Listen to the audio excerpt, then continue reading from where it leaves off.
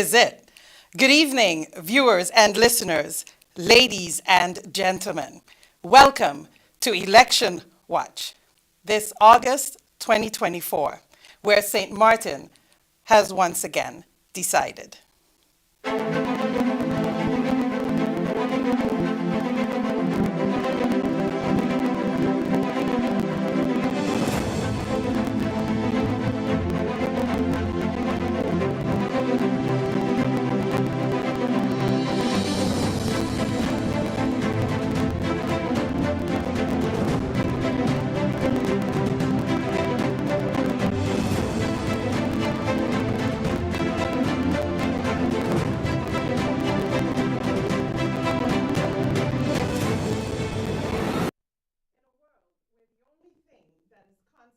Is change. The struggle for legislative dominance has once again inundated our thoughts, actions, and ears for the past 12 weeks. Command of Parliament has come down to this day, this hour, this minute, where people all over the world are zoomed into the results from 9 parties, 135 candidates, many interviews, lots of hand shaking, walking, and hard work as the future of this island weighs in each ballot casted today. The election has challenged the very fabric of our society, our constitution, our traditions, and our loyalty, our pride, our resilience. Challenged, but not broken. Will this election give our island the boost that we need for electoral reform?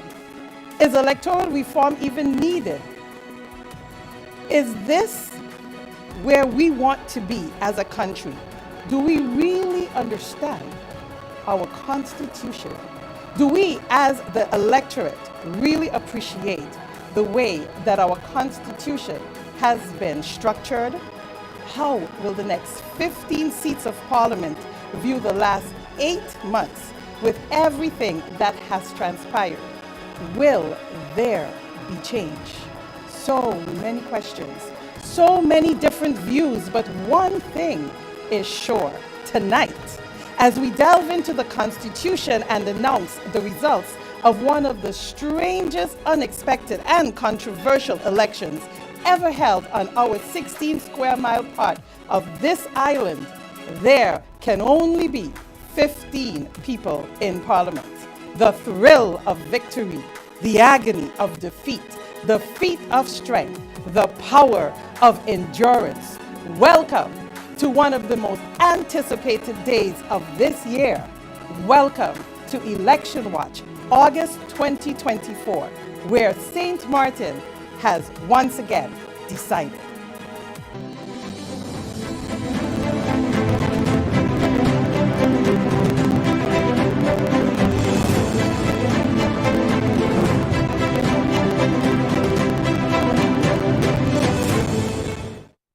Ladies and gentlemen, passionate citizens of St. Maarten, welcome to Election Watch, St. Maarten Decides Again 2024.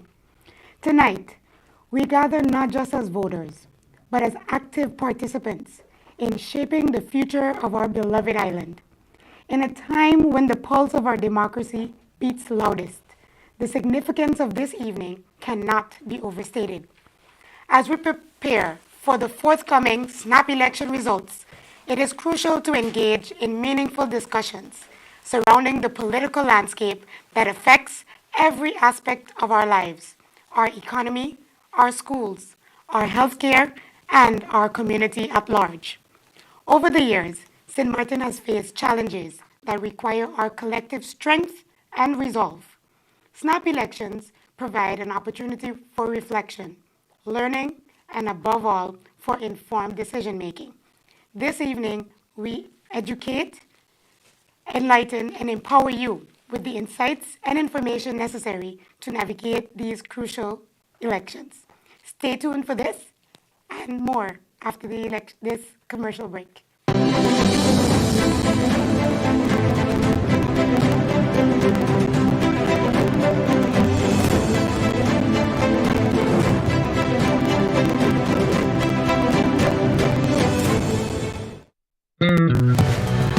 Bold, juicy, beefy, grilled. Flavor this good is made by Flame.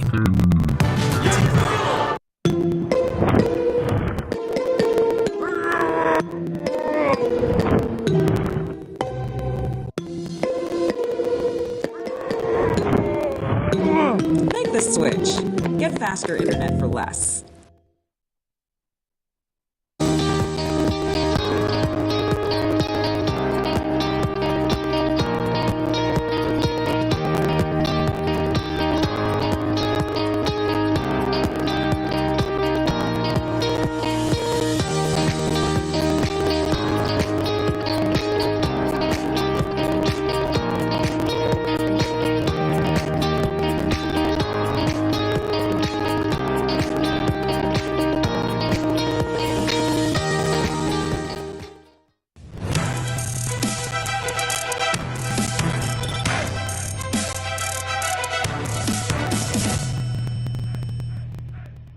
Great job, Carl. Thank you. Jeremy, come on up. For the final word in the Spelling Bee Championship, please spell insurance. Insurance. N-A-G-I-C-O. Insurance. That's correct. I hope your father can spell Nagico too. Nagico is insurance. Insurance is Nagico. Bold, juicy, beefy, grilled. Flavor this good is made by Flame.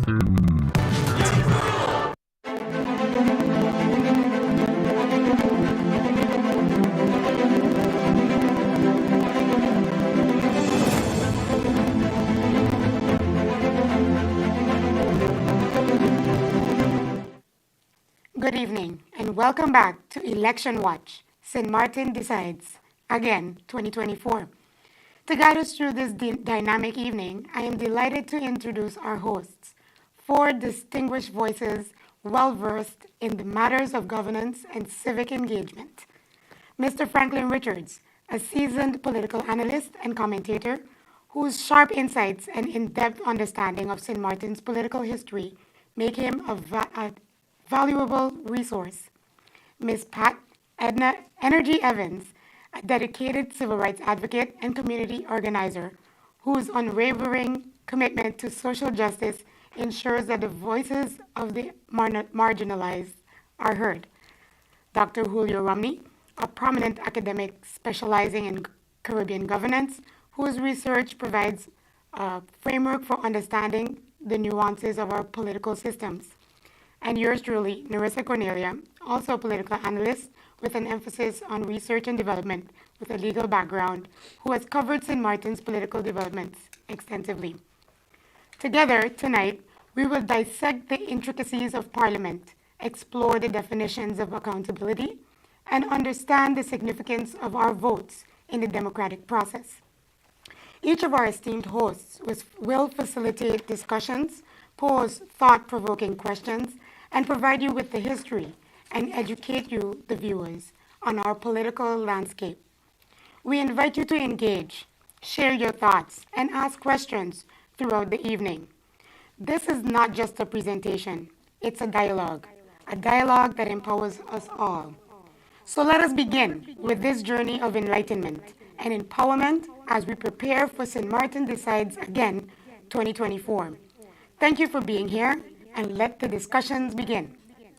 Team, good evening. Good evening. And I ask the first question, why are we here? That's a good question. Why are we here? Well, Doctor? I look to you. I guess democracy have brought us here. I think it's, we have found a government have lost a majority in Parliament. Therefore, the honorable thing is to go back to the electorate.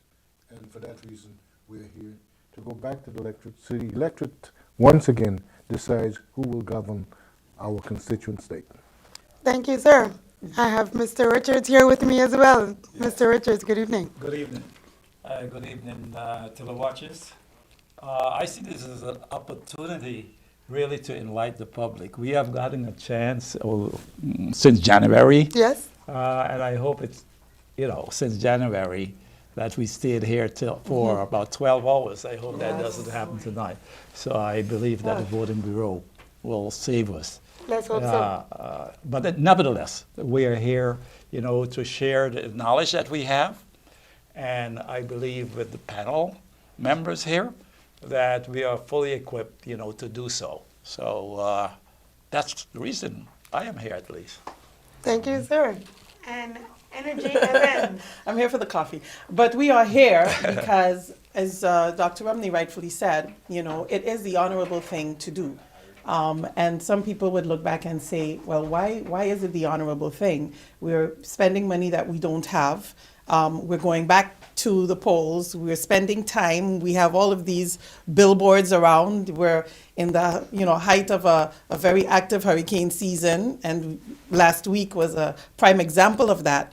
But yes, this is what democracy is about. When things don't work out, then the people have to decide.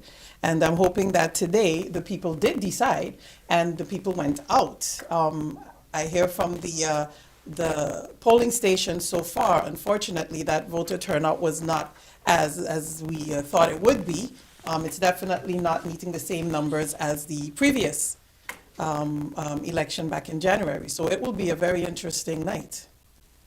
Totally agree with you. Yes, and welcome to all of you viewing with us live on TV 15, on Vid Media Solutions YouTube page or Facebook page, listening via MSR radio and cable, and Radio St. Maarten 101.5 FM.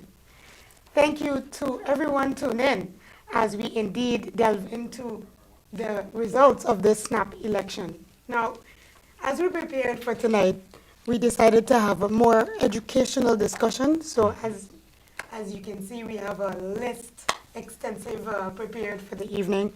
We already started with why are we here? It's a snap election. And then, of course, we go back to saying, and as you did in your speech, election reform. Yeah. But before we get into election reform, we actually have to start to look at our laws as they are today for the parliamentary election as outlined in our, the Kingdom Charter, where we all started. And then we go into our constitution, we go into the election ordinance and the national ordinance registration and finances of political parties. So I think it would be remiss to start with our brief history of our constitutional status as we educate our viewers tonight on Election Watch, St. Maarten Decides Again. Dr. Romney, I would like to start with you as a scholar.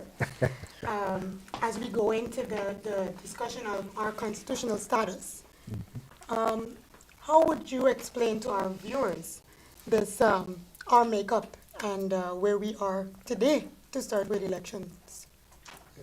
Well, to start with our constitutional status, basically we are in the governing system as such is a parliamentary democracy.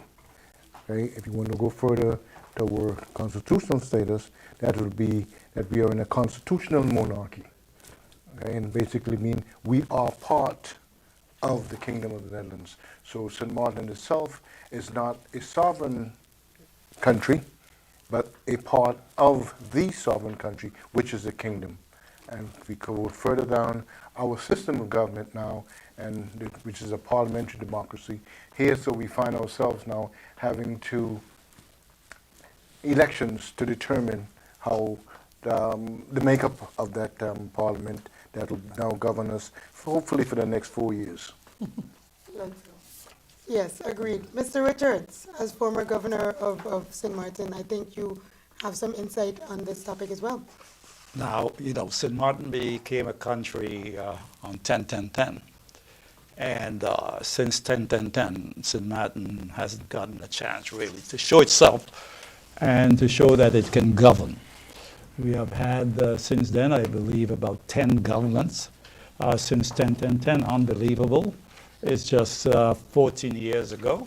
And we haven't really showed the people that we can govern. How do you govern? Actually, you govern, based on the people in Parliament, because by extension, we the people have given the government actually the necessary mandate, to govern. And you start actually with having a budget. The budget is an instrument, it's an ordinance that you should go by. And if you look right now, we even don't have a budget for 2024. That still has to be, approved in Parliament. So how do you govern a country if you don't have the necessary budget to go by the financing? Then you have people in government, I believe, that really need to be educated a bit, educated in constitutional wise and how to run government. You will see people that go in government, for I believe the financial reasons, and not for the reason to help the people, of St. Maarten. They have a very lucrative, remuneration. The insurance is pretty good. We'll talk about that in a moment, how much that is and what it's based on the law. But I believe that in 4 years' time, it's running into 500,000, or I believe guilders that someone who sits in Parliament would earn 500,000 without even having a boss to tell them come to work. So I believe we have to touch base on that in terms of really, Doc, how do we move forward? You have seen in other countries like Curacao, for instance, that is governed by two parties, and they have 1 seat extra, from the 21, I believe, both parties. They have the majority, I believe, of 1 seat, but they managed to govern for 4 years. And we haven't done that, or so to speak, govern for 4 years, but what have we seen over the 4 years from governing for 4 years? We haven't seen much, but nevertheless, it was that discussion in terms that St. Maarten would not be able to do it alone when it comes to financing. We have to tap into funds, for international funds. I stated before to many, you should have about 2 budgets.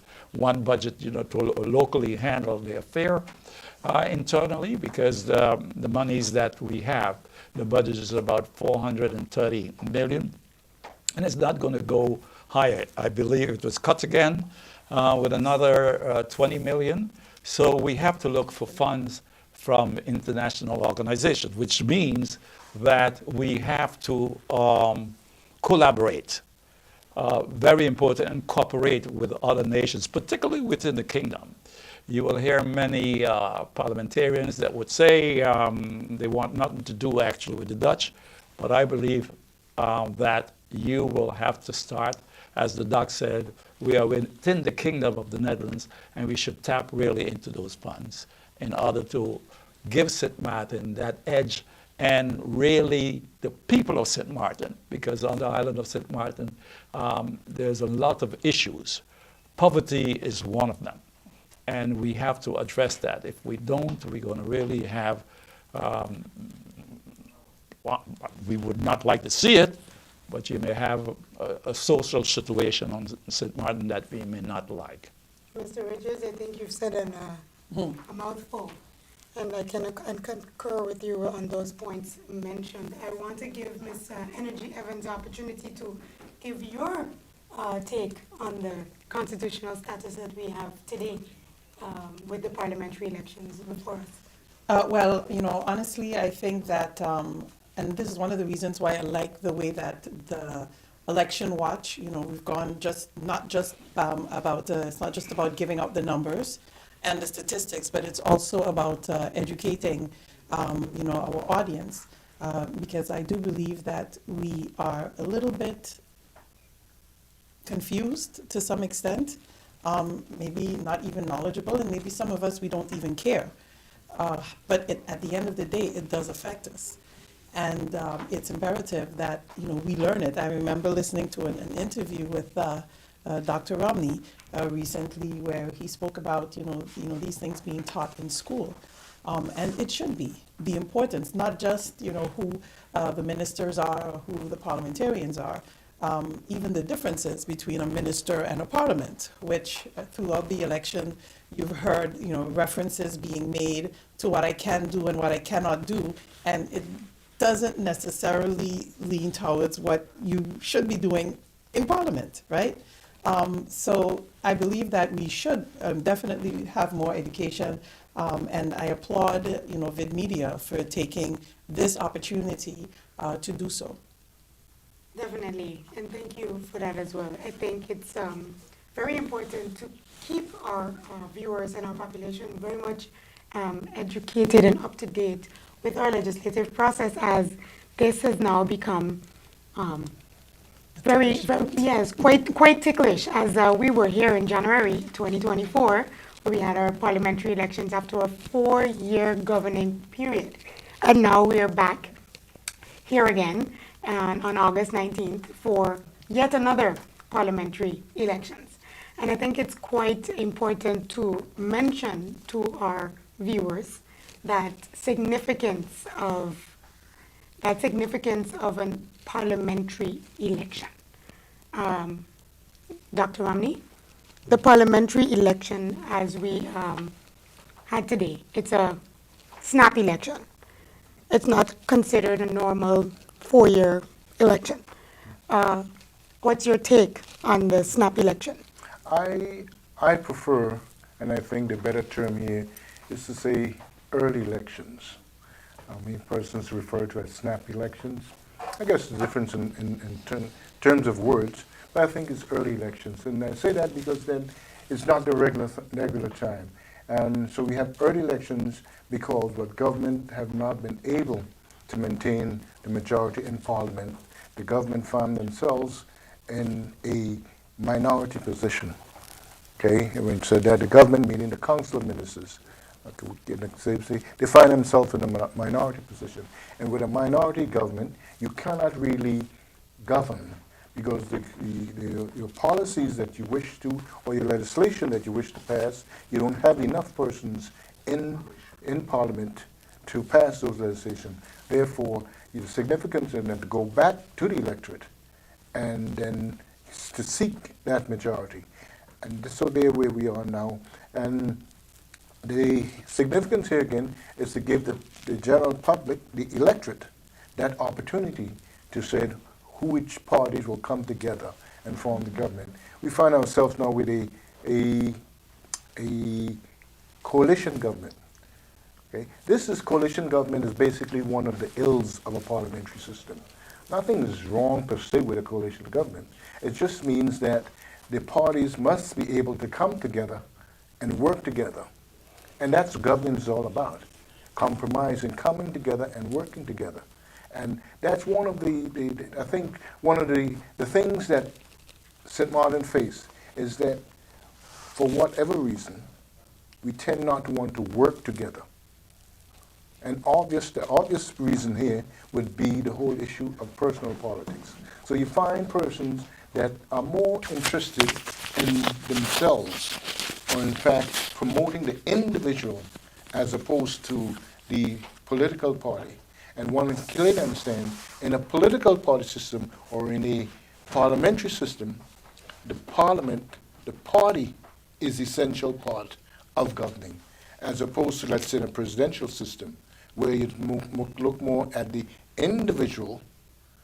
And so in the parliamentary system, it's the party that comes together. It's the party that forms that coalition, not 15 individuals. And we find ourselves, because of personal politics, we find ourselves 15 individuals wanting to govern. And that's unfortunate, because that is not the way the system is designed. You cannot work effectively in that way. It has to be the party coming together, getting that platform, deciding which direction the country wants to go in, and then moving on from there. So do we change the party, or do we change the people, or do we change the system? No, we don't need to change the party at all, or the system. No, we just need to understand the system. We just need to get, and I've always said that, in order for St. Maarten to move forward, we must move away from the personal politics. We have grown. We are now adults, so to speak. So therefore, we need to focus more on ideology as opposed to the personal politics. So the issue here is not so much, the system, but it's about understanding the system and working within the parameters of the system. Like any game that you're playing, you have to follow the rules and regulations in order to be effective. So if you do things outside, then of course, the game is not going to be an effective game. I think we're getting into a very heated discussion, which I would like to save for another segment of our evening, as we just did an introduction on the history of our Constitution and the roles in the Parliament and why we're here this evening, snap elections. But in order to give our viewers the educational information as we wanted to provide, I would like for us to look at our system and based on our Constitution, our election ordinance, and the National Ordinance Registration and Finances of Political Parties, I just want to talk about us going from Netherlands Antilles to constituent state within the kingdom. From the 10th of October 2010, the Constitution outlines the governance structure and the fundamental rights and the electoral framework that we use today. So the key elements in our Constitution that reflects our electoral system, which, as Dr. Romney already mentioned, we have a parliamentary democracy, and every Dutch national of age, the 18 years of age, can vote in parliamentary elections, ensuring broad participation in the electoral process. The Constitution requires that the government be formed by parties elected to Parliament, which emphasizes the democratic nature of government. So it's basically in what you just mentioned, with us being mature enough to actually form the Parliament with the parties that contest the election.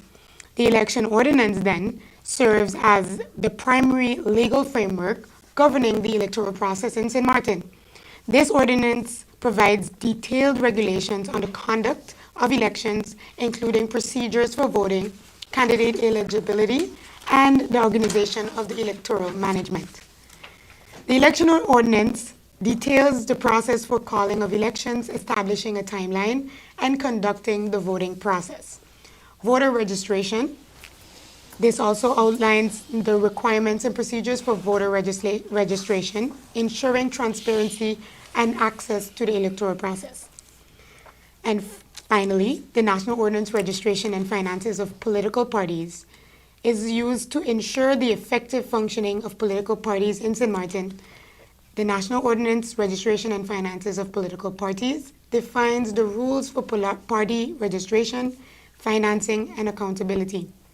Political parties must be registered to participate in elections, meeting specific requirements outlined in the ordinance. The ordinance stipulates also how political parties can be funded, including transparency requirements and limits on donations to prevent corruption and undue influences. Parties are required to maintain financial records and to report their financial records to ensure the integrity of the electoral process. So when we read our legislation, they already basically give us the framework for fair and transparent elections. However, still, we are here this evening for early elections, where again, St. Maarten is deciding. So I think the framework is there, and I think the maturity is where we need to go. So Mr. Richards, after reading the synopsis of the legislation that we have already, what's your take on our political readiness as a nation and our political parties contesting this election? You know, it put me back to the song. Who sung that song? That was a Calypsonian. Are we ready?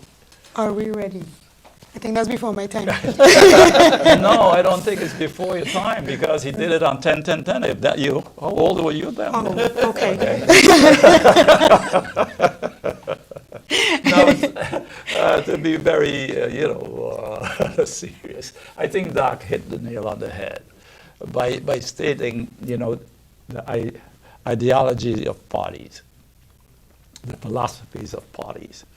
If you look at the manifestos of the various parties, all of them look alike. We'll delve into that in a few moments from now. So, but all parties seem to be mingled with each other. Again, if I have to go back, to 𝒂𝒂𝒄𝒉, or the Netherlands rather, their ideologies. You will not work with another party unless you can really feel the people, what the people want. If the people vote for you because of a certain ideology, let's say from a Christian point of view, how would you be able to work with a party that has a communistic point of view, for instance? That's an ideology. But in St. Maarten, the lines cross, and because the lines cross, you don't have actually really a goal to work towards to.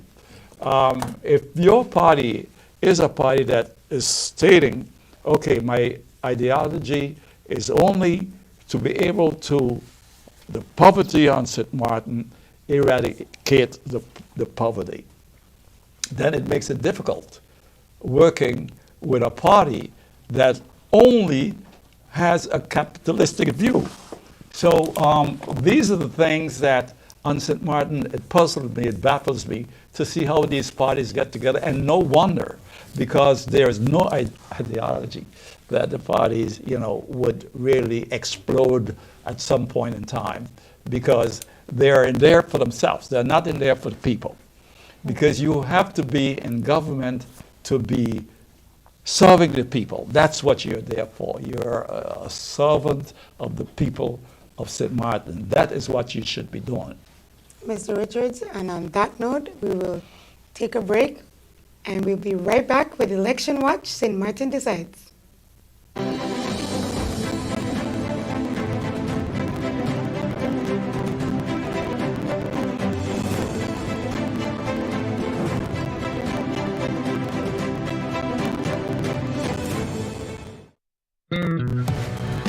Bold, juicy, beefy, grilled. Flavor this good? It's made by Flame. Oh, hey, did you know I just signed up for Flex by Salem? Do you mean flex like this? Definitely not that. Do you mean flex like this? No, definitely not that. Do you mean flex like this? No, definitely not Flex like that. Salem's Flex is a mobile plan that adapts to your needs. Each month, I get a preset monthly fee that has a set amount of data, SMS, and minutes.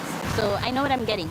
But say goodbye to overages and bill shock, because when I go over my postpaid plan, it switches to prepaid. So I have the flexibility to top up what I need when I need it.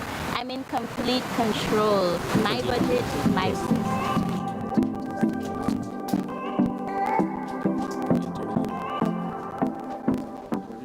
Great job, Carl. Thank you.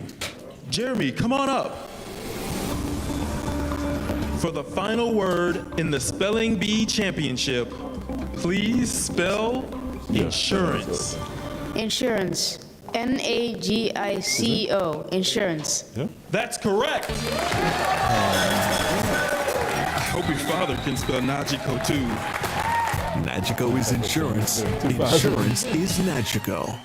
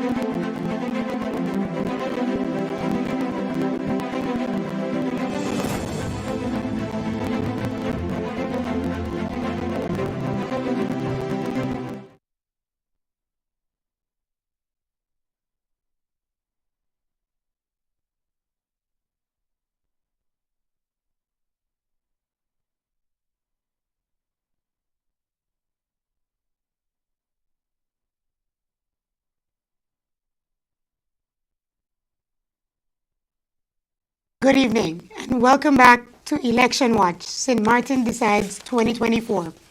I'm Nerissa Cornelia, and tonight we have the distinct honor of welcoming a prominent figure in our parliamentary system, the Secretary General of the Parliament of St. Maarten, Mr. Garrick Richardson, LLM. As the votes are being tallied across the southern part of the island, we are all eager to understand not only the outcomes, but also the broader implications of this election for our democracy. The role of the Parliament, particularly during the electoral processes, is crucial for ensuring a fair and transparent system that reflects the will of our citizens. Tonight, we'll delve into the responsibilities of Parliament and that the Parliament holds during the elections, discuss how they contribute to voter education, and explore their engagement with the community. With stakes high and excitement in the air, this is a pivotal moment for our nation. So without further ado, let's welcome Secretary General Garrick Richardson to the program. Thank you for joining us. Good evening, Good evening. Ms. Cornelia. Good evening, Mr. Richards. Good evening, Ms. Dr. Mr. Robin. Richardson. We're thrilled to have you with us tonight. How are Yes. you? I am okay, thank you. A long day. It has been a long day, and yes, as you all are waiting, and I am too, we're waiting on the results as Mr. Maarten decides. Yes, we really want to thank you for being here. We know you have a very busy schedule, but we just want to talk with our viewers and educate them on the role of the Parliament in the elections. And this is not something that is usual, but we appreciate your esteemed information to be provided to our viewers. So, SG, what is your take on the parliamentary election? My take on the parliamentary election is that, this is what we call a snap election. Snap isn't technically in our constitution or in our law. However, we have taken over that word to say, when a parliament is prematurely dissolved in that sense, we go over to a snap elections. We have seen that the parliamentary election in our system dates back to 2010. On my waiting here, I heard a little bit of the conversation indeed. And we see that, 2010, we had an election. It wasn't necessarily for the parliament, it was for the island council. However, those 15 members that were elected then became the members of parliament in October 2010. And then we have seen that we've had elections in 2014, which you can consider a general election. However, after that, we've experienced some what we call snap elections. And 2016, 2018, February, and then lastly in 2020, January. And then in January 2024, we had what you could consider a general normal election. And that, our system is based on a proportional system. I think you all discussed that a little bit already. But that system is, a representation of the people in that sense. And our system is also based on that everyone, once they meet the requirements laid down in the Constitution, they can participate in the election, be it running as a candidate, but then also being able to vote and choose or elect their representatives. Yes, very much so. Gentlemen, any feedback for Mr. Richardson in this regard? No, I think Mr. Richardson has explained it in much that we can add to that. And I also thank you, for being here. Yes. But it's good for you to explain your experience, of all of these elections that we had and changes of parliament, so to speak. And I think it's good for the people to know how you envision that from within. Yes. So the experience is indeed, you have, or my experience since I've been Secretary General is one you would say is a normal general election in 2024. However, I have been at Parliament for a while now, and I have experienced a snap election before that. So what you see indeed is that the government would fall, and then snap elections would be called. It's not always the case. You have seen different experiences in our history. However, what it means for Parliament is that you sort of, your term, the parliamentary term that is normally 4 years based on our Constitution, is sort of cut short. And with that, you then go over to a sort of, you go over to the moment where you extend for 4 years. So you're continuously extending technically, because if you look at the elections that we have had, you would see that generally we would have had to have 3 elections, but we've had 6 to 7 if you count 2010 as well. So those are the experiences that we've had, especially with the snap elections, indeed. Yeah. Definitely. And as the Secretary General for Parliament within the Kingdom, how is that role played in the sense of, do you have engagements with other Secretary Generals of the Parliament within the Kingdom? Yeah, so the Parliament of St. Maarten, along with the Parliaments of Aruba, Curaçao, and the Netherlands, they meet every 6 months in what we call the Interparliamentary Kingdom Consultation, which is the 𝒚𝒂𝒄𝒉. And in there, you know, they discuss topics of mutual interest within the kingdom. But there you also have the experience of meeting in the function of Secretary General. We meet the Secretary Generals of the other parliaments. Recently, we have started last year a platform for the Secretary Generals of Aruba, Curaçao, and St. Maarten, where we meet in order to discuss different topics that we encounter. And indeed, one of them is, you know, the transition during the election period. How do you do it? We see that we do it in different manners, but we learn from each other as well. And those are things that, you know, we can grow on as a country. You know, we are a young democracy in that sense, but we can continue to grow and learn from each other. Definitely. And I think that's what it's all about, educating Correct. each other, but also the public on the process. Because I think most of our population don't understand how Parliament educates the population also on a parliamentary process, parliamentary election process. Yeah, so it's an interesting point because I always say, you know, the parliamentary process is, the government actually is in charge of organizing elections, obviously via the Central Voting Bureau, but Parliament doesn't necessarily have a very heavy role in the early stages of the election process, right? So we facilitate, for instance, the Central Voting Bureau based on the law. We facilitate the facilities for the Voting Bureau, so you would see that they broadcast live from the Parliament House. They have their meetings, their public meetings at Parliament. And the law also says that we have to, Parliament and government has to facilitate that. But then our role really comes into play sort of tomorrow, in the sense of what comes out of what St. Maarten would have decided, and we then deal with that. So yeah, so that, and educating the public on the parliamentary process is what we have done that in the past, and we continue to do that. And basically educating and informing. So what we have done in the past is, for instance, we've had informative videos that would have gone out to inform the public what Parliament is, but not only what Parliament is, also, for instance, the admission of members of Parliament to Parliament, and also the working methods of Parliament. You know, how do Parliament members get the job done? We've also, for the last elections, we also instituted a sort of information session for candidates running on the political parties. We did that in December last year, before the elections. And of course you would say, well, okay, that isn't the general public, but that is a niche, that's a specific group.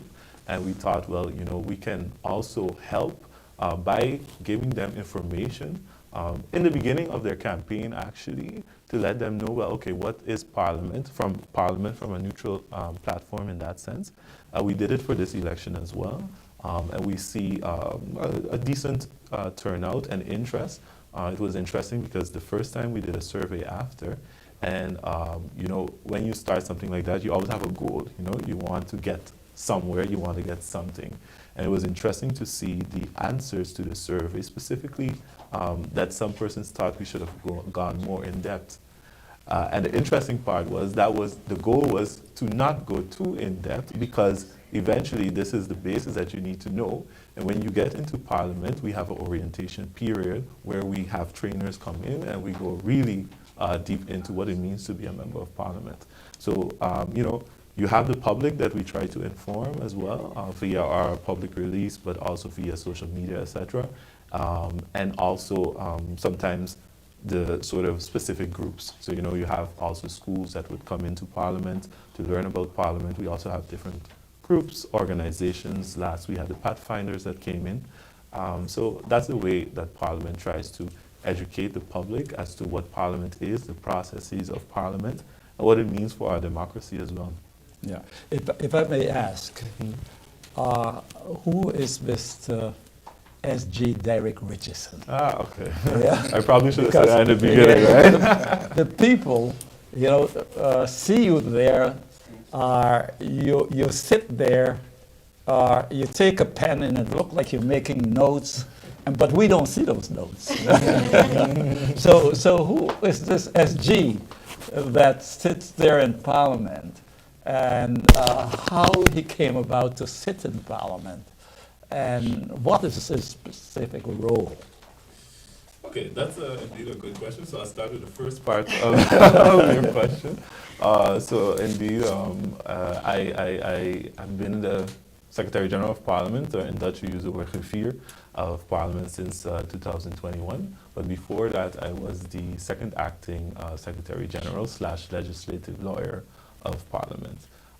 And I'll go before that then. I lived in the Netherlands. And I studied there for about 8 years, and 10 years in total. In the last 2 years, I was working for the Parliament of St. Maarten, but I was stationed in the Netherlands at the Ministry of Justice. And that was also to follow the legislative lawyer training that I did as well. And in that time, I also did trainings at the second chamber of the Netherlands and also the first chamber. And before that, I studied constitutional law. Before that I went to MPC. So, so that is a little bit in a nutshell of me and my educational background in that sense. And what the Secretary General does is based on the law. The Constitution stipulates that Parliament appoints a Secretary General. And the Secretary General is there to ensure that Parliament can function, but also to ensure that the President of Parliament, to advise the President of Parliament on procedural and legal constitutional matters. The Secretary General also advises members of Parliament as to their constitutional work that they do, be it legislation, be it asking questions to the ministers, for instance, but the procedural things that they have to take into account when carrying out their tasks. And that is one part of the role of the Secretary General. I always say it's a bit dual in that sense, because you also have the department of the clerk. That's the translation used in our translation. We call it the Secretariat, or in Dutch you use the word 𝒕𝒉. And that department is there to assist the Secretary General in his task, in my task.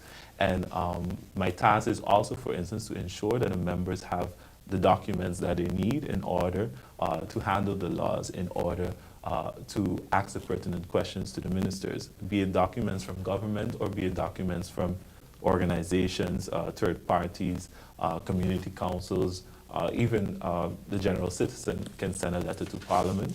And that role next to that is also, for instance, making sure that the meetings are broadcast, because you need to ensure that the public can follow the meetings of Parliament. We ensure all the time that we can do it in two mediums, most of the time radio and television. We stream a lot now, or we stream mostly now, indeed. And also, you know, I always say just keeping on the lights. So that's part of it as well. So it's a legal part of it, but it's also a part of just making sure that the institution that is Parliament can function, and that the members can carry out their work and make the decisions on behalf of the people of St. Maarten. Yeah, nice to know, and I think it's good for the people to know exactly Yes. what you do in Parliament. also important, if I may. Here you are with a legal background, which is very scarce actually in Parliament and on the island of St. Maarten, and particularly people that serve St. Maarten. My question is, I know you did the so-called onboarding. Onboarding means, bring them up to speed with the law. But your impression, do you feel that they understand their role as parliamentarians, and do you see that there's room for enhancing the role as parliamentarians to serve the people of St. Maarten better? Well, we ensure at Parliament that we continue to ensure that they enhance their role as a member of Parliament. What we have instituted is sort of a continuous learning. So it doesn't only start by or it doesn't only happen at the onboarding or the orientation week, as we call it. However, it continues. So we tend to bring in trainers during the time, during the term, during the year, in order to ensure that we continue to say, well, okay, this is what it means to be a member of Parliament. What is your role? I can give examples in the sense of last term, we had a trainer in the person of the former Ombudsman, Dr. Ardern. And what we did was a year and a half to 2 years, about 2 years after the term started, we brought her back for the members of Parliament to do an assessment. So they assessed how they were functioning as members of Parliament, but they also assessed how they were functioning as a faction. And I know Dr. Romney speaks often about the faction and the party in our system as well. And that assessment was very interesting to see how they assess themselves as a faction and functioning in Parliament. What we also did is, for instance, there was a group instituted with regards to corporate governance, and we also brought them in to explain to members of Parliament the corporate governance and what their role is as members of Parliament vis-a-vis the shareholder, and how far they can go, how far the shareholder can go in order to ensure that the system that we have works. So we continue to ensure that they understand what it means to be a member of Parliament. Very, very interesting. I guess the viewers today, they're confronted with elections. And I'm sure there are a number of persons, including myself, would want to know, is there direct or indirect relations of Parliament as a body has to do with these direct relations to elections, or the early elections, you call it snap election, early elections. What's Parliament? Does Parliament as a body have any input in that, or rather directly or indirectly? Well, if I understand your question correctly, I think that the snap election obviously comes with a fall of government, or that the government constitutes, and I think. While I was waiting, I heard it, so I'm probably repeating. But that the government constitutes that in Parliament there is no surety of a majority in that sense, right?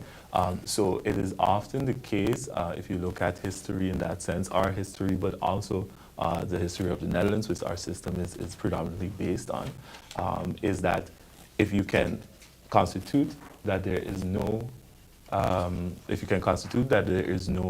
support in Parliament, then the government can indeed put in Article 59 in that sense and dissolve Parliament.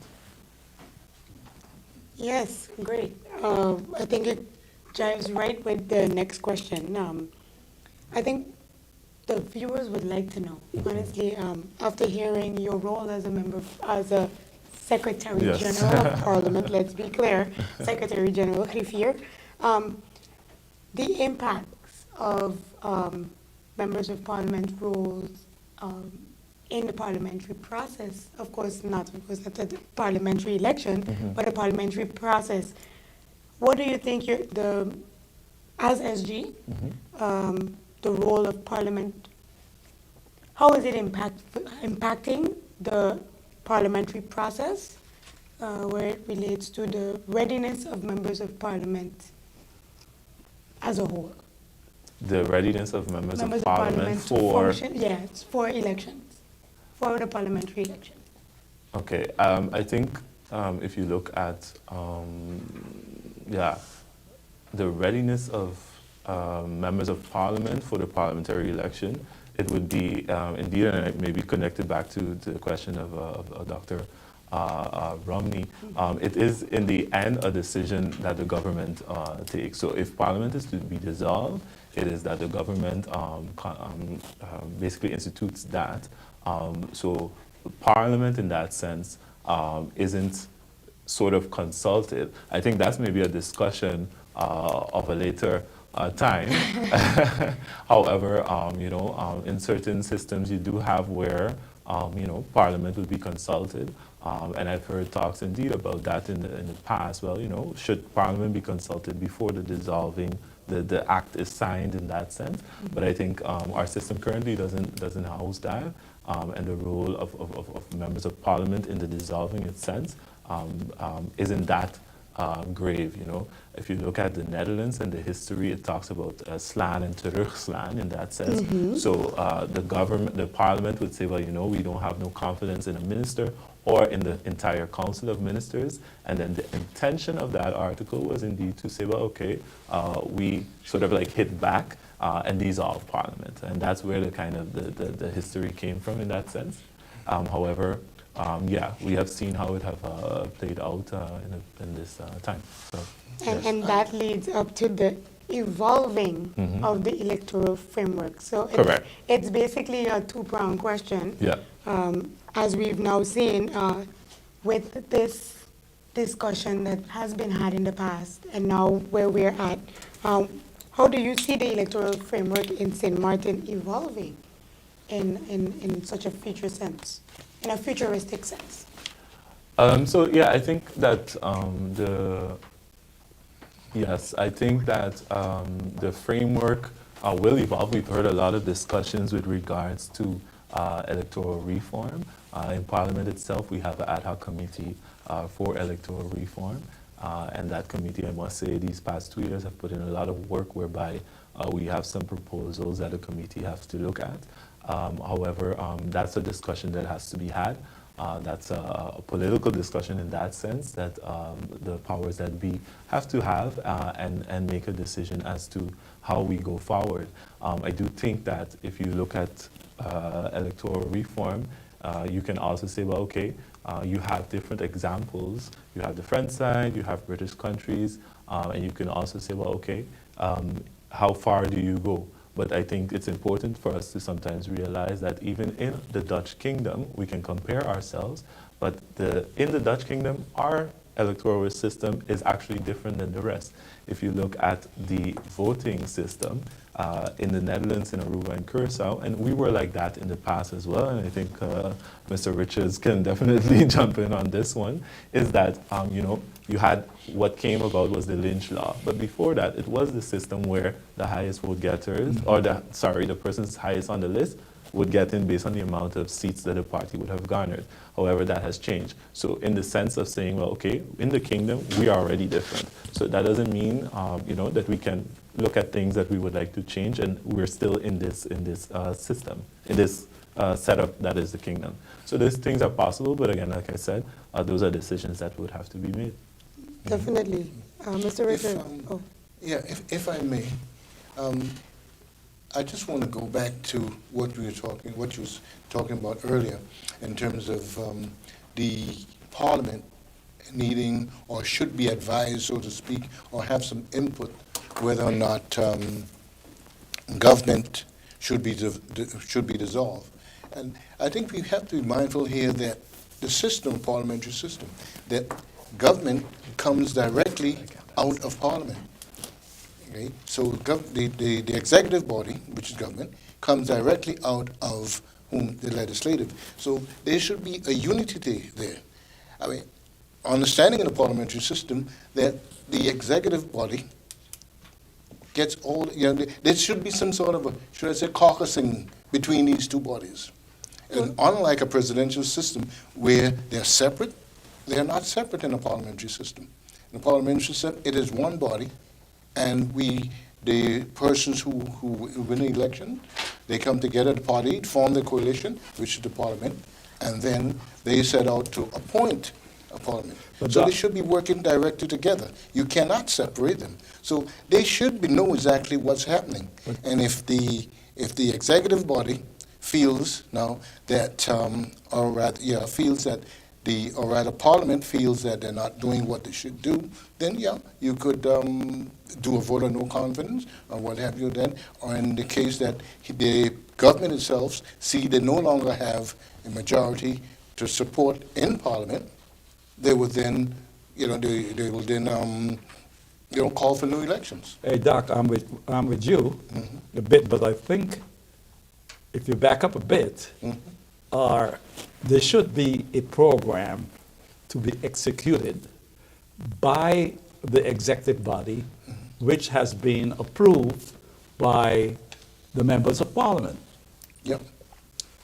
Only then you can measure what has to be executed. This is something that we don't have. The SG is here with us because we're talking about governing now. So if we're talking about governing, then we govern based on a program that has to be executed by the executive body.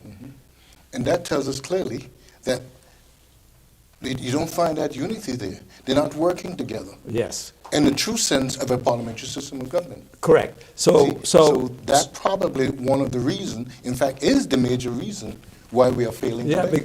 And that's what is happening here, because if an individual parliamentarian, he feels that the minister or his minister, so to speak, is not carrying out his agenda, then he throws the whole government down because of not carrying out his agenda. While you would say, if there's a program and the minister is not executing the program on behalf of the people of St. Maarten, then you can fire that minister. Because that's the way an approach. You'll see that in the Netherlands, you'll see that in Curaçao, or recently has happened. So these are the instruments that we are not using here. And I believe the SG, being a legal brain, sitting in there, I think maybe your brain, your fingers gotta be, aching at some point in time. But I would like to hear how you look at this. Well, I think, so you have the processes that is, and indeed we have seen how certain things have transpired. But I think it's important to, look at it and learn from it. I think that's where we have to go. As I mentioned before, with regards to the dissolving of Parliament, if we look specifically at, what we call the geest van de wet, the spirit of the law in that sense, what it intended to be. Sometimes we can wonder, well, okay, how did it? But we have to look at history and see why things transpired that way. Look at what it was meant to be, and then look forward and see, well, how do we move forward? Yeah. Because there's also a question about, educating the people about the elections. But I think we should take a step back and educate the people of running Parliament, of being a parliamentarian. Because that is one thing, because what we have now, I believe in going back before 10, is that one still thinks that there is sort of an executive council and there is an island council, but the roles are different, based on the current laws that we have. So I think that type of education also should take place, not only about, the elections, but go a little further and deeper about how a country should be governed. Yeah, I think that's a good point. I think we in general need to understand our system. So when I say understand our system, we understand where we are now and the system that we have taken on since October 10. 2010, and what it means, and also what the difference is, as you mentioned, between the system that we have now and the island council system in which you had island council members that were also part of the executive. And that mixture and the fact that we don't have that mixture no longer and what that means. I think once we understand the system, we can indeed continue to move forward. But understanding it is the most important part. Yeah, because you know, what we have, Doc mentioned it earlier. Baseball rules, just in that terminology, are different than softball rules. But we tend to mix them up here. Yeah, and it clearly that we do not understand parliamentary system of government, period. But I think it's important just, you know, for the public and for in general, for us to understand, well, you know, what the role of a member of parliament is, what are the rights of a member of parliament, you know. So, you know, the member of parliament that is elected is there to represent the people, all the people of St. Maarten. So not the persons that would have voted for that person, not the persons in their community, the district that they live in, but all. And when they represent that person, they're there to co-legislate together with government, but also to hold government accountable. Accountable in the sense of what exactly is it that government intends to do, to carry out, the policies that they intend to carry out, and then say, well, okay, this is the way you intend to carry it out, and I mightn't be happy with it, and what do I do after? I ask my questions as a member of parliament in writing. The members of parliament can also call the minister to parliament to answer questions. Parliament of St. Maarten has instituted a new way in 2018 after the hurricane, question hour, which is a way that members can quickly call ministers to parliament in a short time, have certain answers, and then the ministers can go about the executing of their work as normal. But those are ways that we have to always look at, you know, what the role is, what is the role of a member of parliament, and the rights that the members have, the right to, you know, initiate a law, for instance. You know, we see a lot of times we see the public speak about, you know, how many laws have Parliament passed, and I think those are important things to look at, because on the books we have, I think last week we came in with 177 laws that are on the books of Parliament since 2010. In our system, you see that government is most of the time the one who initiates laws. Members of Parliament do have that right, and they can initiate laws as well, but predominantly the laws in our system in the Dutch Kingdom, they come from the government. But next to that, members can also amend laws. And I think it's important when you talk about legislation, is that legislation isn't only initiating a law. Legislation is the whole process of a law. So if government proposes a law to increase taxes, for instance, that law comes into Parliament, but a member of Parliament has to also do their research. Obviously, the member also has, for instance, faction staff that can assist the member in those tasks, but a member needs to do the research in order, in the end, to make that decision, to vote for or against. And I think for or against is maybe simple words, however, they have quite a dire impact on the community, the people for which they are the voice. So those are things that are, I think, very important for the public to be aware of. And, you know, as a member of Parliament, they also have, for instance, like I mentioned, the right to call in a minister, but we also have, for instance, the right of inquiry. And there are different rights that the members have in order to carry out their tasks as a member. And we look at, for instance, lastly, the budget right, which is the most important, because the budget is tied to policies, and they can then ensure that the government is carrying out their tasks based on the policies and the finances that they said that they would use. And that's one of the most important rights as a member of Parliament, the budget right. Yes, yeah, I fully agree with you, SG. And I think you segued before I could ask a question about the role of Parliament, but it's a very, very interesting topic. Yes. As we are educating our viewers as the Secretary General of Parliament, can you also give us the role of Parliament, just generally, not only with the parliamentary election, but generally what the role of Parliament is? Yeah, so like I mentioned, indeed, the role of Parliament is there to be the voice of the people, to be the representative of the people. And with that, like I mentioned, there's different rights, there's different ways that, that members of parliament can do that. But it is basically representing the people and making sure that in this democracy that we live in, that the people's benefit, the people's best interests are dealt with, and that they ensure that the best interest, like I mentioned, is dealt with for the people. Yeah. And I think that's really the essence Yes. of Parliament. Correct. Definitely. Correct. And thank you, SG, for that, because people don't know the role of Parliament, and they just assume. Challenges faced as SG, legislatively speaking, not personally, just legislatively speaking, as a young democracy, how do you envision that as the Secretary General of this young country in Parliament? Any key challenges legislatively faced, or?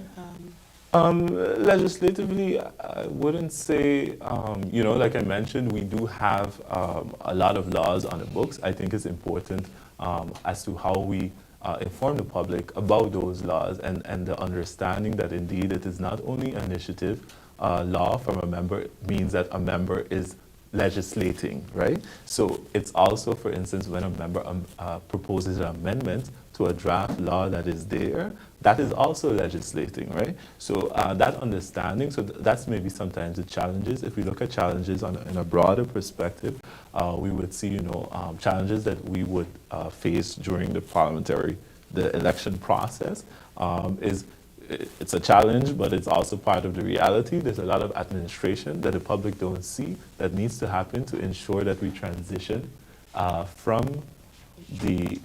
Okay, we're going over to Parliament as we got an announcement. Thank you.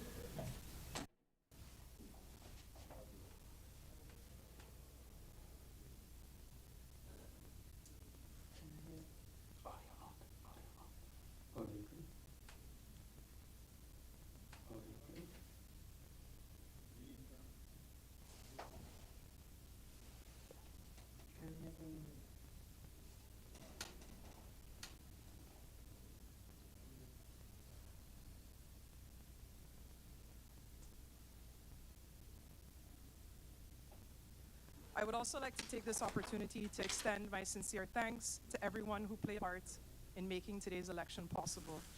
To the staff of the polling stations, the dedicated team at the Civil Registry, the callers that we have upstairs in the building compiling those numbers for you, our data analyst, the staff of GEBE for keeping the power on, and all others working hard behind the scenes. Your hard work and commitment have been invaluable.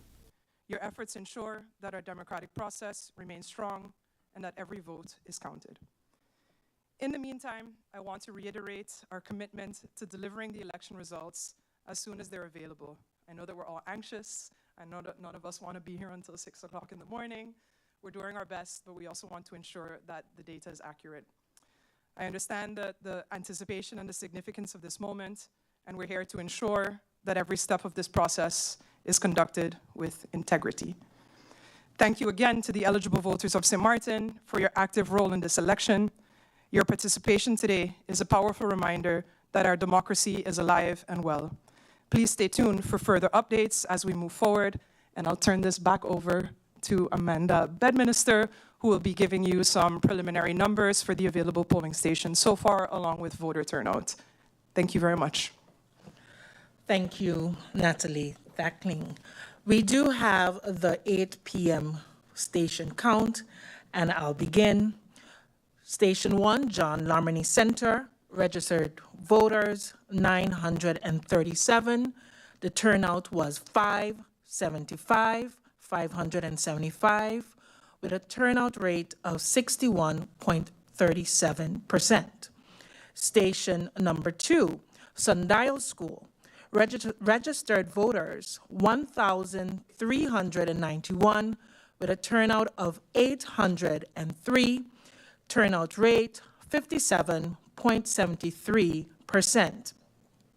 Polling station number 3, St. Maarten Senior Citizen Recreational Center, registered voters, 1,444.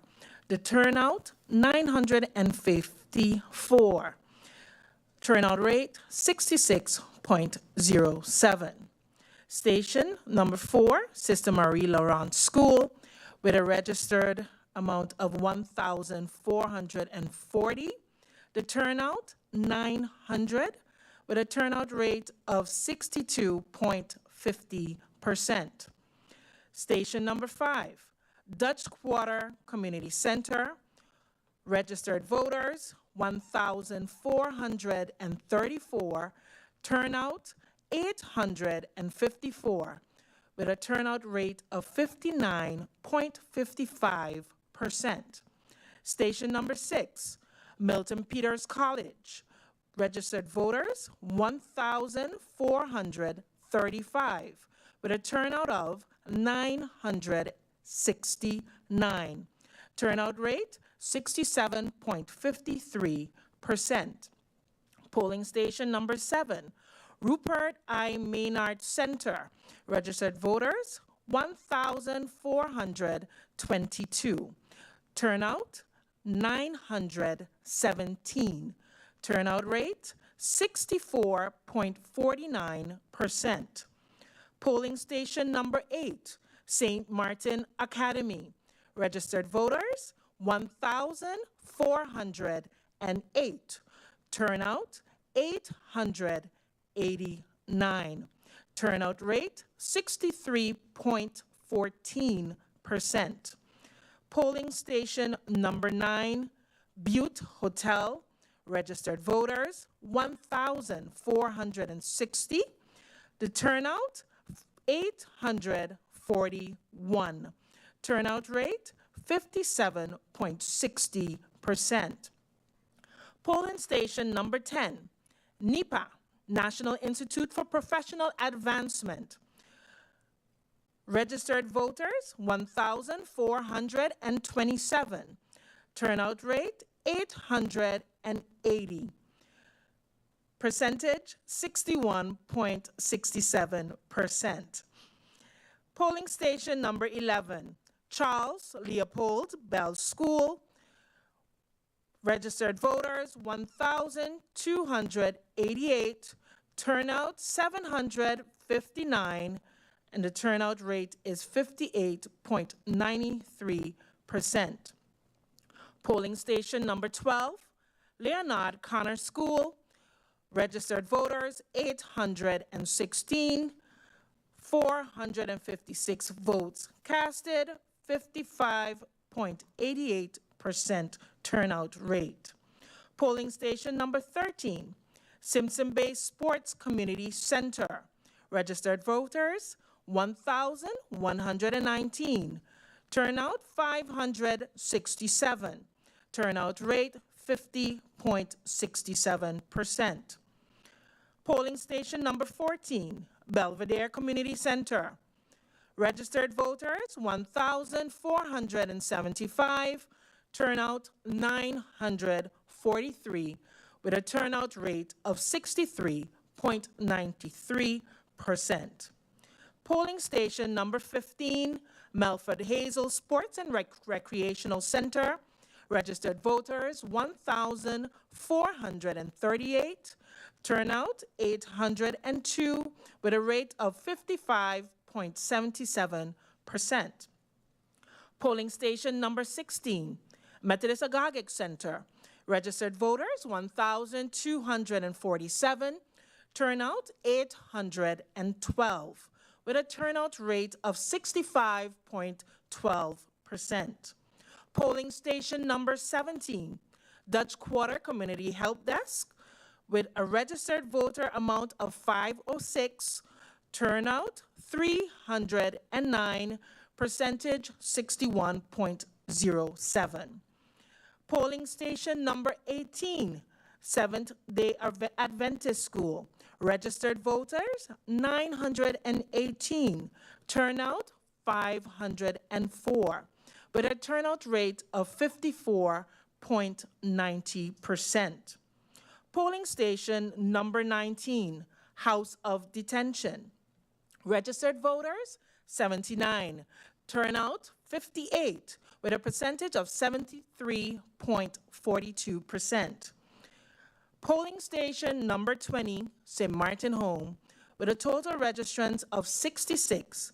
Turnout, 36, with a percentage of 54.55%.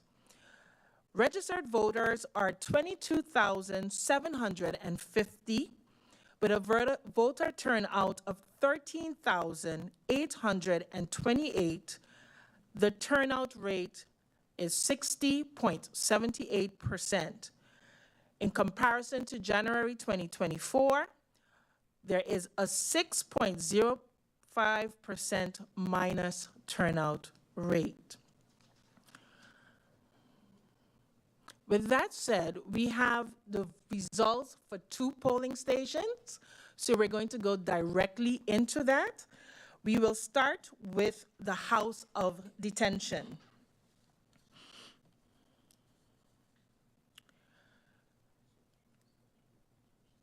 Total eligible voters was 79, total casted votes 58.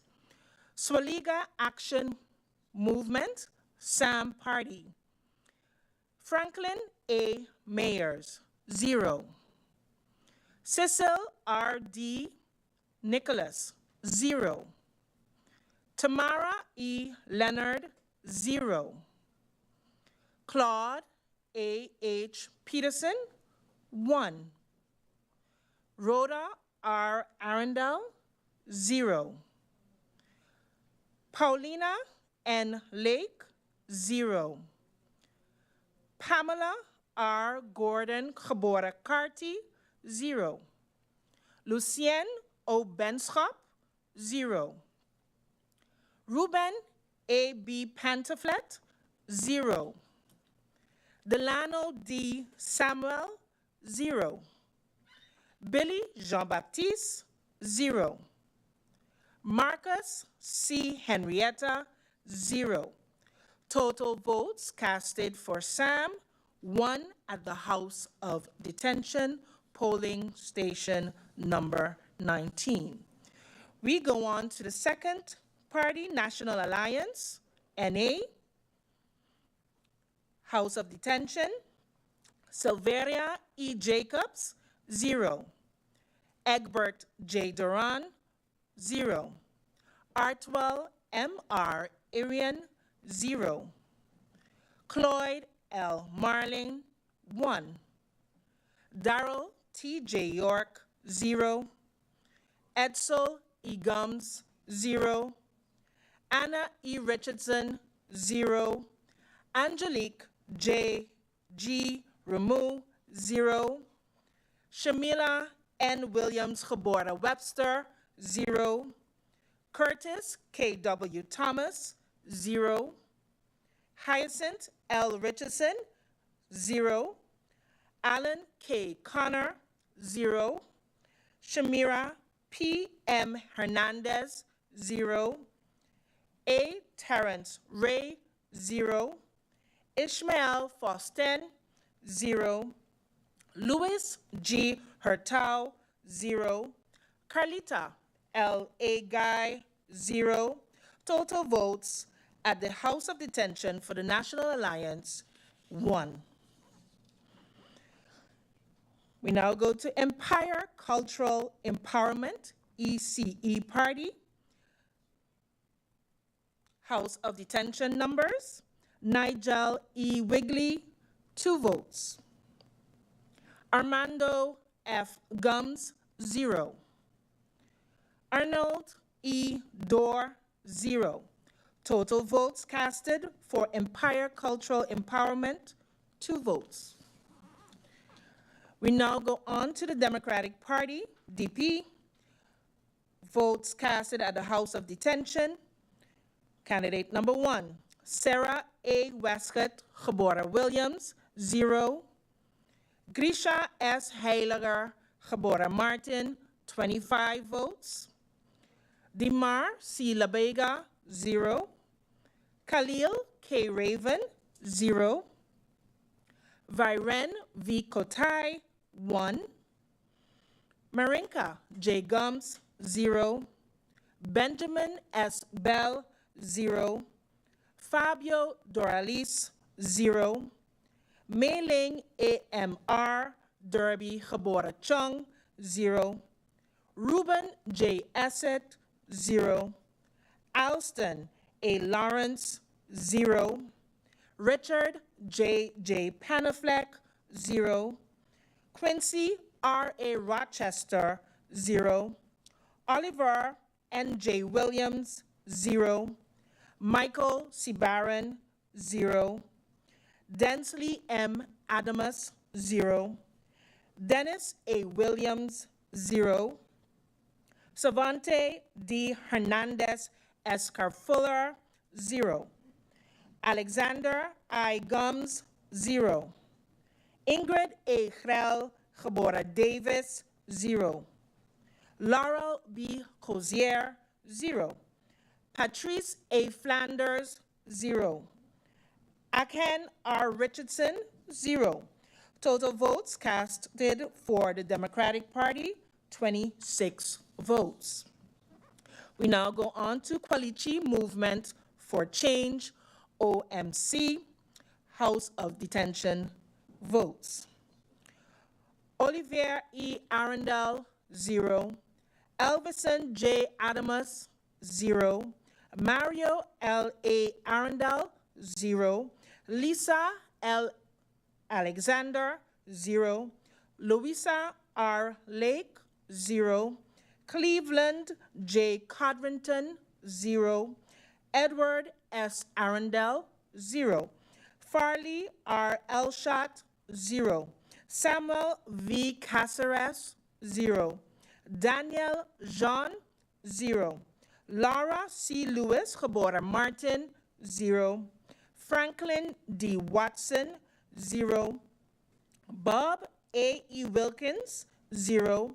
Donette T. Landefort Ferdinand, 0. Aloysius E. F. Proctor, 0. San Francisco E. Lake, 0. Lee A. Blackman, 0. Lawrence L. Lake, 0. Florent Aspelaire, 0. Total votes casted for Kwalichi Movement for Change, OMC, at the House of Detention, 0. Next party, Nation Opportunity Wealth, now. Votes casted at the House of Detention. Christophe T. Emmanuel, 0. Claudius A. Buncamper, 1. Lyndon C. Jr. Lewis, 2. Keith Peter John Gittins, 0. Giovanni C. Gums, 2. Ryan R. James, 0. Mark E. Mantle, 0. Larry E. Hall, 0. Drina L. Lopez, 0. Leandro M. Peterson, 0. Edwin E. Scope, 0. Kimberly K. E. Reyes Puelo, 0. Gerald J. Burnett, 0. Marie Claire G. Langlaise, 0. Louis K. Smith, 0. Gromiko L. N. V. Wilson, 0. Total votes casted for the Nation Opportunity Wealth now at the House of Detention, 5 votes. We now go on to the United People's Party, UP. Votes casted at the House of Detention. Omar E.C. Otley, 16 votes. Richard F. Gibson, 0 votes. Akeem E. Arundel, 2 votes. Francisco A. La Cruz, 0 votes. Rolando Bryson, 0 votes. Janini Chatelier, 0 votes. Nikhil Krukeja, 0. Addison A. Boston, 1 vote. Richard A. Patrick, 0. Bria S. Christina Sorton, 1 vote. Teddy F. Charlie, 0. Cresburg A. Brown, 0. Shirley Hilaire, 0. Kevin P. Bryan, 0. Maarten O. Wilson, 0. S. Natasha Manuela Gebora Gums, 0. Wendell A. Today, 0. Chanel E. Brownbill, 0. Total votes casted for the United People's Party at the House of Detention, 20 votes. We now go on to Party for Progress, PFP. Votes casted at the House of Detention. Melissa D. Gums, 0. Rayon A. Peterson, 0. Ludmila N. L. De Weaver, 0. Patrice T. Gums, 0. Luciano L. Nichols, 0. Marvio A. Cooks, 0. Jean O. Blaze, 0. Rosalinda F. Martina, 0. Marlon M. Hodge, 0. David J. Solomon, 0. Solange L. Duncan, 0. Miklos M. C. Gietersen, 0. Total votes casted for Party for Progress, PFP, at the House of Detention, 0. We go on to Unified Resilient St. Maarten Movement, URSM, House of Detention votes. Luke F. E. Marcelina, 0. Christopher L. Waver, 0. Veronica C. Janse Gebora Webster, 0. Herbert M. J. Martina, 0. Shamira D. M. Roseberg, 2 votes. Gracita R. Arendel, 0. Richenil S. J. Brug, 0. Jason O. Matthew, 0. Joseph G. 1 vote. Michael O. Summersall, 0. Delano L. Hutchinson, 0. Felicia C. M. Brooks, 0. Saul Y. Steyman Gebora Yao, 0. Paco J. Isinia, 0. Glenn C. C. Amer, 0. Total votes casted at the House of Detention for Unified Resilient St. Maarten Movement, URSM, 3 votes. So far, per party, Swaliga Action Movement, SAM, at the House of Detention has received 1 vote. National Alliance, 1 vote. Empire Cultural Empowerment, ECE, 2 votes. Democratic Party DP, 26 votes.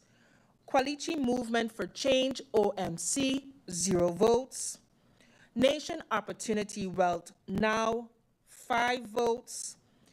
United People's Party, UP, 20 votes. Party for Progress, PFP, 0 votes. Unified Resilient St. Maarten Movement, URSM, 3 votes. Total votes casted at the House of Detention, 58. We now go on to the results for the St. Maarten Home. District 20. Swaliga Action Movement. Franklin A. Mayers, 0. Cecil R. D. Nicholas, 1. Tamara E. Leonard, 1. Claude A. H. Peterson, 0. Rhoda R. Arendel, 0. Paulina N. Lake, 0. Pamela R. Gordon Geboorte-Carty, 0. Lucien O. Benschop, 0. Ruben A. B. Pantoflet, 0. Delano D. Samuel, 0. Billy Jean-Baptiste, 0. Marcos C. Henrietta, 0. Total votes casted for the SAM party at the St. Maarten's Home, 2 votes. We now go to the National Alliance. Votes received at the St. Maarten home. Sylvia E. Jacobs, 4 votes. Egbert J. Duran, 1 vote. Artwell M. R. Arian, 1. Cloyd L. Marlin, 2 votes. Darrell T. J. York, 0. Edsel E. Gums, 1. Anna E. Richardson, 0. Angelique J. G. Rumu, 2 votes. Shamila N. Williams Geboren Webster, 0. Curtis K. W. Thomas, 0. Hyacinth L. Richardson, 0. Alan K. Connor, 0. Shamira P. M. Hernandez, 0. A. Terrence Ray, 0. Ishmael Foster, 0. Louis G. Hertau, 0. Carlita L. A. Guy, 0. Total votes casted at the St. Maarten home for the National Alliance, 11 votes. Empire Culture Empowerment, ECE, votes casted at the St. Maarten's home, Nigel E. Wigley, 0. Armando F. Gums, 0. Arnold E. Dorr, 0. Total votes casted at the St. Maarten home for ECE, 0. We now go on to the Democratic Party, DP, St. Maarten home. Sarah A. Westcott Geboren Williams, 7 votes. Grisha S. Heilige Geboren Maarten, 2 votes. Dimar C. Lebega, 0. Khalil K. Raven, 0. Viren V. Kotai, 0. Marinka J. Gums, 1. Benjamin S. Bell, 0. Fabio Doralis, 0. Meiling A.M.R. Derby Geboren Chung, 0. Ruben J. Esset, 0. Alston A. Lawrence, 0. Richard J. J. Panafleck, 0. Quincy R. A. Rochester, 0. Oliver N. J. Williams, 0. Michael C. Barron, 0. Densley M. Adamus, 0. Dennis A. Williams, 0. Savante D. Hernandez Escarfuller, 0. Alexander I. Gums, 0. Ingrid A. Grell Geboren Davis, 0. Laurel B. Cozier, 0. Patricia A. Flanders, 0. Aken R. Richardson, 0. Total votes at the St. Maarten home for the Democratic Party, 10 votes. We now go on to Quality Movement for Change, OMC, results at the St. Maarten's home. Olivier E. Arundel, 0. Elvinson J. Adamus, 0. Mario L. A. Arundel, 0. Lisa L. Alexander, 0. Louisa R. Lake, 0. Cleveland J. Codrington, 0. Edward S. Arundel, 0. Farley R. Elshot, 0. Samuel V. Caceres, 0. Daniel Jean, 0. Laura C. Lewis Geboren Maarten, 0. Franklin D. Watson, 0. Bob A. E. Wilkins, 0. Donette T. Landefort Ferdinand, 0. Alice Aloysius E. F. Proctor, 0. San Francisco E. Lake, 0. Lee A. Blackman, 0. Lawrence L. Lake, 0. Florent Aspelaire, 0. Total votes casted for the Quality Movement for Change, OMC, at the House of Detention, 0. We now go on to the Nation Opportunity Wealth. Now, votes casted at the St. Maarten home. Christophe T. Emmanuel, 1. Claudius A.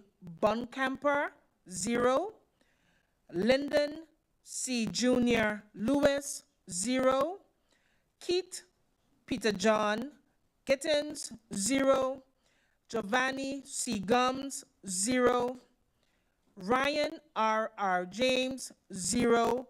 Mark E. Mantle, 0. Larry E. Hall, 0. Drina L. Lopez, 0. Leandro M. Peterson, 0. Edwin E. Schoop, 0. Kimberly K. E. Reyes Prelo, 0. Gerald J. Burnett, 0. Marie Claire G. Langlaise, 1. Louis K. Smith, 0. Gromiko L. N. V. Wilson, 0. Total votes casted for the Nation Opportunity Wealth Now at the St. Martin's Home, 2 votes. We now go on to the United People's Party, up. Votes casted at the St. Martin's Home. Omar E. C. Otley, 0. Richard F. Gibson, 0. Akeem E. Arundel, 0. Francisco A. La Cruz, 0. Rolando Bryson, 0. Janini Chatelier, 0. Nikhil Kukreja, 0. Addison A. Boston, 0. Richard A. Patrick, 0. Bria S. Christina Sorton, 0.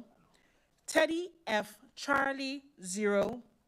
Cresberg A. Brown, 0. Shirley Hilaire, 0. Kevin P. Bryan, 0. Martin O. Wilson, 0. S. Natasha Manuela Gabora Gums, 0. Wendell A. Today, 0.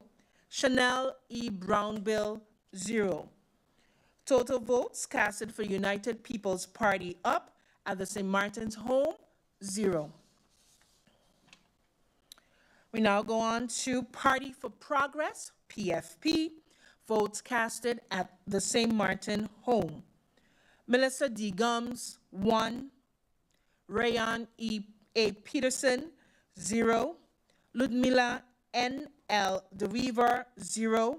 Patrice T. Gums, 2. Luciano L. Nichols, 0. Marvio A. Cooks, 0. Jean Oblaze, 0. Rosalinda F. Martina, 0. Marlon M. Hodge, 0. David J. Solomon, 0. Solange L. Duncan, 0. Miklos M. C. Gietersen, 0. Total votes casted for the Party for Progress, PFP, at the St. Martin's Home, 3 votes. We now go to our last party, Unified Resilient St. Martin Movement, URSM. Votes casted at the St. Martin's Home. Luke F. E. Marcelina, 4 votes.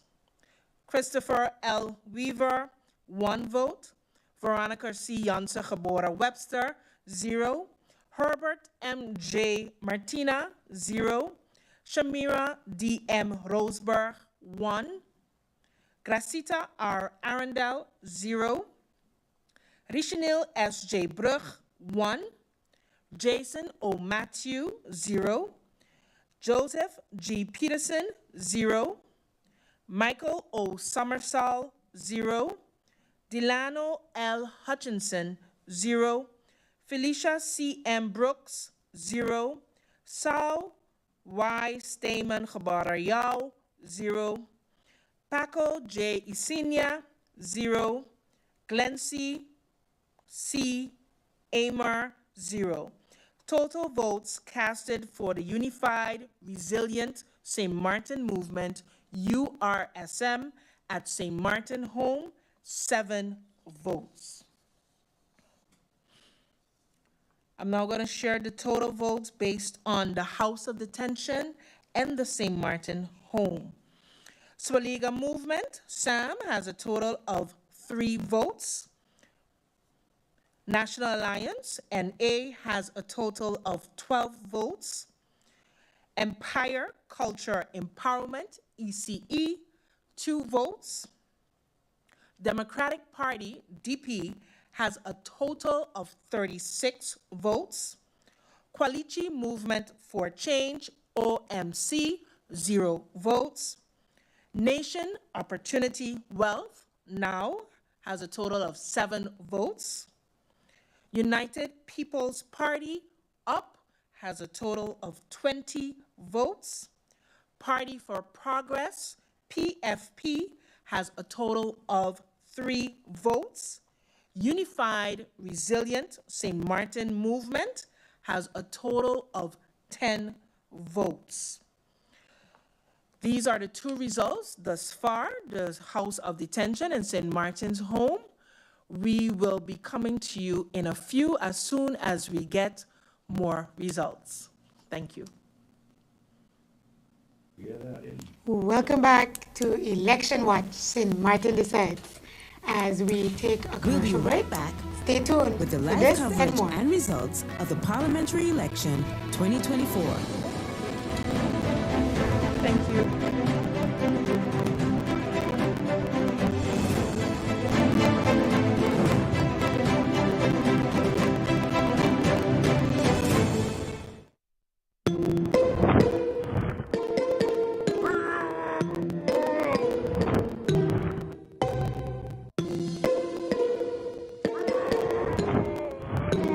Make the switch.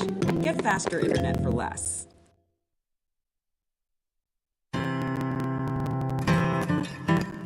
Have you or a loved one been affected by a grave incident caused by a serious crime, accident, or any other serious incident? Are you feeling overwhelmed and in need of support? Victim Support Services St. Maarten is here for you. We provide compassionate assistance to help you navigate services and community supports. You can consult with us on abusive relationships due to domestic and intimate partner violence, human trafficking, and other serious crimes. We help with court claims and offer a shoulder to lean on during difficult times. You don't have to face it alone, so don't. Reach out to Victim Support Services today. Call us at 1-721-587-6477 or email us at victimssupport@justice.gov.sx. Let's see if we can help you rebuild and reclaim your life. Victim Support Services, standing by your side every step of the way. Bold, juicy, beefy, grilled. Flavor this good? It's made by Flame.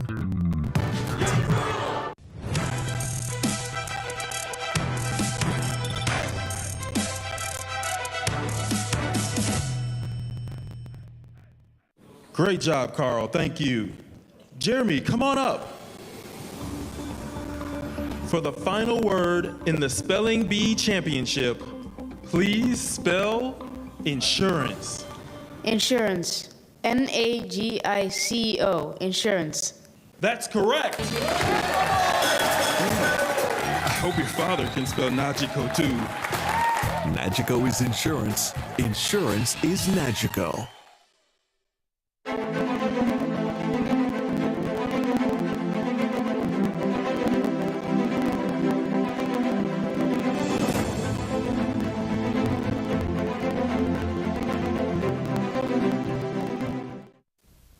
Welcome back to Election Watch, St. Maarten Decides 2024. And thank you for viewing with us here this evening. As we wrap up our discussion with our Secretary General of Parliament, 𝒕𝒉𝒆𝒏𝒈𝒕𝒉𝒆𝒏𝒊𝒏𝒈, I have 2 final questions before we conclude. We were having such an engaging discussion here, and keyword engagement with our citizens. In what ways does Parliament engage with our citizens post-elections to ensure that their voices indeed are being heard?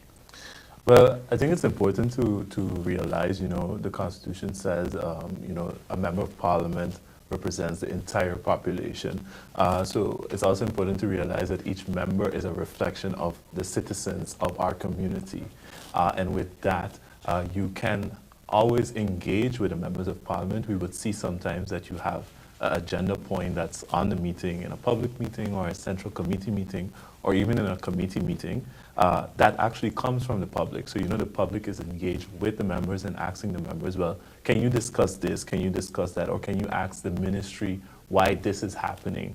And that's a way that members of parliament continue to engage. I can mention topics like GB, for instance, health insurance, for instance. Even 2-3 years ago, we had, you know, engagement with Teen Times where they talked about different things that teenagers are experiencing, for instance, period poverty, and that the committees really engage with government to find out how things can be changed in order for the betterment, not only of, you know, the persons above 18, but the entire population as the Constitution stipulates. Yeah. Interesting. And I think that boils down really nicely to culminate the entire discussion. Yes. As the role of Parliament from the SG perspective, but also the population. The general public viewing here this evening as well. And as we conclude, as I mentioned, is there anything else as SG you would like to mention about the importance of Parliament's role in parliamentary elections? Yeah, so I think the importance, Parliament's role is important in the parliamentary elections, but we should realize that Parliament's role in our democracy in St. Martin is that important. There's where the decisions are made that affects not only me, not only you, your children, but generations to come. So I think that's important. But I think it's also important to realize that we are a young country. We're 14 years in this, and sometimes we compare ourselves to countries that have been doing it longer. And sometimes, you know, a friend of mine told me sometimes you have to give yourself grace, and sometimes you have to understand that you're in a process and you're learning. And you will encounter challenges as you go, but it's important to learn from those challenges. You know, like we talked about in the beginning of this interview about snap elections, you know, government falls, you know, for instance, the decree is then signed, and you have, for instance, that you question, well, okay, when should the parliamentary election take place? Those are things, those are challenges that we encounter.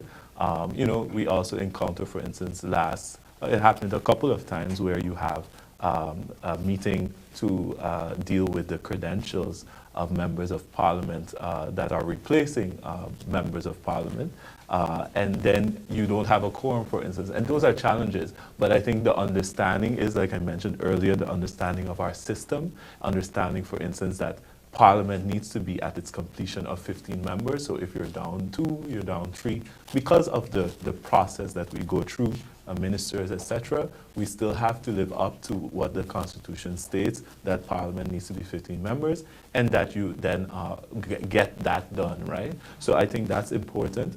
And, you know, every election, the Parliament of St. Martin, we do our best to ensure that the transition for the incoming or the outgoing members to the incoming members transition smoothly. And I can't do that, for instance, without the department, the Secretariat of Parliament. And, you know, as we boil down to the end of this interview, but also as we look towards the results, you know, I can't do that without the department, without the Secretariat. And also, you know, we look forward to these members going into the new parliamentary year, which starts on September 10th, 2024, which is very interesting because we start a new parliamentary year on September 10th. However, this new sitting, the results we will see tonight, they start on September 20th. So they will be rolling into a new parliamentary year. But it's important to realize that that parliamentary year is part of the new term, their new term from 2024 to 2028. And in the end, as I said, I always say, at Parliament, we deal with the results of the election. And yeah, we'll wait to see how St. Martin decides tonight, and then we will take on our task to continue the process, the election process, but just helping our democracy go forward. Thank you, SG. Thank you for giving us the opportunity to be here tonight to educate and inform the public as well. Definitely. And with that being said, I think it's an opportune time to tune into Parliament with are we? In our previous video call, Parliament, it was explained what the role is of the Parliament of St. Maarten. This video will zoom in on the organization of the Parliament. How many members does the Parliament have? The Parliament of St. Maarten currently has 15 members. This is regulated in our Constitution. However, in case the population increases, the number of members can also increase to 17 at first, then 19, and ultimately 21. What is the role of the President and Vice Presidents? The Parliament elects its President and Vice Presidents from among its members. The President and Vice President form the Presidium. The Presidium meets regularly to supervise the work of the Secretariat. It is the job of the President of Parliament to keep order in the House of Parliament during meetings. One of the President's tasks is to represent the Parliament on the island and internationally. The Vice Presidents replace the President when he or she is unavailable. How do members of Parliament get the job done? Members of Parliament are supported by the Secretariat of Parliament. The Secretariat is under the leadership of the Secretary General, who is appointed by Parliament. The tasks of the Secretariat include the registration and distribution of documents, live streaming and recording of meetings, public relations and protocol activities, events planning, facility management, legal advice, and budget management. The staff of the Secretariat is impartial and independent. Members of Parliament who belong to the same faction can also hire faction staff to assist and support them from a political perspective. Do political parties have a role to play in Parliament? Members of Parliament that belong to the same political party are called a faction. Each faction has a leader. The faction leaders meeting consists of leaders of the different factions. In this forum, political matters are discussed before they are handled in a public meeting. The faction leaders meeting is chaired by the President of Parliament. To learn more about Parliament, please watch our subsequent videos. Be sure to keep up to date with the Parliament of St. Maarten via our website, Facebook, and Instagram.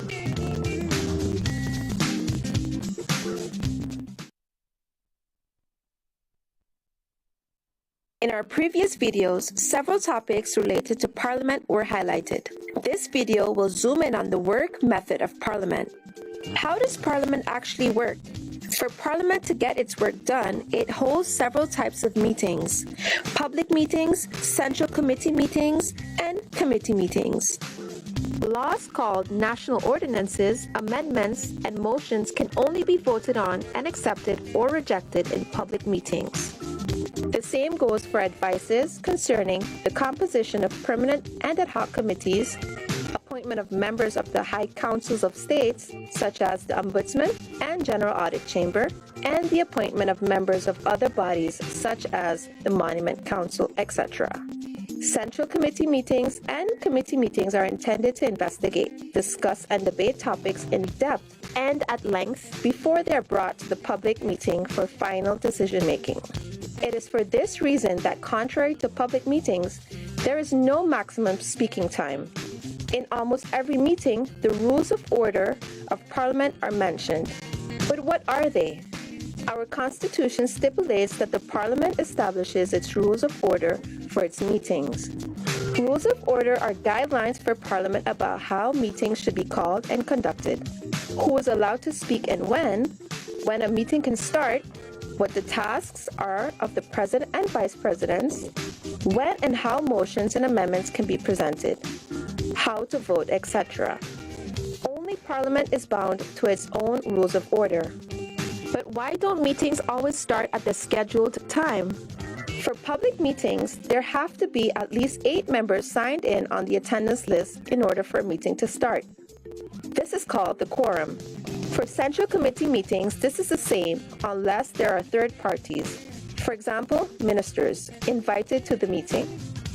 Are all meetings accessible to the public?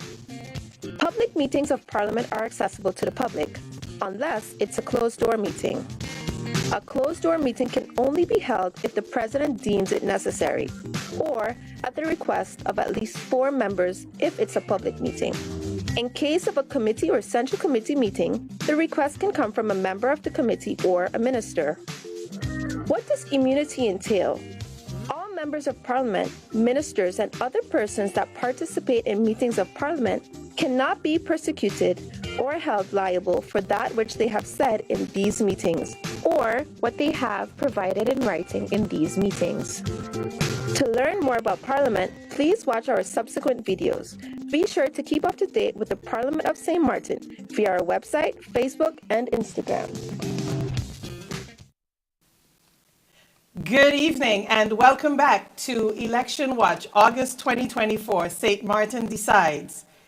Well, I must say that I am very happy, but yet cautiously optimistic that we have received the first 2 polling stations, the results of the first 2 polling stations, namely polling station number 19, which is the prison, and polling station number 20. And the voter turnout seemed to be not so bad for the 2 polling stations. I think that, usually they say that one of the polling stations sets the pace for the rest of the evening. But I think that based on the last election results, we want to be very careful with how we make our predictions. Well, I say it's too early to make any sort of predictions. We have seen now 2 stations came in, and what 9:30? Yes. And I think that's pretty good. That's a good way to start. I think if we keep this pace, we'll keep the general public engaged, and we'll get an early decision as to who won, who lost. Well, I'm curious to hear what are your thoughts on the election results so far? Well, my thoughts are that it's a good thing that we're now seeing the results coming in early. And so let us sit back now and wait to see more stations come in and see what the trend will develop. Well, I noticed that we do have an increase in the voters from the previous elections, especially for number 19. I stand to be corrected from let me see, total, we will get back to that. But it does look pretty favorable at this point for the Democratic Party. And trailed very close behind by the United People's Party. And should we go on to the top 3, and the other one would be the National Alliance. Once again, too early in the game. Yeah, basically, it's too early to determine anything. That we're looking now that we need to getting at least a couple more results, so we could see that if a trend, to establish a trend and see. But I guess what we can probably look at now is to see, in relations to the last election, the voters turnout so far, or rather the voters turnout period, and to see indication as this year after 6 months, or 8 months rather, what the results looks like. Are the people excited to come out and vote? Have they not been excited to come out to vote? And we noticed from the earlier, it shows that we're somewhat lower than last year. Yes. Last January. January, yes. January, yes, this is true. The total voter turnout, unfortunately, we went down by a little over 6%, even though our registration went up by 0.75%. And that's here. Something I think is really important we should look at. We see now the turnout rate is 60.78%, Yes, yeah. compared to last year 65. So we see that there was quite not much of an interest in persons. For whatever reason, they opted not to go out to vote this year. And you see a decrease of 6.05? Yeah, a decrease of 6.05. And I think that's important to take a look at, because in essence, what that does now is that we're going to see a smaller amount that would be needed in order to Secure a seat. to secure a seat in Parliament. And I think that's where it becomes a little bit more interesting. That's where we determine whether or not it's based on knowledge, if it's based on popularity, you know, how are the electorate thinking, what are their thoughts as it pertains to who they're backing, who they're giving their interest to, who they're giving their trust to, for hopefully the next 4 years. We can see clearly from that too that the electorate had less of an interest this election, this early election, to go back to the polls. They were basically not really excited of going back to the polls. Maybe if we can get a graph up of the previous elections to see what the voter turnout was for those elections, because we did have a few snap elections back in the days. And while we get that slide up, you know, it would be interesting to see if the time between the elections, if that had a role to play with the voter turnout. Maybe, you know, the electorate thought it's too soon, I don't want to go back, I'm tired. It would be interesting to see what the trend, you know, has been over the years with the voter turnout. While we're getting that slide up, I think it's also notable that the number of eligible voters, it seems that the number of eligible voters does not mean that we're going to have a group of people coming out, a larger group of people coming out to vote. No, I guess we are seeing an increase in the eligible voters, if I'm not mistaken. Yes, we're seeing an increase, but yet a decrease. But a decrease in a percentage that came out to vote. Yeah, a bit unfortunate, actually. I was hoping that we would, I mean, in the beginning numbers, the ones from 9, 10, and 11 showed that we had a greater engagement in people coming out to vote. And then as we got later down during the day, it sort of decreased. Yes, in the early hours, we find that the number of persons going to the poll started a little up, and then by midday, I guess that's sort of starting to decrease in terms of the. I was hoping that we'd have seen at least to maintain the 65%, Yeah. but unfortunately we went down to 60.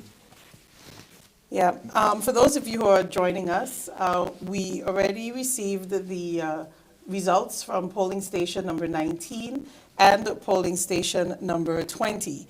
And as you can see, we have the Democratic Party in the lead with 36 votes from those two polling stations. And so from polling station number 19, the Democratic Party received a total of 26 votes, with Grisha Maarten receiving 25. Then we had 𝒚𝒐𝒖𝒓 with 1. And for the senior citizens home, we had Sarah Williams with 7 votes, Grisha Maarten with 2 votes, Marinka Gums with 1 vote, and they received a total of 10 votes.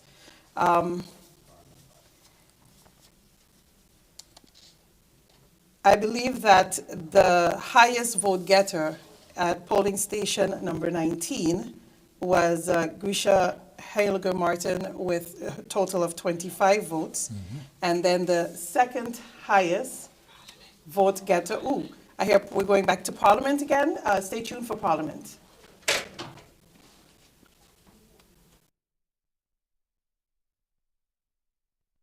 Flet, 0. Delano D. Samuel, 0.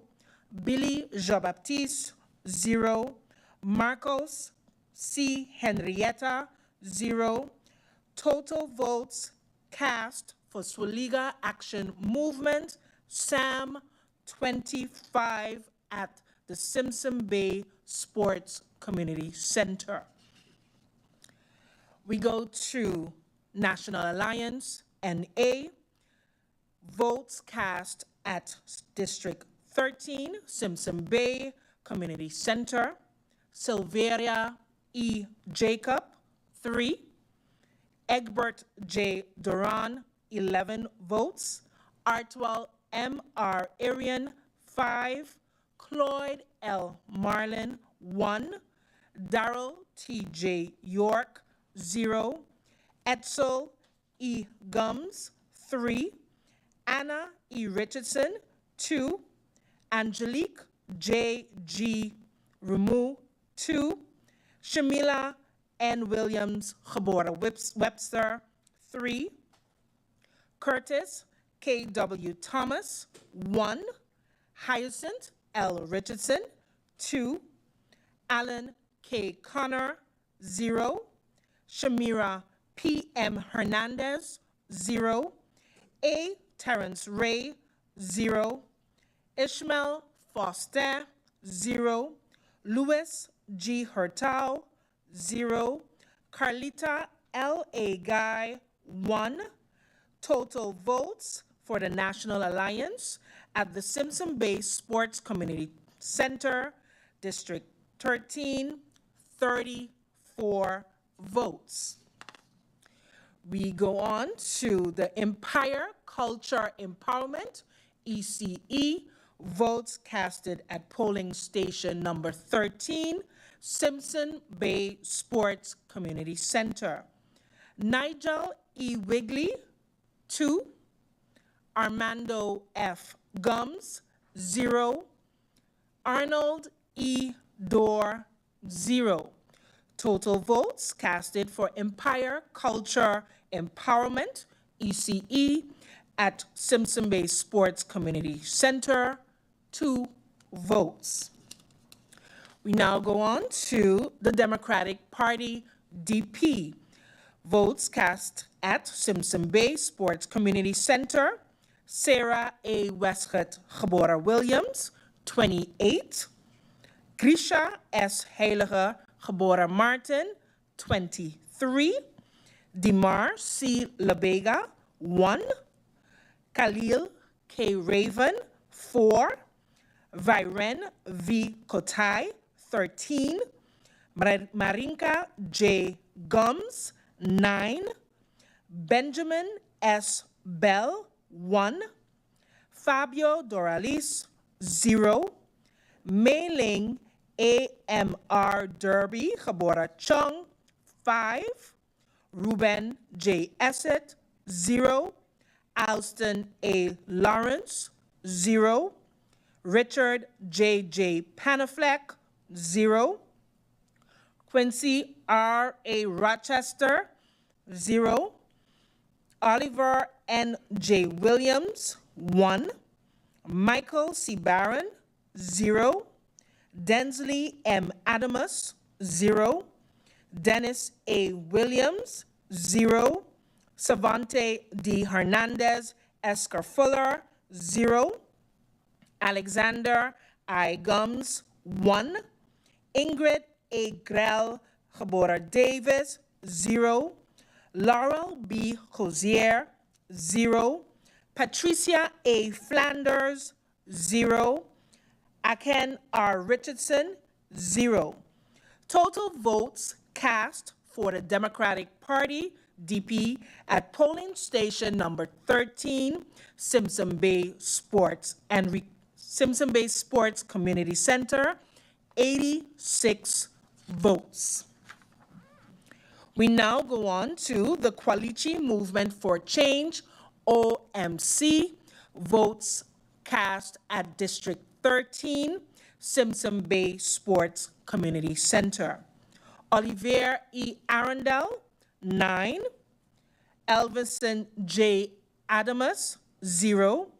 Mario L. A. Arundel, 0. Lisa L. Alexander, 1. Louisa R. Lake, 0. Cleveland J. Codrington, 0. Edward S. Arundel, 0. Farley R. Elshot, 2. Samuel V. Caceres, 0. Daniel Jean, 0. Laura C. Lewis, geboren Maarten, 0. Franklin D. Watson, 0. Bob A.E. Wilkins, 0. Donette T. Landefort Ferdinand, 0. Aloysius E.F. Proctor, 0. San Francisco E. Lake, 0. Lee A. Blackman, 0. Lawrence L. Lake, 0. Florent Aspelaire, 0. Total votes cast for Quality Movement for Change, OMC, at District 13, Simpson Bay Sports Community Center, 12 votes.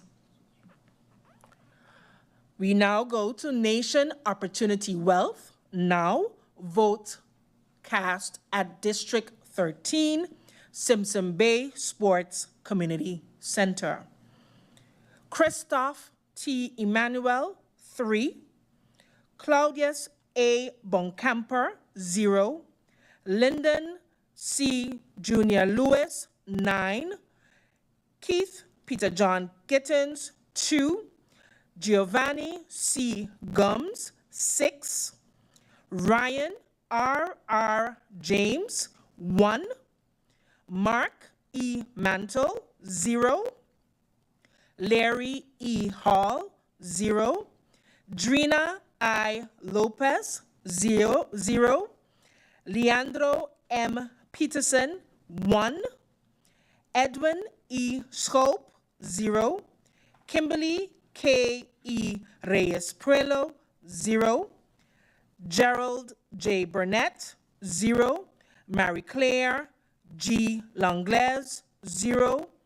Louis K. Smith, 0. Gromiko L. N. V. Wilson, 0. Total votes cast for the Nation Opportunity Wealth, now at District Polling Station 13, Simpson Bay Sports Community Center, 22. We now go on to the United People's Party, up. Votes cast at District Polling Station 13, Simpson Bay Sports Community Center. Omar E.C. Otley, 27. Richard F. Gibson, 5. Akeem E. Arundel, 1. Francisco A. La Cruz, 6. Rolando Bryson, 15. Janini Chatelaire, 1. Nikhil Kukreja, 4. Addison A. Boston, 0. Richard A. Patrick, 0. Bria S. Christina Sorton, 0. Teddy F. Charlie, 0. Cresberg A. Brown, 0. Shirley Hilaire, 0. Kevin P. Bryan, 10. Martin O. Wilson, 0. S. Natasha Manuela Jabora Gums, 0. Wendell A. Today, 4. Chanel E. Brownbill, 1. Total votes cast for United People's Party, up at District Polling Station 13, Simpson Bay Sports Community Center, 74. We now go to the Party for Progress, PFP. Votes cast at the District 13 polling station, Simpson Bay Community Center. Melissa D. Gums, 46. Rayan A. Peterson, 57. Ludmila N. L. DeWeaver, 44. Patrice T. Gums, 17. Luciano L. Nichols, 1. Marvio A. Cooks, 1. Jean Oblaze, 0. Rosalinda F. Martina, 1. Marlon M. Hodge, 0. David J. Solomon, 4. Solange L. Duncan, 0. Miklos M. C. Hitterson, 4. Total votes cast for Party for Progress, PFP, at polling station number 13, 𝒚𝒐𝒏𝒈 Sports Community Center, 175. We now go to the Unified Resilient St. Martin Movement, URSM. Votes cast at district number 13 polling station, 𝒚𝒐𝒏𝒈 Sports Community Center. Luke F.E. Mercelina, 85. Christopher L. Weaver, 7. Veronica C. Janse, geboren Webster, 6. Herbert M.J. Martina, 1. Shamira D. M. Roseberg, 8. Gracita R. Arundel, 11. Rishnil S. J. Brug, 3. Jason O. Matthew, 1. Joseph G. Peterson, 8. Michael O. Summersall, 0. Delano L. Hutchinson, 0. Felicia C. M. Brooks, 1. Sao Y. Stamen geboren Yao, 1. Paco J. Isenia, 0. Glensley C. Amer, 0. Total votes cast for Unified Resilient St. Martin Movement, URSM, at District Polling Station 13, 𝒚𝒐𝒏𝒈 Sports Community Center, 132.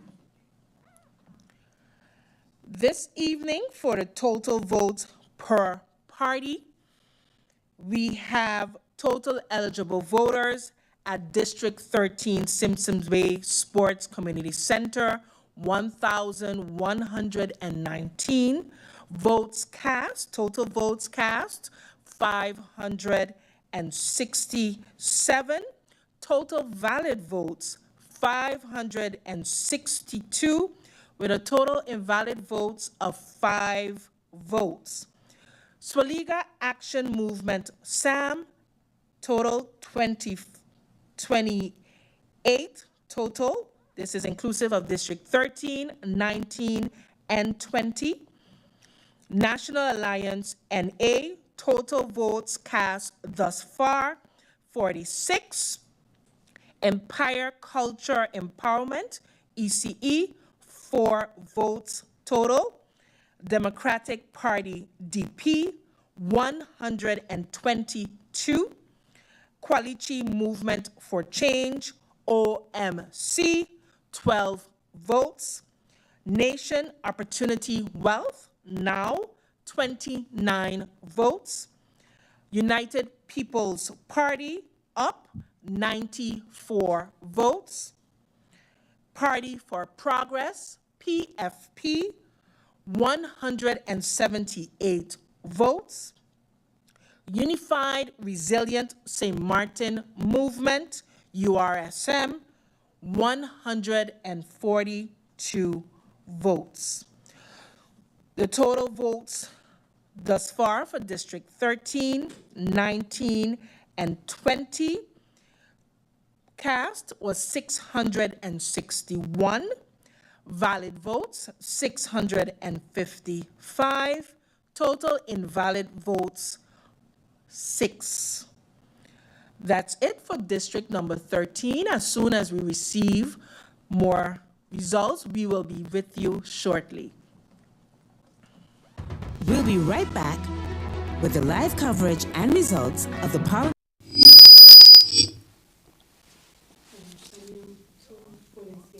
Good evening and welcome back to St. Martin Decides, Election Watch, August 2024.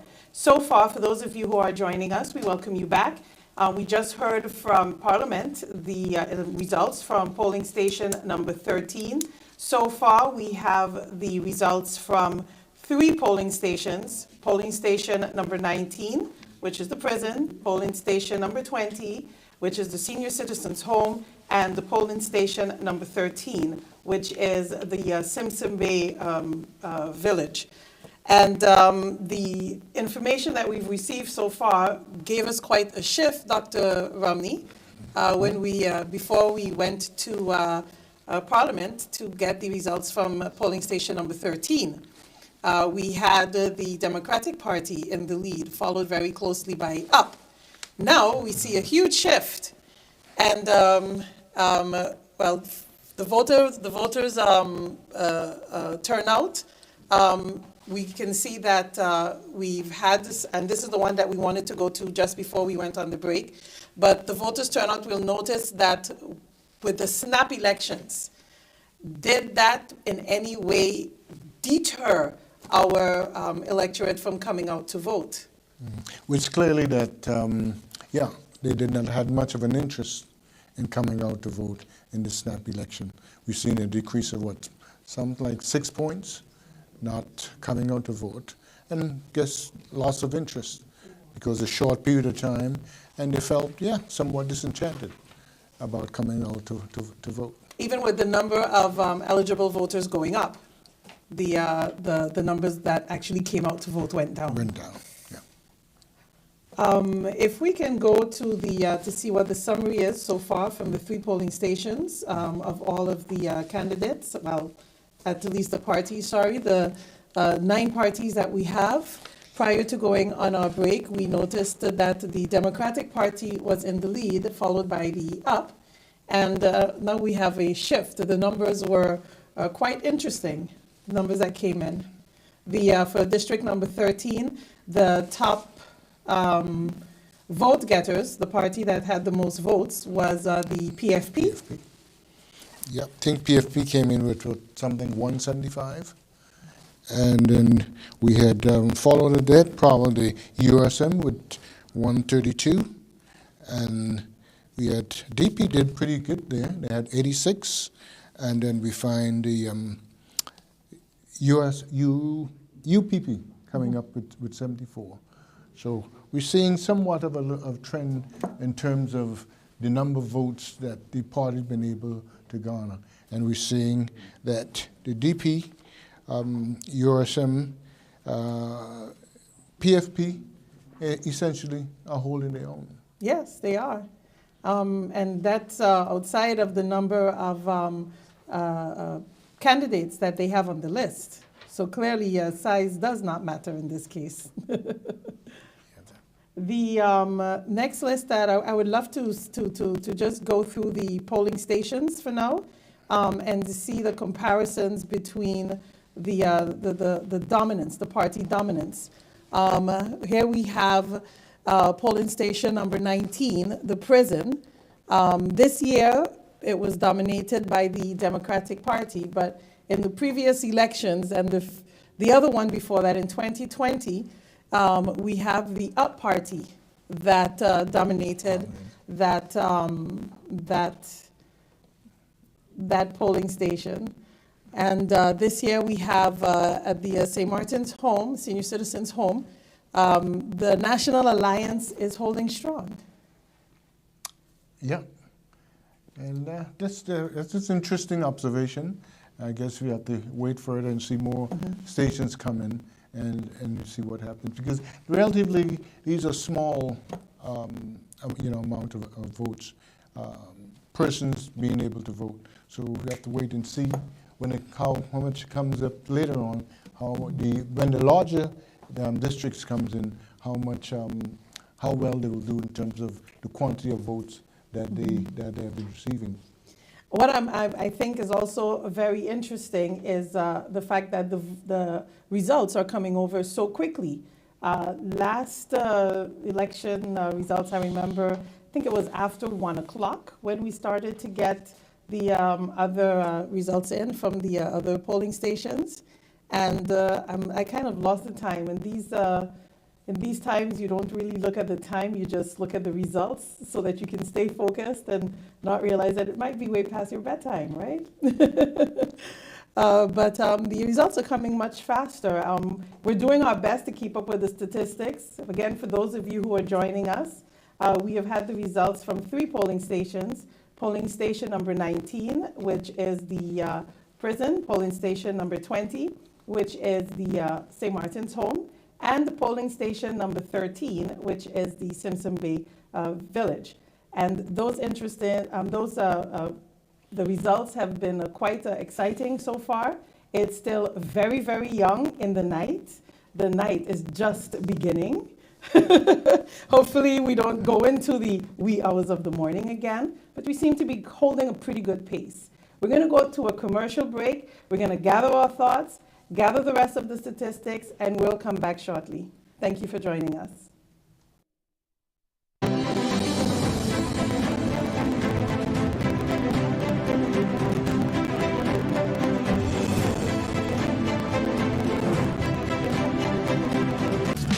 Juicy, beefy, grilled. Flavor this good? It's made by Flame.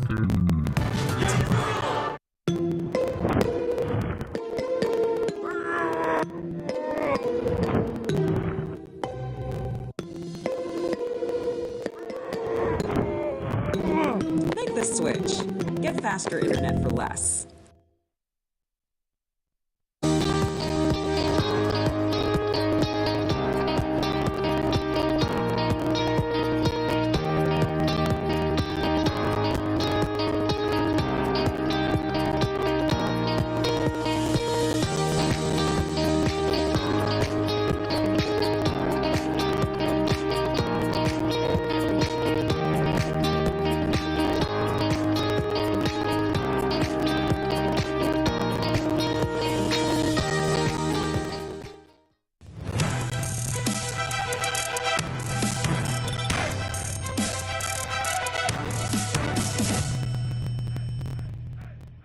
Great job, Carl. Thank you. Jeremy, come on up. For the final word in the Spelling Bee Championship, please spell insurance. Insurance. N-A-G-I-C-O. Insurance. That's correct. I hope your father can spell Nagico too. Nagico is insurance. Insurance is Nagico. Bold, juicy, beefy, grilled. Flavor this good? It's made by Flame.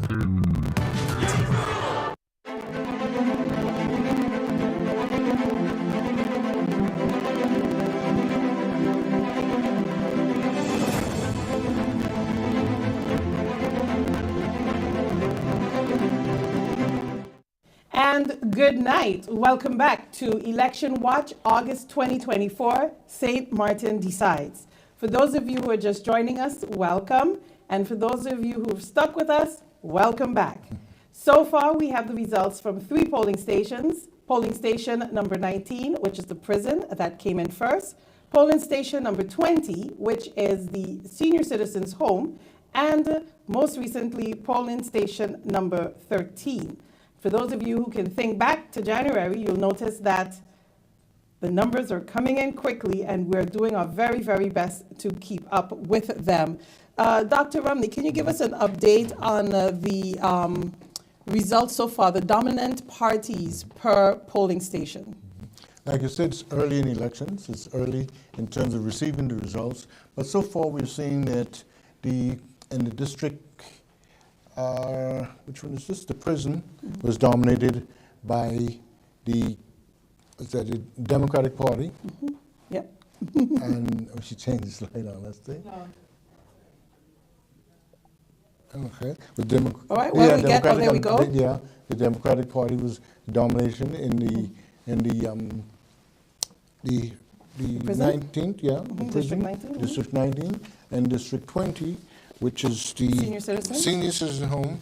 We found the National Alliance, and of course PFP dominating in District 13, which is Simpson Bay, which we have just received the results on. Like I said, it's early in elections, so there's no pattern as such developing at this point, but we can see some sense of how the trend is starting to move forward. What I would like to see is how the parties did between the January 2024 election and the August 2024 election to date per district.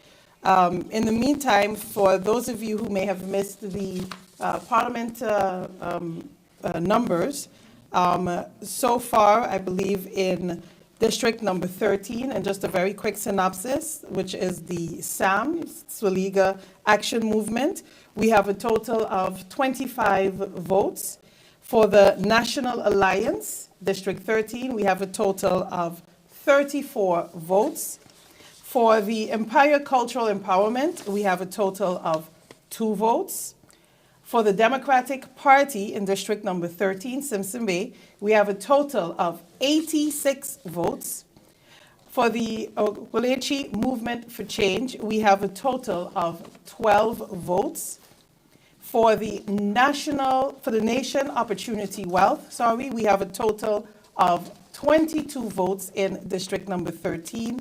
For the United People's Party, we have a total of how many votes? We have 77 votes. 77. For the Party for Progress, we have a total number of 175 votes. And for the Unified Resilient St. Martin Movement, we have a total of 132 votes. If we can just go very quickly back to there we go.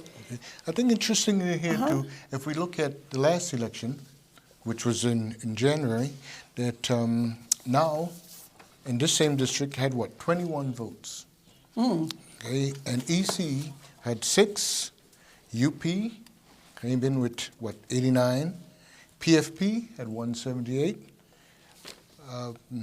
USP 14, USM 126, National Alliance 76. And which other party was that? Oh, it's the Democratic Party. Yeah, they had 83. So you can see, the Democratic Party basically held its own. Yes. And stayed about the same. And so far, let's see what PFP is talking about.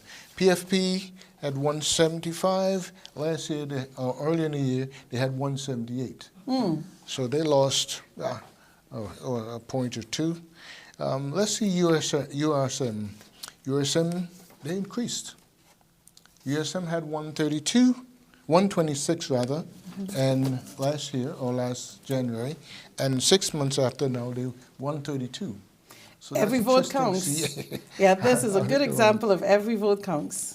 Okay, let's do the Party for Progress. Okay, yeah, we said them. ECE, this year, this election, they have 2? Last election they had 6. So they have lost a point or 2. This is where consistency plays a huge role, being able to keep your electorate engaged. Oh, here we go. So we can do a comparison. That's a more visual, a visual assistance for our audience, our viewing audience. And as you rightfully said, this is the polling station number 13. Yep, here we go. 13, the colored is for the previous election, and the blank is for the current election. And we can clearly see that the polling station number 13, I see we have 34 votes for the National Alliance in polling station number 13. Last election, they received 76 votes. Yeah. So that's a huge reduction of votes. For the Democratic Party, they went up in district number 19. District number 19, last election, they had 1 vote, and now they have 26 votes. And in district number 20, they had 14 votes, and now they have 10 votes. Let's see for the other Nation Opportunity Wealth. What are your thoughts on this one? Pretty stable. Nation Opportunity now. Where's now on my sheet? I believe it's right here. Here we go. They had 22? Yep. Okay, and back then they had 14. 14 you have? Yeah. I see here that there was 21. 21. Yeah, sorry. Yeah. So 21. So basically not much of a difference, just a difference of a couple of votes. So they basically they remained basically holding their own. Yeah. Within the margin. USRM, they look like if they're increasing in their numbers. They basically they're doing much better. From 126 now at 132. But I think that it is noteworthy that even though the number of people came out, the number of electorate was reduced, that you still have a good amount of people, parties that's still keeping the same numbers. And not only are they keeping the same numbers, but they've also increased. I think that that is very commendable to those parties. And I can't help but just talk into the amount of radio talk shows. You know, I've seen a huge increase in, you know, the candidates going into the villages, the one-on-ones. So I'm thinking that even though the numbers are a little bit lower for the voter turnout, that in some of those parties you're still seeing they still maintain the number of votes, and in some cases it even increased by a little bit. And like I said, every vote counts. Yeah, and clearly that has been the case. This election we have seen quite a bit of promotion, so to speak. Candidates were on the radio, on talk shows. They were quite visible. And so that in itself tells you something. Despite the fact they were more visible and they're out there trying to convince the population or the electorate to come out and vote, for whatever reason, the electorate still didn't come out. The electorate, they're tired. They're tired. And so, you can see clearly from one of the parties that was quite visible, which was I try and get a sense as to where they at now. The UP was quite visible during the election, and basically they got what 74 in this area. I mean, just within this area. Yeah. And of course, it'll be good at some point. We'll go back and look at the numbers. Once we get more coming, then we could see the numbers. But they were quite visible during this term, and they somewhat lost on votes. Okay, but I guess it's not something we can at this point make much of a to-do about. We have to wait until we get more information coming, and then we can see clearly whether or not that their visibility, their billboards, their on different programs, has it really paid off for them? Maybe that might be interesting. It might be interesting. Be an interesting thing to look at. To see how much that visibility paid off in this time around. And also to see how much dollars goes into each vote. You know, between the billboards and the talk shows and the time spent walking, what is a dollar amount for going out there and getting those votes? Unfortunately, we would not know exactly dollar amount, but if one look at the size of the billboards, et cetera, you see what's significant. You can see clearly that more dollars was put into the UP campaign as opposed to, let's say, PFP, which you didn't see as much advertising. So, yeah, that's something to look at. And I think as the night go on, we just only have 3 so far. So as the night goes on, we will see how well that side paid off in terms of financing. Well, thank you so much. For those of you that are joining us once again, we have the election results from 3 of the polling stations in. We have polling station number 19, we have which is the prison, polling station number 20, which is the senior citizens home, and the polling station number 13, which is the Simpson Bay Village. And so far, the results are shifting. It's still pretty early in the game.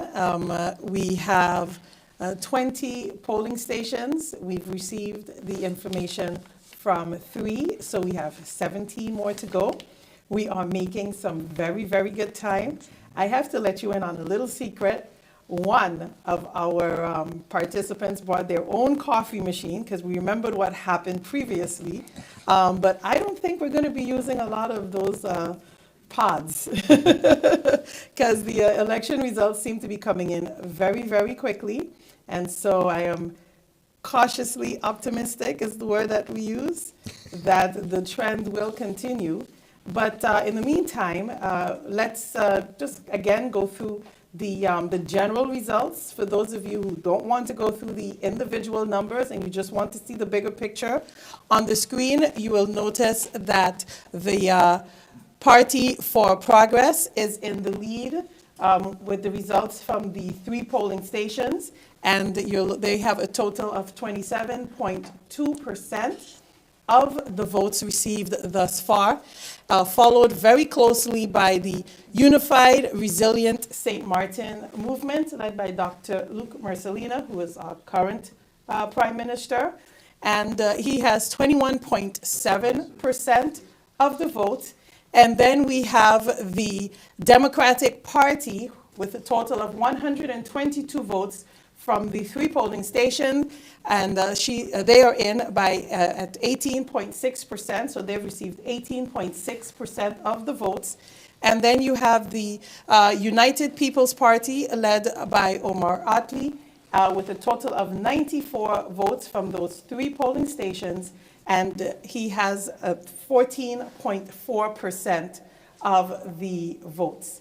So far, again, it's very early. It's very early, and I think one thing we can draw, an interesting summary we can draw, despite the fact it's early, that we're seeing that the quote-unquote the two by four political party, they're holding their own, because you see here that the USRM has 21.7% of the votes, and the USP, or rather the PFP, 27.2% of the votes, as well as the Democratic Party as 18.6%. So that they, in essence, are leading the pack right now. So, well, you can see there might be some hope for the 2 by 4, or those parties that form the 2 by 4 coalition government. Caretaker government at this point. Yes, yes. And of course, while we're talking about the top vote getters, I also want to talk about the new parties that came in for this year. We have SAM, and we have the Owlichi Movement for Change. And SAM seems to be, getting there with 4.3% of the votes thus far. And Owlichi Movement for Change has 1.8%. Notably that the ECE, they also have 0.6%. I remember last election, the results of the one-man show, Mr. Wigley, he received quite a number of votes. So it will be interesting to see how he holds his ground, as well as now, who has some strong hitters on his party as well, some, seasoned politicians. And I think it would be interesting to see how they fare as well. Yeah, and you see, ECE don't seem to be doing too well at this point. Of course, again, we must emphasize that's early in the game. But what interesting here, too, that we're seeing the SAM, is basically neck and neck, or rather within the 1 point of now, which sounds a completely new part. Of course, some of the persons have really been in politics before, but in terms of that, you can see they're rising. So there could be some interesting development in terms of SAM moving up in terms of getting votes or being recognized as a player in this election. Great. Well, then again, ladies and gentlemen, that is so far our synopsis of the 3 polling stations that we've received thus far. For those of you again who've joining us, We have received polling stations number 19, which is the prison, polling station number 20, which is the senior citizens home, and polling station number 13. We are going to switch over to our host, who's getting ready to give us some more information as we continue to compile the results and ensure that we get our numbers, because we want to look at those individual numbers as they came in. We want to see who the strong candidates are within each of the parties, and give us some time to do that. We'll be back shortly, and we'll turn you over to our hosts, Ms. Narissa and Mr. Franklin. Yes, and we're back here with the hosts as we go into the role of the government in parliamentary elections. Thank you to our analysts, Evans and Dr. Romney, as they've recalled the election results thus far.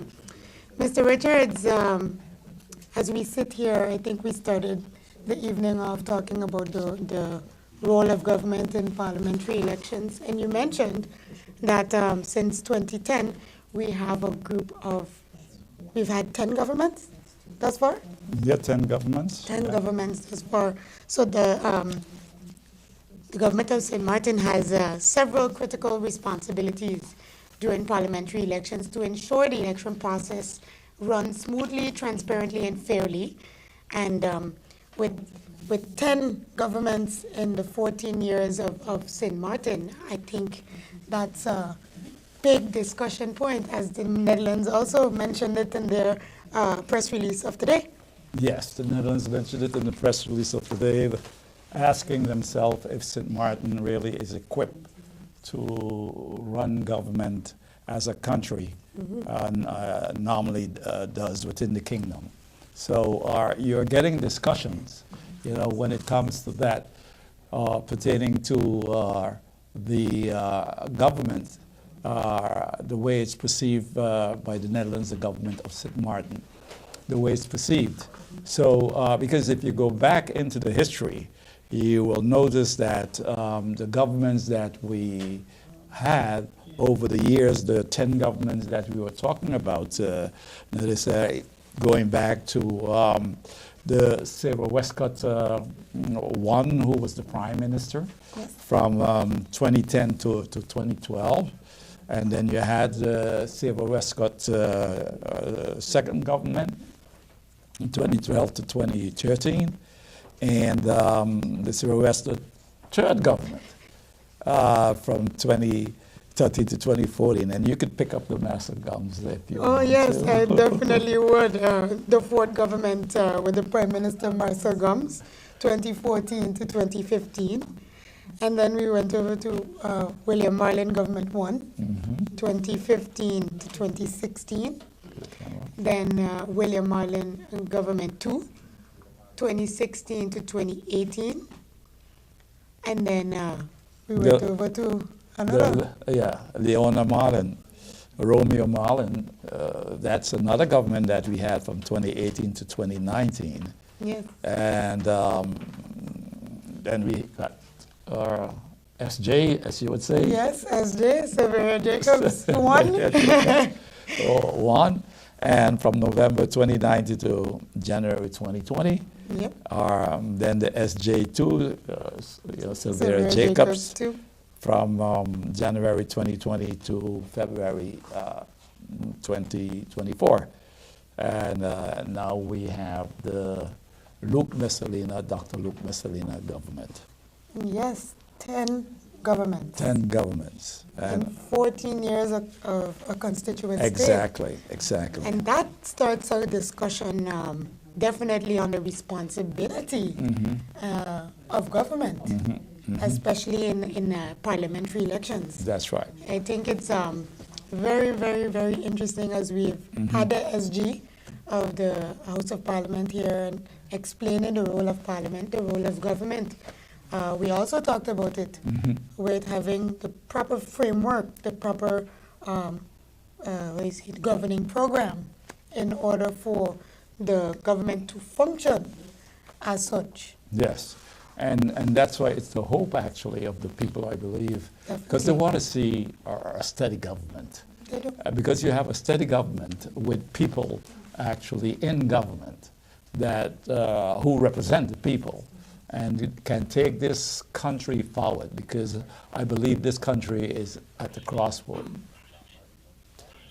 All right. So we've just got notification that we'll be moving over to Parliament. 2024 parliamentary elections. We now have the results for district number 16, Methodist Agoghic Center, with a total eligible voters of 1,247. Votes cast were 811. Valid votes, 805. And total invalid votes at the Methodist Agoghic Center was 6. We now go to the parties and the votes they have received. First party, Swaliga Action Movement, SAM. Franklin A. Mayers, 29. Cecil R.D.M. Nicholas, 5. Tamara E. Leonard, 15. Claude A. H. Peterson, 10. Rhoda R. Arundel, 4. Paulina N. Lake, 5. Pamela R. 𝒕𝒉𝒆𝒏𝒈𝒕𝒉𝒆𝒏𝒊𝒏𝒈, 1. Lucien O. Benschop, 5. Ruben A. B. Pantaflet, 0. Delano D. Samuel, 3. Billy Jean-Baptiste, 1. Marcos C. Henrietta, 0. Total votes cast for Swaliga Action Movement, SAM, at district number 16, Methodist Agoghic Center, 78 votes. We now go to the National Alliance, NA, with the votes cast at district number 16 polling station, Methodist Agoghic Center. Silveria E. Jacobs, 13. Egbert J. Duran, 20. Artwell M. R. Irian, 19. Cloyd L. Marlin, 12. Darrell T. J. York, 15. Edsel E. Gums, 2. Anna E. Richardson, 11. Angelique J. G. Ramu, 2. Shamila N. Williams-Webster, 1. Curtis K.W. Thomas, 0. Hyacinth L. Richardson, 2. Alan K. Connor, 1. Shamira P.M. Hernandez, 0. A. Terrence Ray, 0. Ishmael Foster, 0. Louis G. Hurtau, 0. Carlita L. A. Guy, 3. Total votes cast for National Alliance, NA, at District Polling Station 16, Methodist Agoghic Center, 101. We now go to Empire Culture Empowerment, ECE, votes cast at District number 16 polling station, Methodist Agoghic Center. Nigel E. Wigley, 3. Armando F. Gums, 0. Arnold E. Dorr, 0. Total votes cast for Empire Culture Empowerment, ECE, at District number 16, polling Methodist Agoghic Center, 3 votes. We now go on to the Democratic Party, DP, with votes cast at the polling station number 16, Methodist Agoghic Center. Sarah A. 𝒚𝒐𝒖𝒓, 12. Grisha S. Heiliger, Maarten, 28. Dimar C. Labega, 5. Khalil K. Raven, 3. Viren V. Kotai, 51. 5-1. Marinka J. Gums, 20. Benjamin S. Bell, 1. Fabio Doralice, 0. Mei-Ling A.M.R. Derby Geboren Chung, 2. Ruben J. Essett, 4. Alston A. Lawrence, 1. Richard J.J. Panafleck, 1. Quincy R.A. Rochester, 0. Oliver N.J. Williams, 0. Michael C. Barron, 6.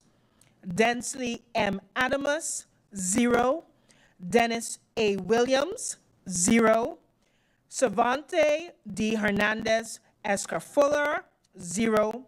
Alexander I. Gums, 1. Ingrid A. Grell Cabora Davis, 0. Laurel B. Corsier, 0. Patricia A. Flanders, 3. Aken R. Richardson, 0. Total votes cast for the Democratic Party DP at District 16 polling station, Methodist Agagik Center, 138. 138. We now go to the Kwalichi Movement for Change, OMC, with votes cast at the District 16 polling station, Methodist Agagik Center. Olivier E. Arundel, 9. Elvinson J. Adamus, 0. Mario L. A. Arundel, 1. Lisa L. Alexander, 0. Louisa R. Lake, 1. Cleveland J. Codrington, 0. Edward S. Arundel, 0. Farley R. Elshot, 0. Samuel V. Caceres, 0. Daniel Jean, 0. Laura C. Lewis Cabora Martin, 0. Franklin D. Watson, 0. Bob A. E. Wilkins, 1. Donette T. Lantafort Ferdinand, 0. Aloysius E. F. Proctor, 0. San Francisco E. Lake, 0. Lee A. Blackman, 4. Lawrence L. Lake, 1. Florent Aspelaire, 0.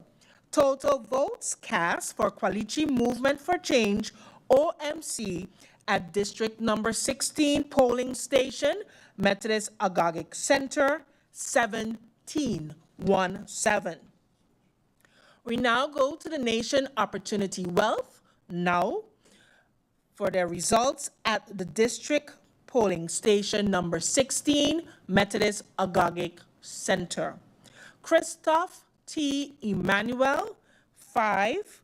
Claudius A. Boncamper, 17. Lyndon C. J. Lewis, 20. Keith Peter J. Gittens, 4. Giovanni C. Gums, 6. Ryan R. R. James, 0. Mark E. Mantle, 2. Larry E. Hall, 2. Drina I. Lopez, 0. Leandro M. Peterson, 0. Edwin E. Scope, 0. Kimberly K. E. Reyes Prelo, 0. Gerald J. Burnett, 1. Marie Claire G. Langlaire, 0. Louis K. Smith, 0. Gromiko L. N. V. Wilson, 4. Total votes cast for Nation Opportunity Wealth now at District 16 Methodist Agagik Center, 61. 61. We now go to the United People's Party up for the votes cast at District Number 16 polling station, Methodist Agagik Center. Omar E.C. Otley, 38. Richard F. Gibson, 2. Akeem E. Arundel, 9. Francisco A. La Cruz, 7. Rolando Bryson, 8. Janini Chatelaire, 2. Nikhil Kukreja, 42. Addison A. Boston, 3. Richard A. Patrick, 0. Bria S. Christina Sorton, 8. Teddy F. Charlie, 2. Cresberg A. Brown, 1. Shirley Hilaire, 0. Kevin P. Bryan, 0. Martin O. Wilson, 0. S. Natasha Manuela Gebora Gums, 1. Wendell A. Today, 1. Chanel E. Brownbill, 1. Total votes cast for United People's Party up at District 16 polling station, Methodist Agagik Center, 125. 125. We now go to Party for Progress, PFP, with the results at District number 16 polling station, Methodist Agagik Center. Melissa D. Gums, 37. Rayon A. Peterson, 20. Ludmila N. L. DeWeaver, 60. Patrice T. Gums, 41. Luciano L. Nichols, 5. Marvio A. Cooks, 2. Jean Oblaze, 0. Rosalinda F. Martina, 3. Marlon M. Hodge, 0. David J. Solomon, 6. Solange L. Duncan, 10. Miklos M.C. Gietersen, 2. Total votes cast for Party for Progress, PFP, at District number 16 polling station, Methodist Agagik Center, 186. 186. We now go to Unified Resilient St. Martin Movement, URSM, with the votes cast at District number 16 polling station, Methodist Agagik Center. Luke F.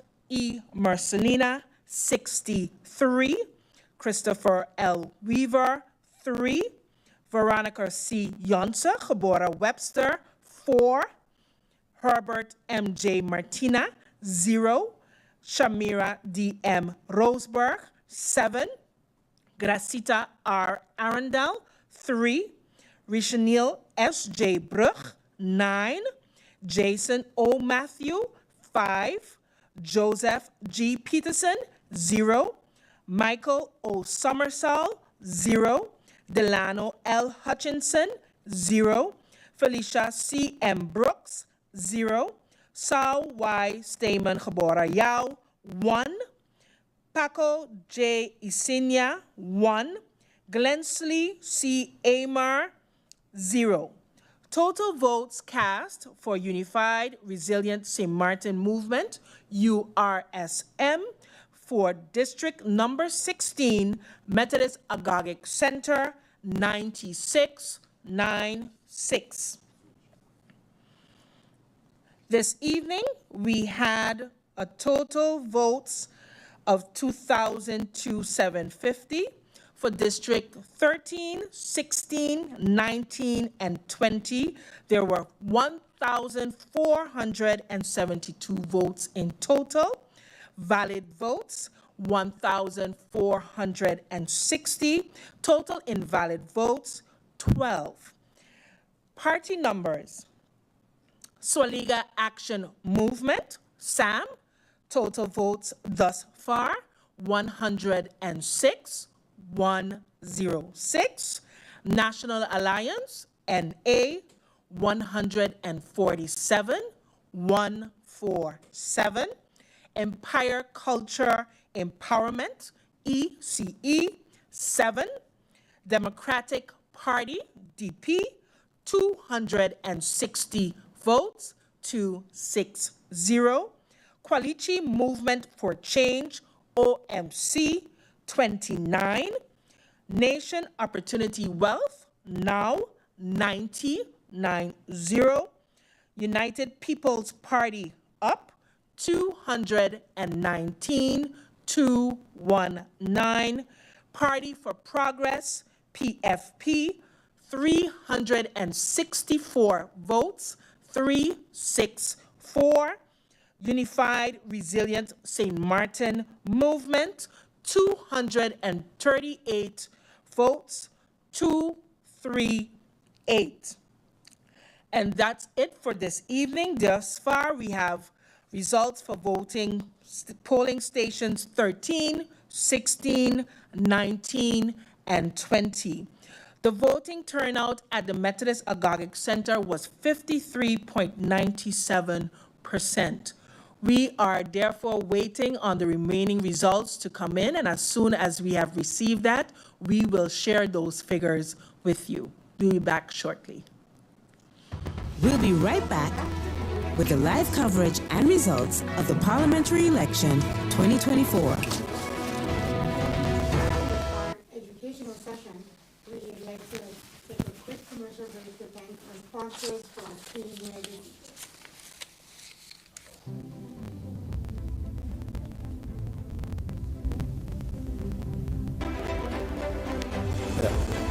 You're looking good so far.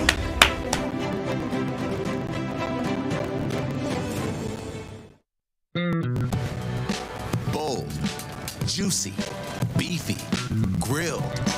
Flavor this good? It's made by Flame. Oh, hey, did you know I just signed up for Flex by Telem? Do you mean flex like this?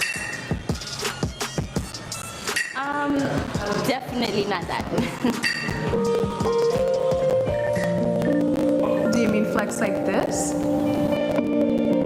No, definitely not that. Do you mean flex like this?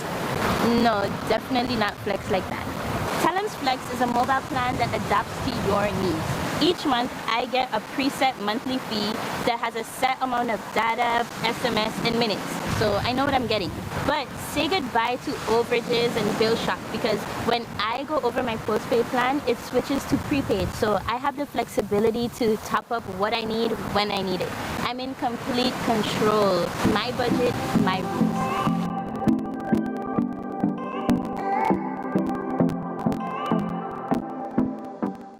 Great job, Carl. Thank you. Jeremy, come on up. For the final word in the Spelling Bee Championship, please spell insurance. Insurance. N-A-G-I-C-O. Insurance. That's correct. I hope your father can spell Nagico too. Nagico is insurance. Insurance is Nagico.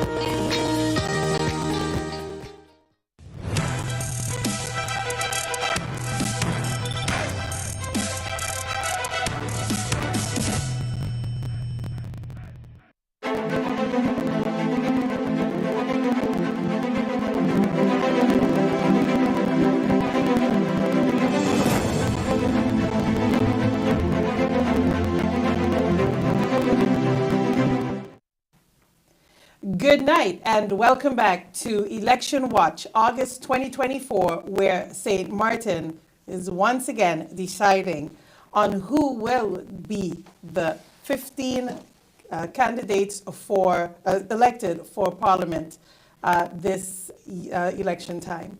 It's getting late, but luckily for us, we have 4 polling stations in so far, and we're doing much better than we did in January. Kudos to the Voting Bureau. And so far we have the polling station number 19, which is the prison, polling station number 20, which is the senior citizens home, polling station number 13, which is Simpson Bay, and polling station number 16, which is the MAC. And as we can see so far, our numbers are increasing, and we have a few really good surprises. Yeah, after four stations in, we can clearly see that the Party for Progress is in lead with 24.9% of the votes so far, and followed by the Democratic Party, which has 17.8%, and closely followed by the USM with 16.3%. We've seen, well, National Alliance is somewhat behind, way behind with 10.1%.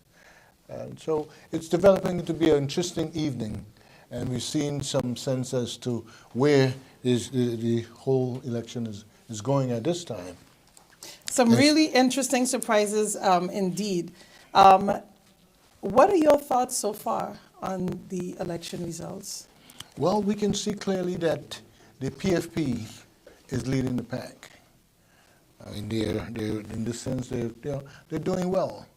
I don't know if we should say surprisingly or not, but PFP is holding its own, and so is the Democratic Party. The Democratic Party is coming close behind.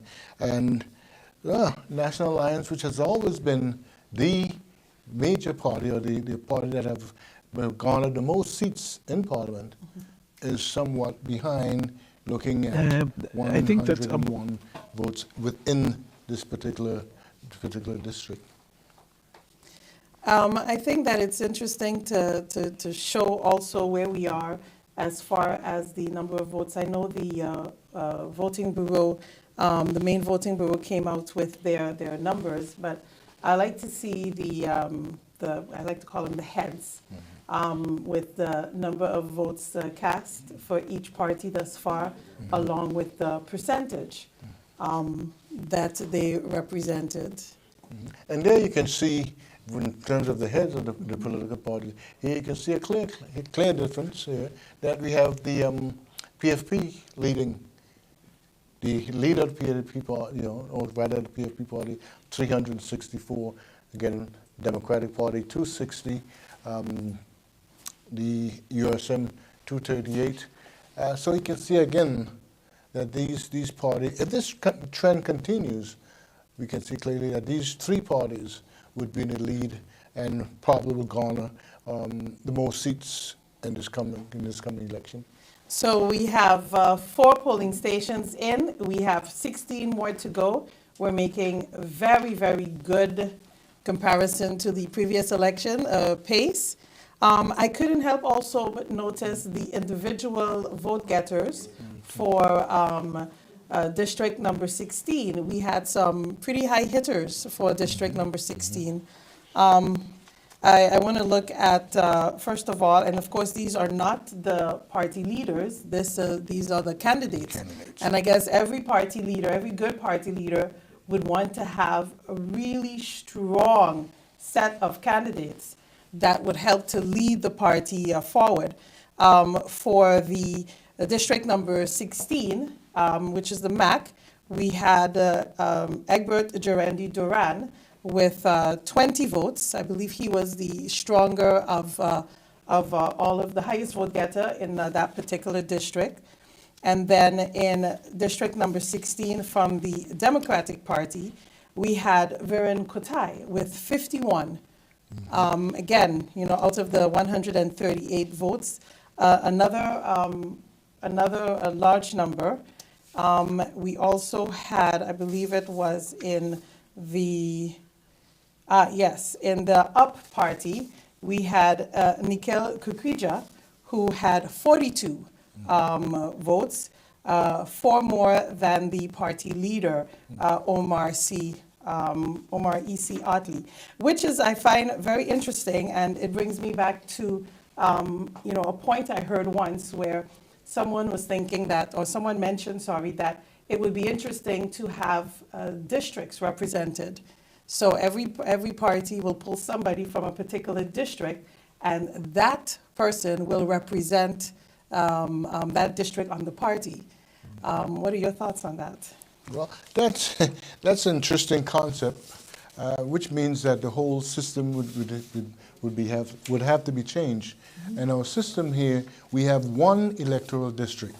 So what they're talking about, in essence, is dividing it up into several or multiple electoral districts. That in itself would create somewhat of a logistic problem, in the sense that how would you determine the districts? You would have to now carve out these 15 districts, and then you will have an issue of gerrymandering. Here, Fred, again, because it should be equal across the board in terms of the amount of votes that one would need in order to get elected in a particular district. How would you do that? See, right now we have what, the smallest district, and let's say Simpson Bay, and larger district being probably Sultry Ward, or the, which area was that? Belvedere. Okay. Okay. How would you now have that give each candidate an equal chance of getting elected in this particular district? See, and for that reason, within the kingdom, I must say, most regions have one electoral district, meaning a person can garner votes from every polling station. Is not by districts. So I think it's going to be hard in order to divide it up with the districts. And I don't think that it'll bring any advantage to our system. It wouldn't bring any advantage in terms of proper governance or equal representation. So to my mind, that would not be the kind of thing that we would look forward to. I would be interested to hear what our host has to say about that as well. At some point during our discussion, it would be nice to hear what Narissa and Mr. Franklin has to say about, their thoughts on whether or not they think that splitting up the candidates per district versus the current setup, if that would be something that would be beneficial or not. But until that time comes, can we continue to discuss the, we have them ready? They're willing to? Yes? Great. Thank you. Well, thank you, Evans, for that thorn question, because at the end of the day, it's the population that decides. And I think it's been 14 years since we've been in a constituent state, but it's been beyond 20 years since we've had a referendum to allow for these type of decisions to be made to make these electoral reforms. So I would like to hear from Mr. Richards and how he feels about this question. No, anything that has to do with electoral reform should be brought to the people. It has to come from the people. Definitely. You'll get the initiative taken by Parliament members, but they should put it forward to the people of St. Maarten, and they actually are the ones to decide what they would like to have. That is important. What we do, mostly then, I'm meaning our the parliamentarians, they come up with their ideas, and they bring that forward, and they would like the people of St. Maarten, to just swallow those ideas, but it should not be like that. In other words, you should consult the people of St. Maarten. I think what is lacking as well on St. Maarten is community councils. Having community councils, actually you will have a voice directly for the people, and they can liaise, they can consult with the members of Parliament. Because as we stated before, the members of Parliament are there for St. Maarten. They're there for the people of St. Maarten. So decisions that have to be made in Parliament have to come from bottom up, have to come from the people. If you don't do that, you're going to have a disconnect. This is what we're having all the time, a disconnect with the people. So most of the parliamentarians, they feel when they're in Parliament, we're going to decide. We're going to tell the people exactly what they should do. I believe that that is not a good approach. I believe anything that a parliamentarian should bring forward, he speaks on behalf, or she speaks on behalf of the people of St. Maarten. That's the voice by extension. And it's a mandate from the people to govern over 4 years. And from that perspective, I believe that any kind of electoral change should come from the people. Because if you look at the situation, although cultural-wise it's different, Aruba, Curaçao, you know, they have more or less the same laws, but they don't have this turmoil that we are having here, nor that you find that turmoil in the Netherlands. So what does that say about us? It goes back to the, let me put it this way, the 101 question in educating the people of St. Maarten and how to go about, you know, voting, start in schools. You know, there's where it should start. And what we do have here is people coming from abroad. We have lost the St. Martiners after so many years.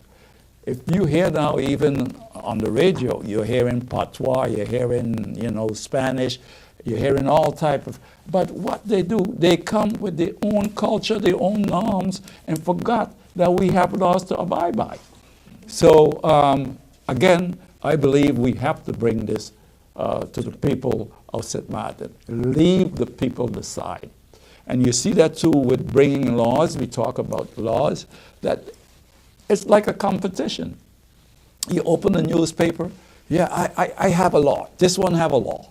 You know, a law stating what? Who asked for that law? And that's Explain that to me. That's exactly what the Secretary General was explaining also in the process of legislation. It comes from the people, and then there's a process that still needs to be engaged with stakeholders to see if it fits. Mm-hmm. And it's the same if we're going to talk about electoral reform. Exactly. The people has to decide on their way forward how they would like to see it. We had a discussion about civics and having being taught in school. You were taught in St. Maarten, you went to school, you had your formative education here. So did I. We learned civics in school, Yeah. but as the years progressed, we've seen the discussion on civics basically not important, indeed. And now we're at the point where we're 14 years a country.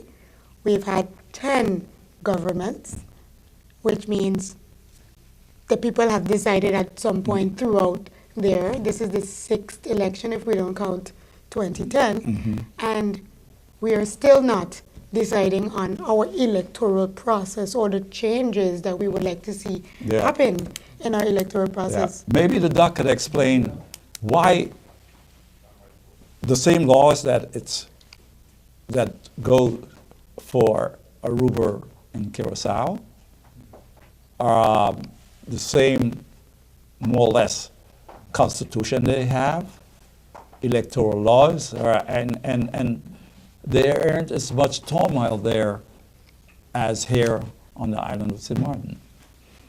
Clearly, the issue here is not so much that going to the people.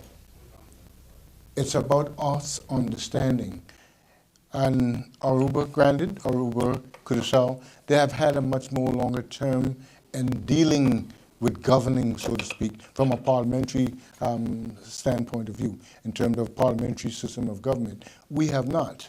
We have had, prior to 1010, we were part of a commission plan government, which is a completely different structure. Okay? And we have not really learned or adopted to a parliamentary system of government, despite the fact that we were a part of a parliamentary system of government as a federal structure with the Netherlands Antilles. So our issue today, our problem today, without question, is our understanding of a parliamentary system of government.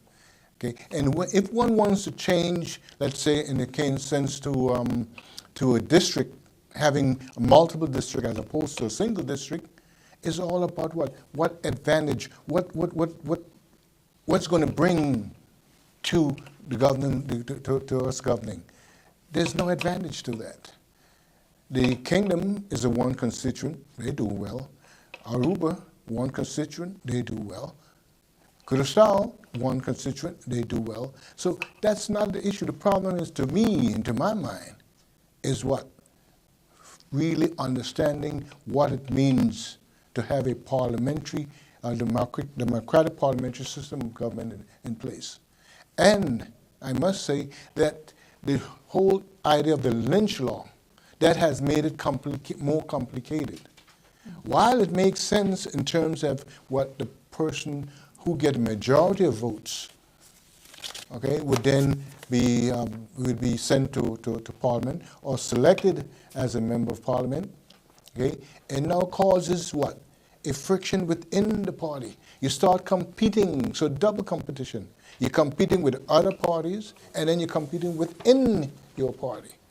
See, you don't see that in the other in Curaçao or Aruba or even the Netherlands. They are appointed based on their position on the list. Yeah, and I should add to that.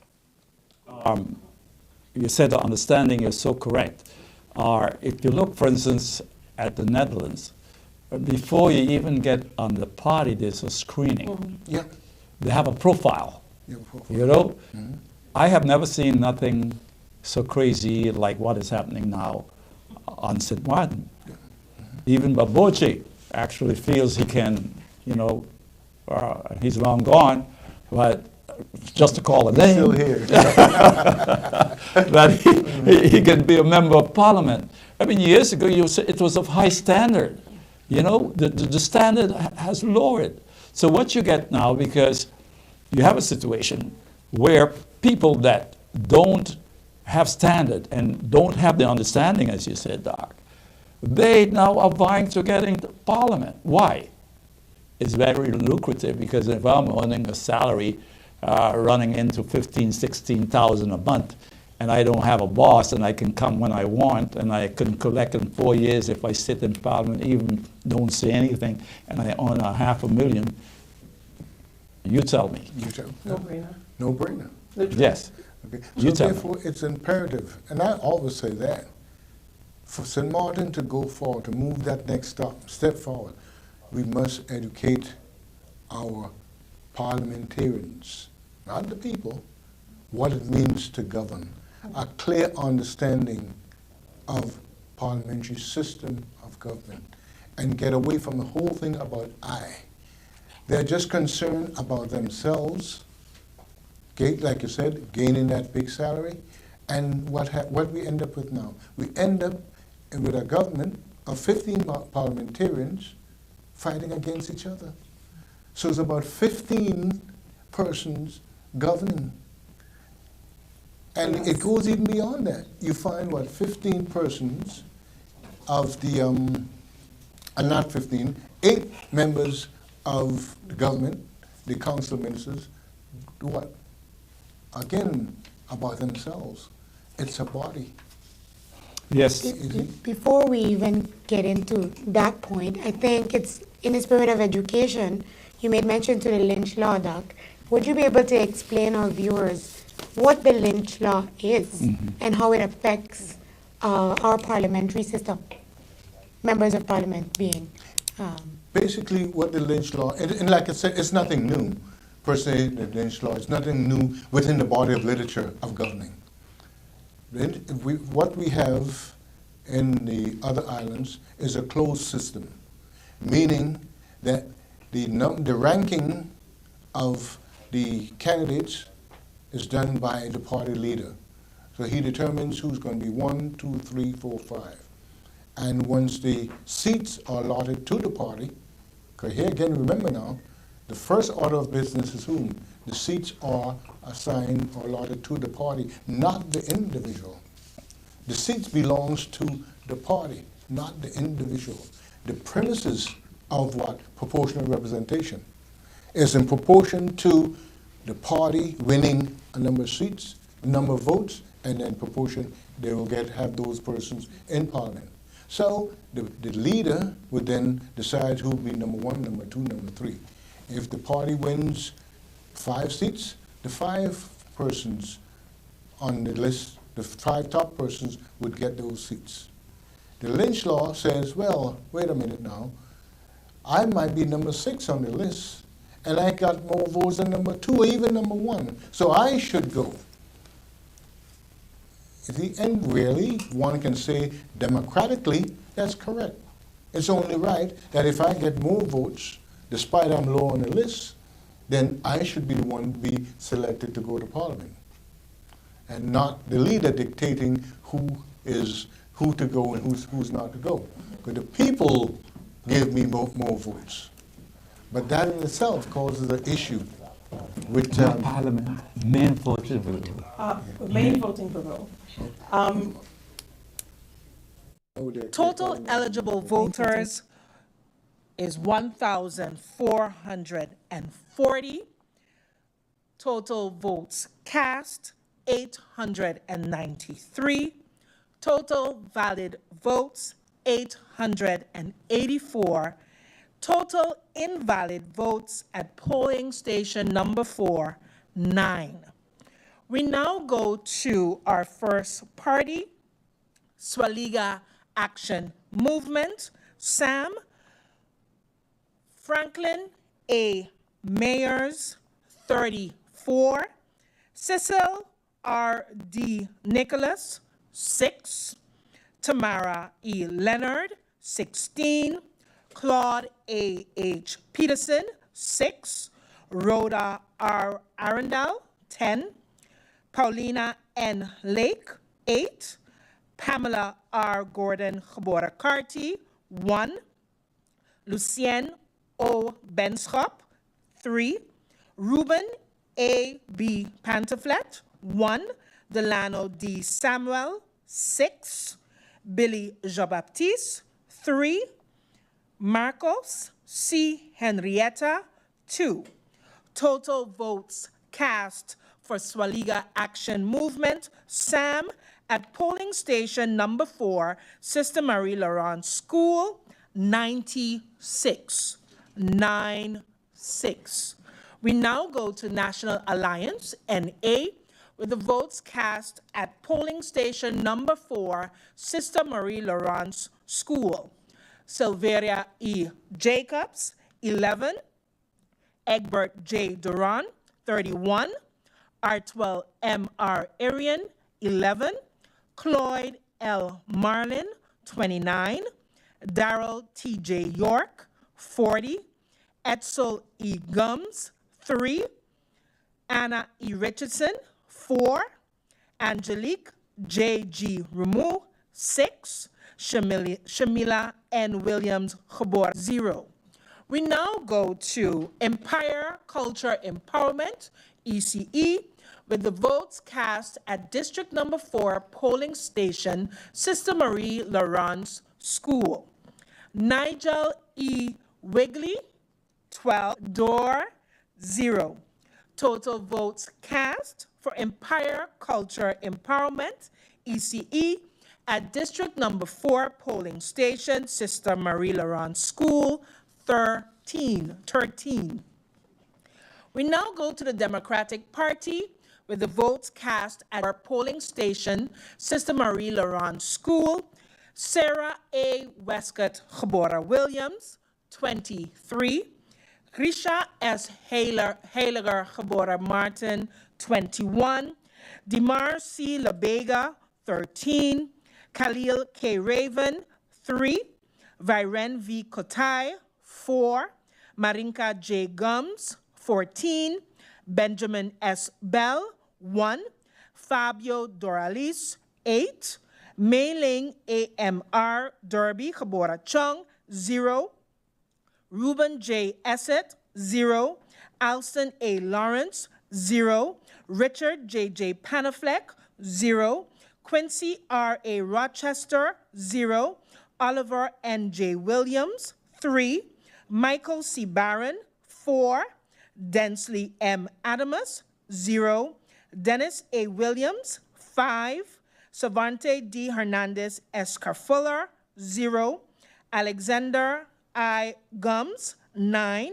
Ingrid A. Grell-𝒂𝒏𝒄𝒉 Davis, 0. Laurel B. Cozier, 0. Patricia A. Flanders, 2.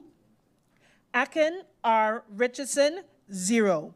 Total votes cast for Democratic Party, DP, at polling station number 4, Sister Marie Laurent School, 110. 110. We now go to Kwalichi Movement for Change, OMC, with the results from District number 4, Sister Marie Laurent School.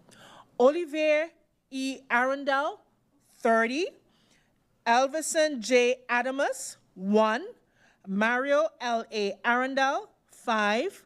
Lisa L. Alexander, 0. Louisa R. Lake, 2. Cleveland J. Codrington, 6. Edward S. Arundel, 0. Farley R. Elshot, 2. Samuel V. Caceres, 9. Daniel Jean, 1.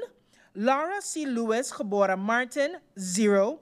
Franklin D. Watson, 0. Bob A. E. Wilkins, 5. Donette T. Lantafort Ferdinand, 0. Aloysius E. F. Proctor, 0. San Francisco E. Lake, 1. Lee A. Blackman, 1. Lawrence L. Lake, 0. Florent Aspelaire, 0. Total OMC casted at Community Wealth, now with the votes cast at District number 4, Sister Marie Laurent School. Christophe T. Emmanuel, 10. Claudius A. Boncamper, 4. Lyndon C.J. Lewis, 39. Keith P. Peter J. Gittins, 5. Giovanni C. Gums, 1. Ryan R.R. James, 1. Mark E. Mantle, 5. Larry E. Hall, 1. Drina I. Lopez, 0. Leandro M. Peterson, 0. Edwin E. Scope, 5. Kimberly K. E. Reyes Prelo, 0. Gerald J. Burnett, 0. Marie Claire G. Langlaise, 0. Louis K. Smith, 0. Gromiko L. N. V. Wilson, 2. Total votes cast for Nation Opportunity Wealth at District Polling Station number 4, Sister Marie Laurent School, 73. 73. We now go to the United People's Party, up, with the votes cast at District number 4, Sister Marie Laurent School. Omar E.C. Utley, 49. Richard F. Gibson, 0. Akeem E. Arundel, 2. Francisco A. La Cruz, 11. Rolando Bryson, 26. Janini Chatelier, 6. Nikhil Kukreja, 0. Addison A. Boston, 15. Richard A. Patrick, 1. Bria S. Christina Sorton, 0. Teddy F. Charlie, 0. Cresburg A. Brown, 4. Shirley Hilaire, 0. Kevin P. Bryan, 9. Martin O. Wilson, 5. S. Natasha Manuela Gebora Gums, 1. Wendell A. Tode, 0. Chanel E. Brownbill, 2. Total votes cast for United People's Party, up, at District number 4 polling station, Sister Marie Laurent School, 131. 131. We now go to Party for Progress, PFP, with the votes cast at District number 4, Sister Marie Laurent School. Melissa D. Gums, 13. Rayan A. Peterson, 27. Ludmila N. L. DeWeaver, 40. Patrice T. Gums, 4. Luciana L. Nichols, 3. Marvio A. Cooks, 2. Jean Zero Blaze, 0. Rosalinda F. Martina, 1. Marlon M. Hodge, 0. David J. Solomon, 0. Solange L. Duncan, 3. Miklos M.C. Peterson, 3.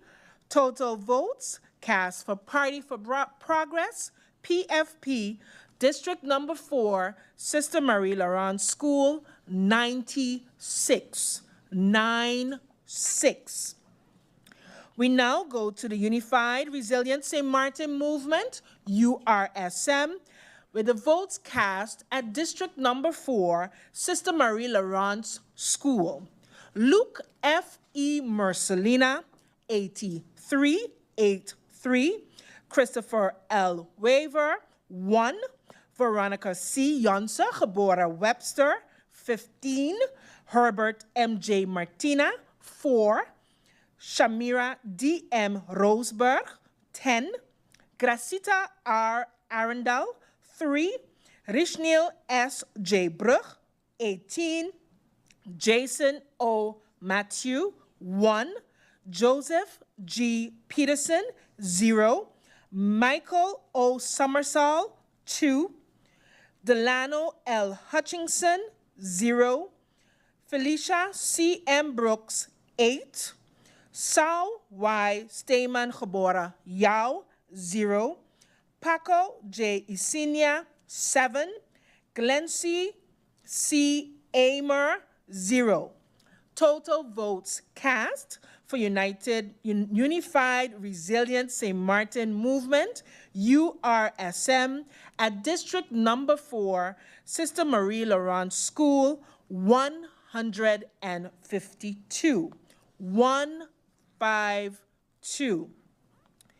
We now have a total of 3,248 votes based on District Number 4, 13, 16, 17, 19, and 20. Total valid votes, 3,215. Total invalid votes, 33. The total votes per party is as follows.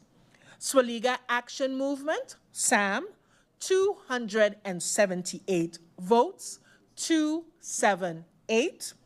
National Alliance, NA, 472 votes, 472.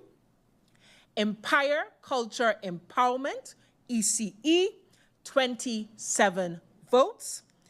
Democratic Party, DP, 514 votes, 514. Qualichi Movement for Change, OMC, 118 votes, 118. Nation Opportunity Wealth, now, 247 votes, 247.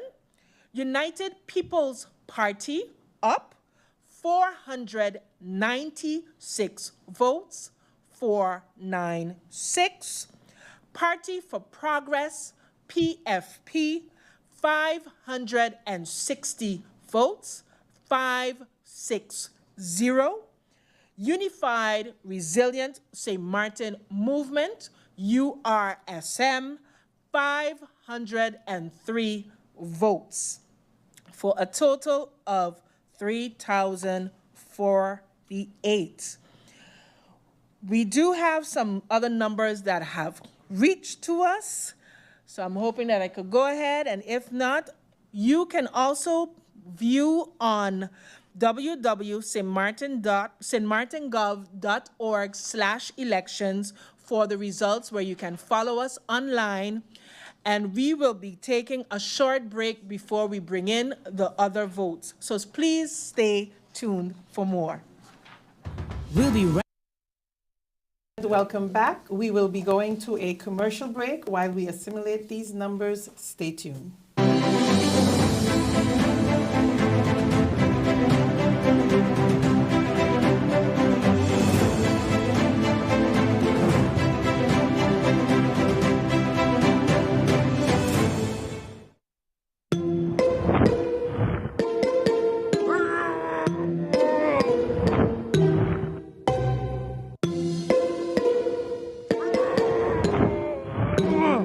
the switch.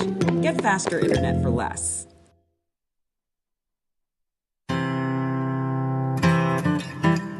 Have you or a loved one been affected by a grave incident caused by a serious crime, accident, or any other serious incident? Are you feeling overwhelmed and in need of support? Victim Support Services St. Maarten is here for you. We provide compassionate assistance to help you navigate services and community supports. You can consult with us on abusive relationships due to domestic and intimate partner violence, human trafficking, and other serious crimes. We help with court claims and offer a shoulder to lean on during difficult time. You don't have to face it alone, so don't. Reach out to Victim Support Services today. Call us at 1-721-587-6477 or email us at victimssupport@justice.gov.sx. Let's see if we can help you rebuild and reclaim your life. Victim Support Services, standing by your side every step of the way. Bold, juicy, beefy, grilled. Flavor this good? It's made by Flame.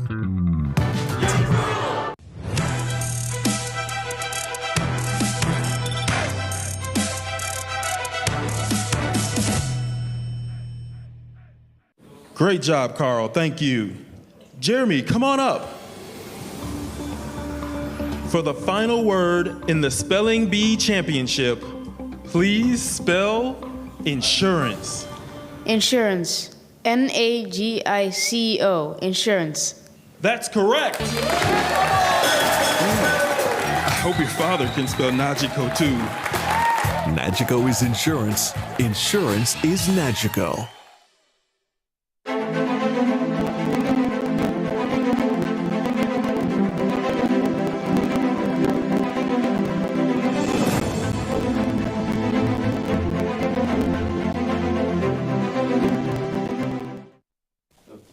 Good night and welcome back to Election Watch St. Maarten Decides August 2024. We have so far the results of 5 voting districts, namely the prison, the St. Maarten home, Simpson Bay, Marie Laurent, and the MAC districts 13, 16, 4, 19, and 20. And so far the results are different than the results from the previous year, election in January, which almost seems like a year ago, but it's just a few months ago. I can't help but notice the difference where we are now versus where we were then, and the general expectations. Although is it still too early to say? Yes, still too early to tell. But one thing we can say, and it doesn't look too good for National Alliance. National Alliance has been basically dominant in this district for some time. Mm-hmm. And in fact, last election, they were able to garner 226 votes. Now they only got, 150. So their dominance within District 4. The Sister Marie Laurent School. Yeah, is no longer. And USM is now the dominant party of that district. In the last election, they got 134 votes. Mm-hmm. But again, clearly see, moving from 226 to 150, that's a big decrease in terms of the votes that they have gotten in District 4. It's also interesting to take into consideration the correlation between the number of voter turnouts and how that has also dropped in comparison to January. Because in January, we had still more voters that came out to vote versus the number of voters that came out now. No. So that too has also dropped tremendously. So I think that it's safe to say that you can also see some correlation between the number of voters that came out to vote versus the numbers that have dropped. Do you think that it could be, the drop could be, voters that are not aligned with that particular party anymore and decided not to vote, or Do you think that it's just the really strong campaigning that some parties have been doing to acquire new votes? Do you think that the electorate decide, you know what, I am going to switch party lines. I no longer feel as though I can connect with one party, that I will go to another party. What do you attribute that shift to, or can we even at this point? I can say that it's safe to assume that the voters are now switching their alliance. And we can say that clearly if you look at URSM. URSM have not done much in terms of campaigning.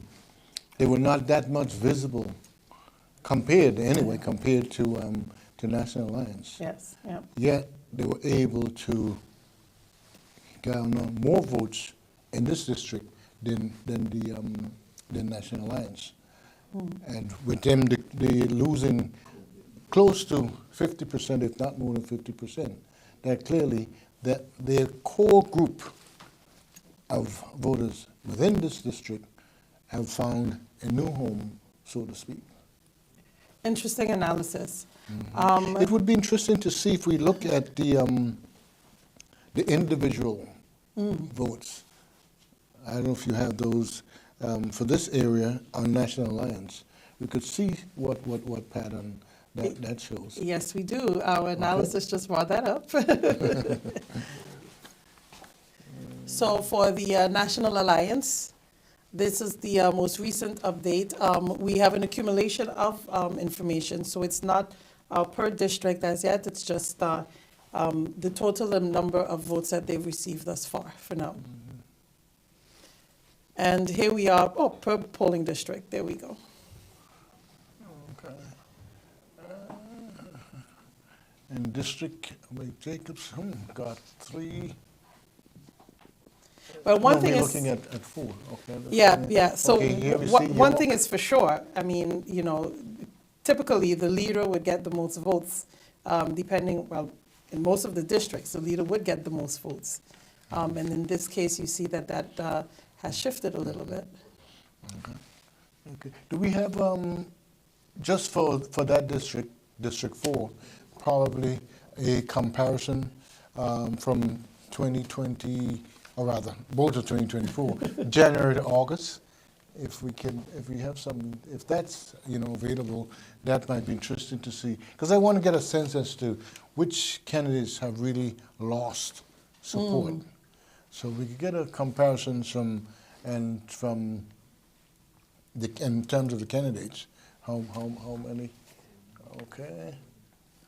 What we have here. Well, while our analysis is going through the different slides with that information, just to update our viewers, so far we've received the results from 5 of the polling stations. And while we are going through those results to see which one of the candidates have lost votes and which one of the candidates have gained votes between January 2024 and August 2024. We have the numbers coming in from the main voting bureau. If you can just stand by and we'll get them on. With poll number 1 and number 17. We will start with polling station number 1, John Larmany Center, that have a total eligible voter list of 937. Votes cast were 575. Total valid votes, 563. Total invalid votes, 12. With a voter turnout of 61.37%. We now go to Swaliga Action Movement, SAM, with their votes cast for District number 1, John Larmany Center. Franklin A. Mayers, 1616. Cecil R. D. Nicholas, 5. Tamara E. Leonard, 5. Claude A. H. Peterson, 0. Rhoda R. Arundel, 1. Paulina N. Lake, 1. Pamela R. Gordon, geboren Carty, 1. Lucien O. Benschop, 0. Ruben A. B. Pantoflet, 4. Delano D. Samuel, 12. Billy Jean-Baptiste, 2. Marcos C. Henrietta, 0. Total votes cast for Swaliga Action Movement, Sam, at District Number 1, John Larmony 7, 47. 47. We now go to National Alliance, NA, with the votes cast at District Number 1, John Larmony Center. Silvera E. Jacobs, 9. Egbert J. Durant, 21. Artwell M.R. Arian, 14. Cloyd L. Marlin, 17. Darrell T.J. York, 10. Edsel E. Gums, 5. Anna E. Richardson, 7. Angelique J.G. Ramu, 8. Shamila N. Williams geboren Webster, 0. Curtis K.W. Thomas, 0. Hyacinth L. Richardson, 8. Alan K. Connor, 0. Shamira P. M. Hernandez, 1. A. Terrence Ray, 1. Ishmael Foster, 0. Louis G. Hurtau, 0. Carlita L. A. Guy, 7. Total votes cast for National Alliance, NA, at District Number 1 polling station, John Larmony Center, 108, 108.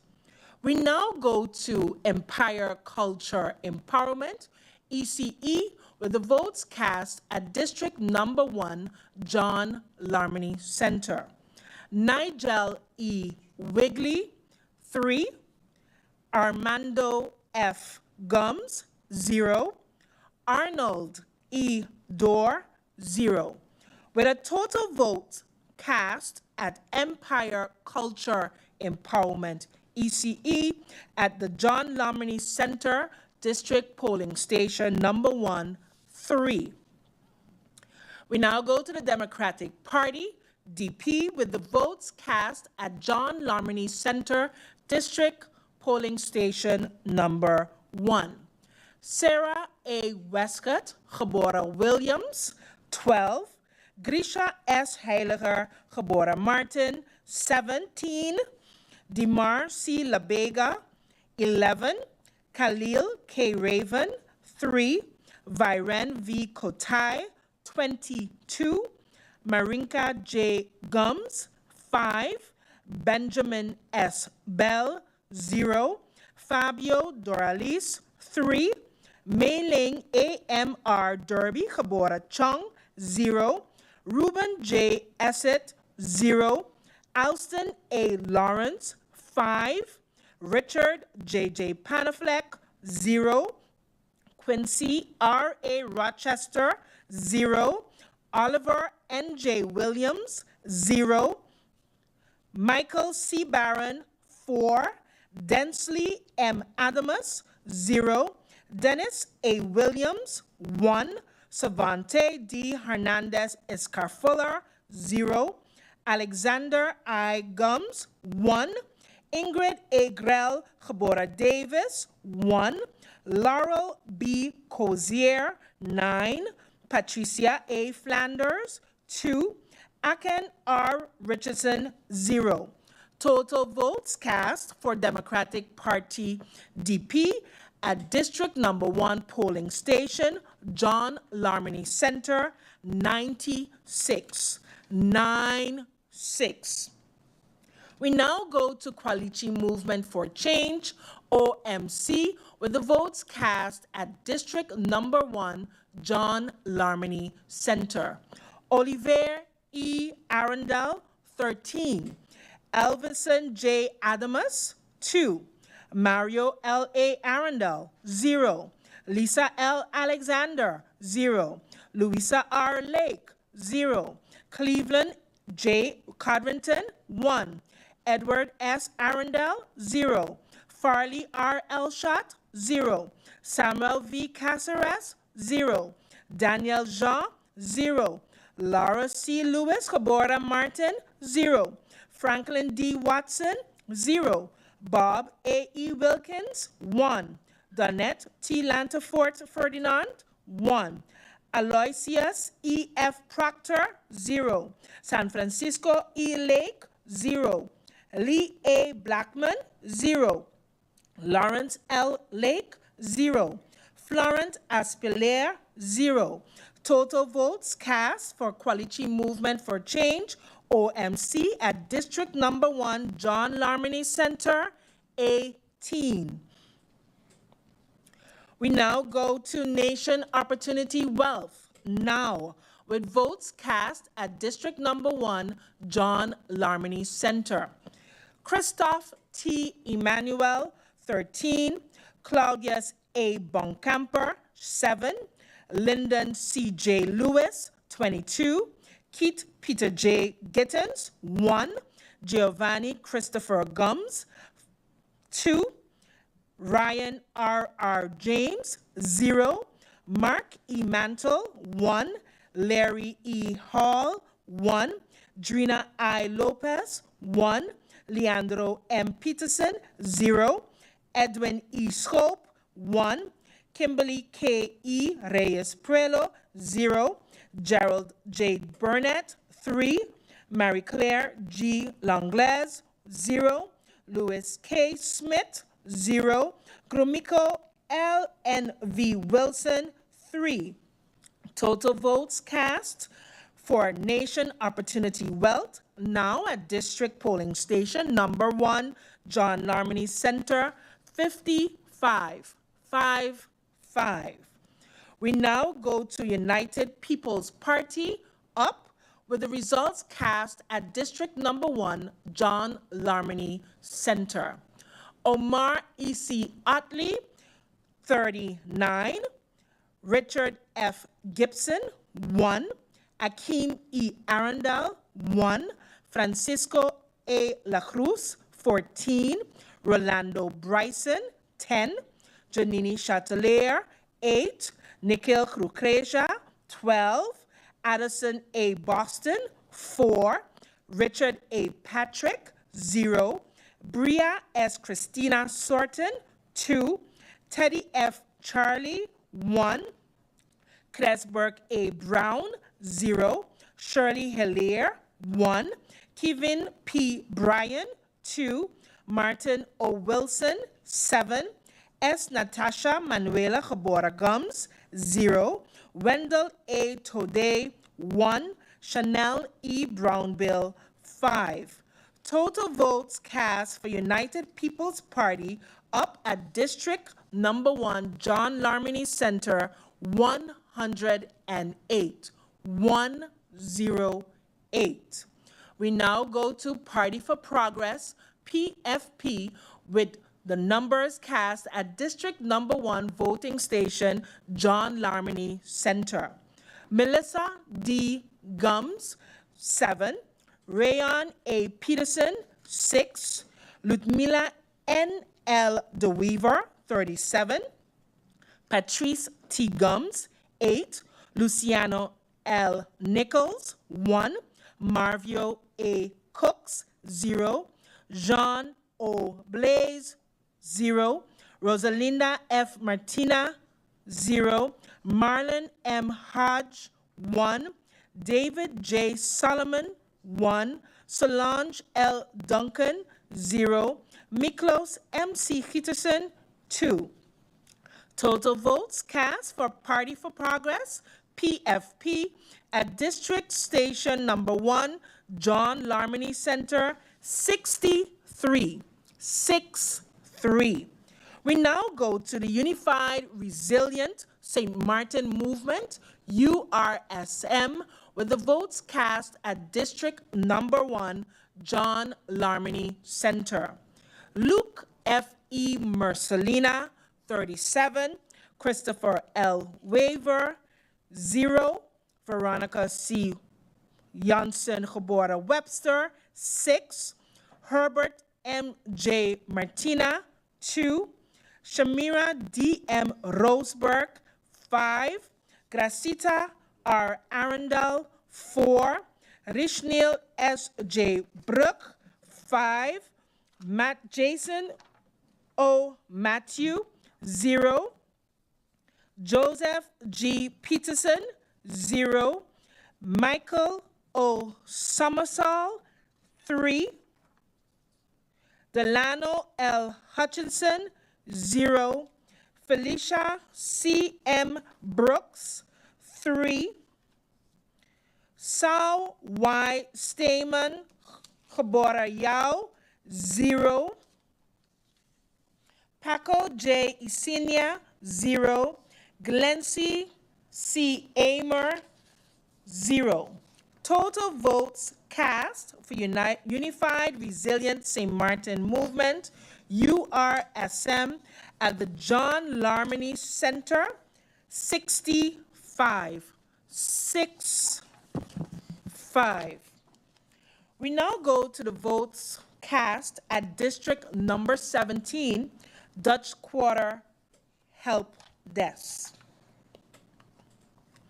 With a total votes cast, with total eligible voters of 506, votes cast were 309, total valid votes 308, total invalid votes 1, with a voter turnout of 61.07%. We now go to Swaliga Action Movement, SAM, and the votes that were cast at District Number 17, Dutch Quarter Help Desk. Franklin A. Mayers, 11. Cecil R. D. Nicholas, 2. Tamara E. Leonard, 6. Claude A. H. Peterson, 0. Rhoda R. Arundel, 6. Paulina N. Lake, 0. Pamela R. Gordon 𝒂𝒄𝒉, 1. Lucien O. Benskop, 0. Ruben A. B. Pantoflet, 0. Delano D. Samuel, 1. Billy Jean-Baptiste, 2. Marcos C. Henrietta, 0. Total votes cast for the Swaliga Action Movement, SAM, at polling station number 17, Dutch Quarter Help Desk, 29. 29. We now go to the National Alliance, NA, with the votes cast at District number 17, Dutch Quarter Help Desk. Sylvia A. Jacobs, 7. Egbert J. Duran, 9. Artwell M. R. Irian, 8. Cloyd L. Marlin, 10. Darrell T. J. York, 9. Edsel E. Gums, 5. Anna E. Richardson, 2. Angelique J. G. Ramu, 2. Shamila N. Williams 𝒂𝒂𝒄𝒉, 3. Curtis K. W. Thomas, 1. Hyacinth L. Richardson, 8. Alan K. Connor, 1. Shamira P. M. Hernandez, 1. A. Terrence Ray, 0. Ishmael Foster, 0. Louis G. Hurtau, 0. Carlita L. Guy, 1. Total votes cast for National Alliance at District number 17, Dutch Quarter Help Desk, 67. 67. We now go to Empire Culture Empowerment, ECE, with the votes cast at District number 17, Dutch Quarter Help Desk. Nigel E. Wigley, 4. Armando Franklin Gums, 0. Arnold E. Dorr, 0. Total votes cast for Empire Culture Empowerment, ECE, at District number 17, Dutch Quarter Help Desk, 4. We now go to the Democratic Party, DP, with vote cast at District Number 17 polling station, Dutch Quarter Help Desk. Sarah A. 𝒚𝒂𝒄𝒉, 14. Grisha S. Heiliger, geboren Maarten, 15. Dimar C. Labega, 1.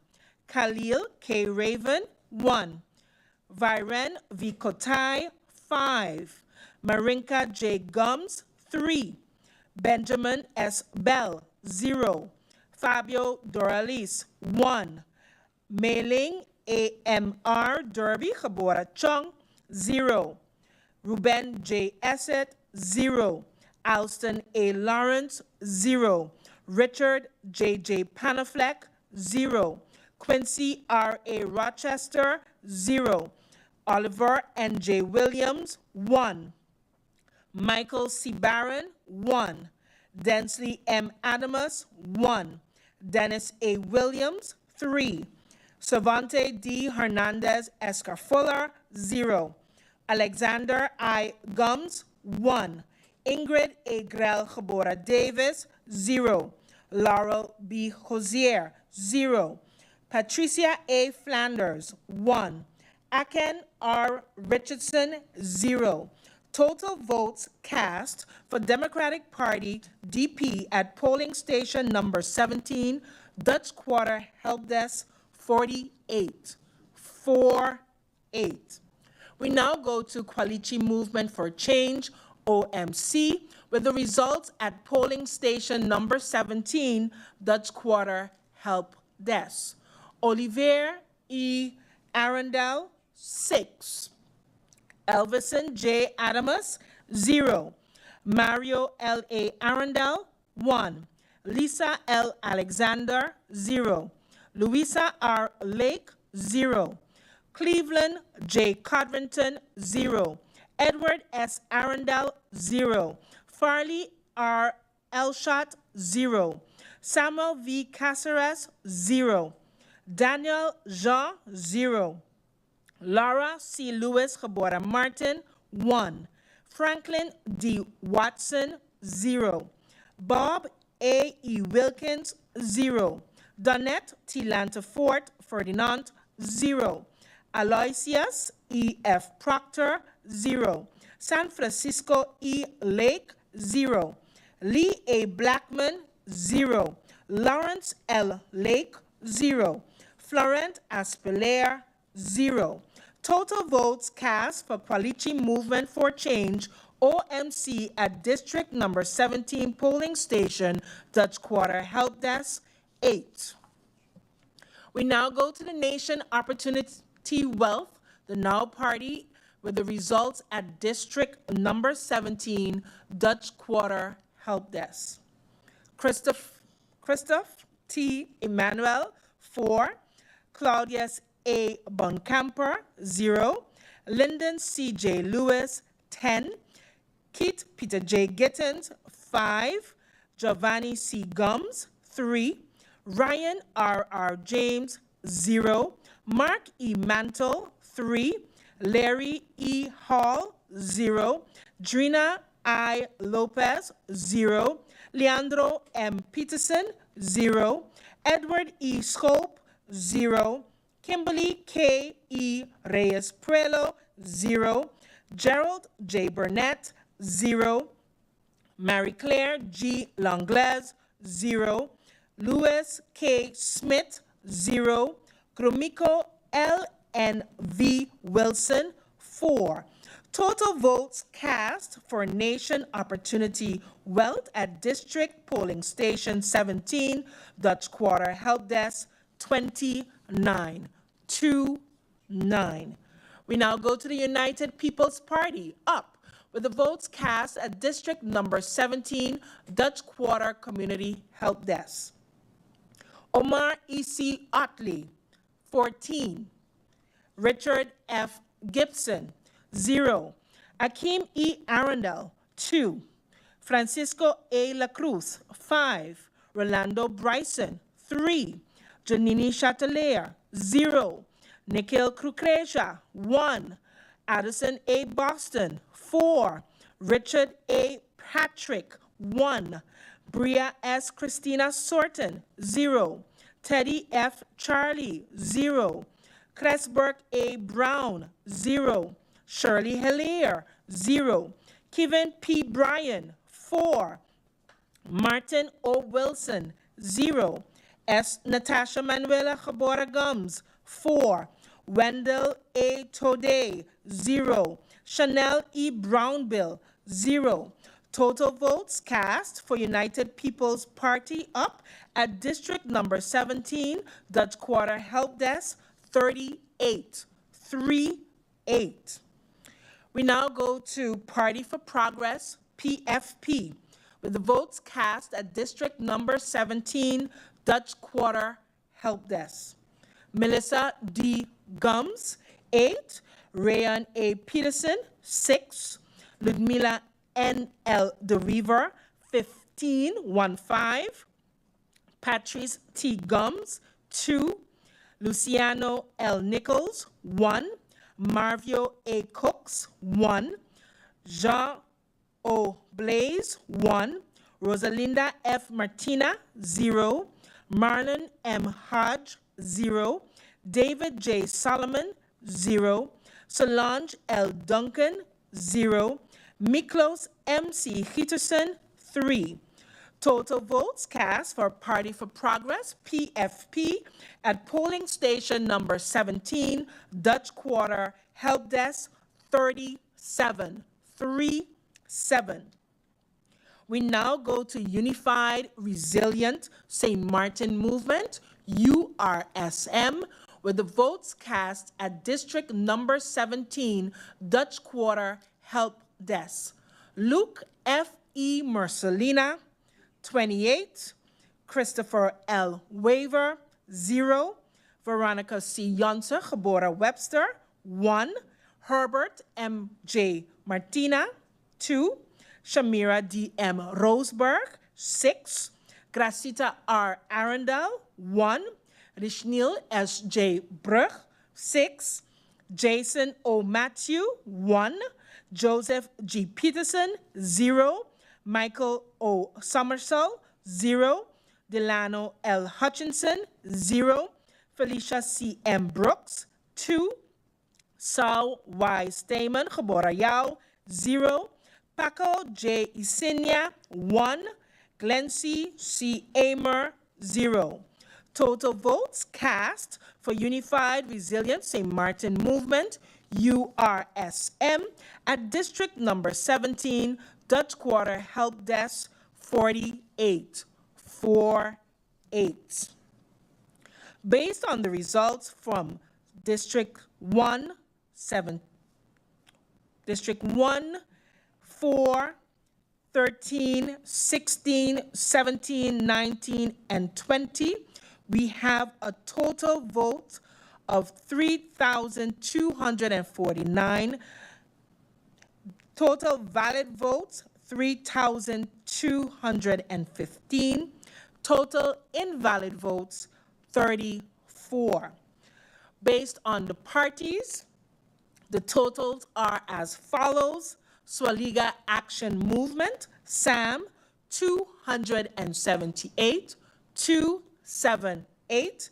National Alliance, NA, 472, 472. Empire Culture Empowerment, ECE, 2727. Democratic Party, DP, 514, 514. Quality Movement for Change, OMC, 118, 118. Nation Opportunity Wealth, NOW, 247, 247. United People's Party, UP, 496, 496. Party for Progress, PFP, 560, 560. Unified Resilient St. Martin Movement, 503 votes. 503. Those are the total.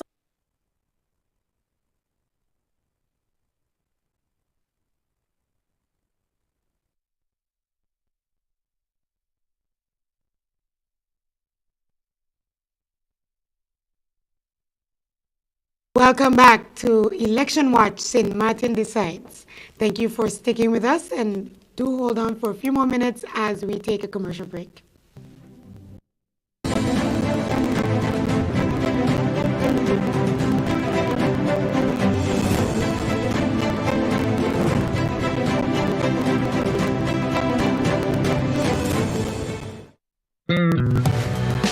Bold, juicy, beefy, grilled. Flavor this good? It's made by Flame.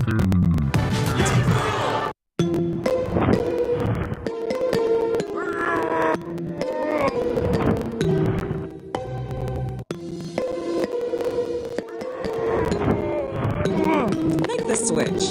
Get faster internet for less.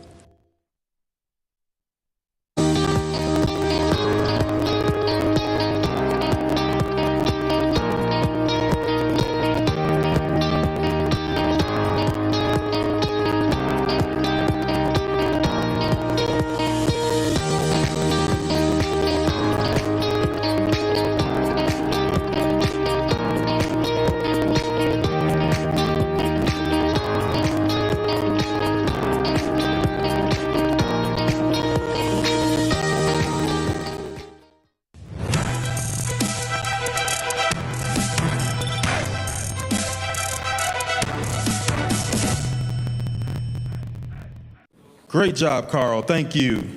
Jeremy, come on up. For the final word in the Spelling Bee Championship, please spell insurance. Insurance. N-A-G-I-C-O. Insurance. That's correct. I hope your father can spell Nagico too. Nagico is insurance. Insurance is Nagico. Bold, juicy, beefy, grilled. Flavor this good? It's made by Flame.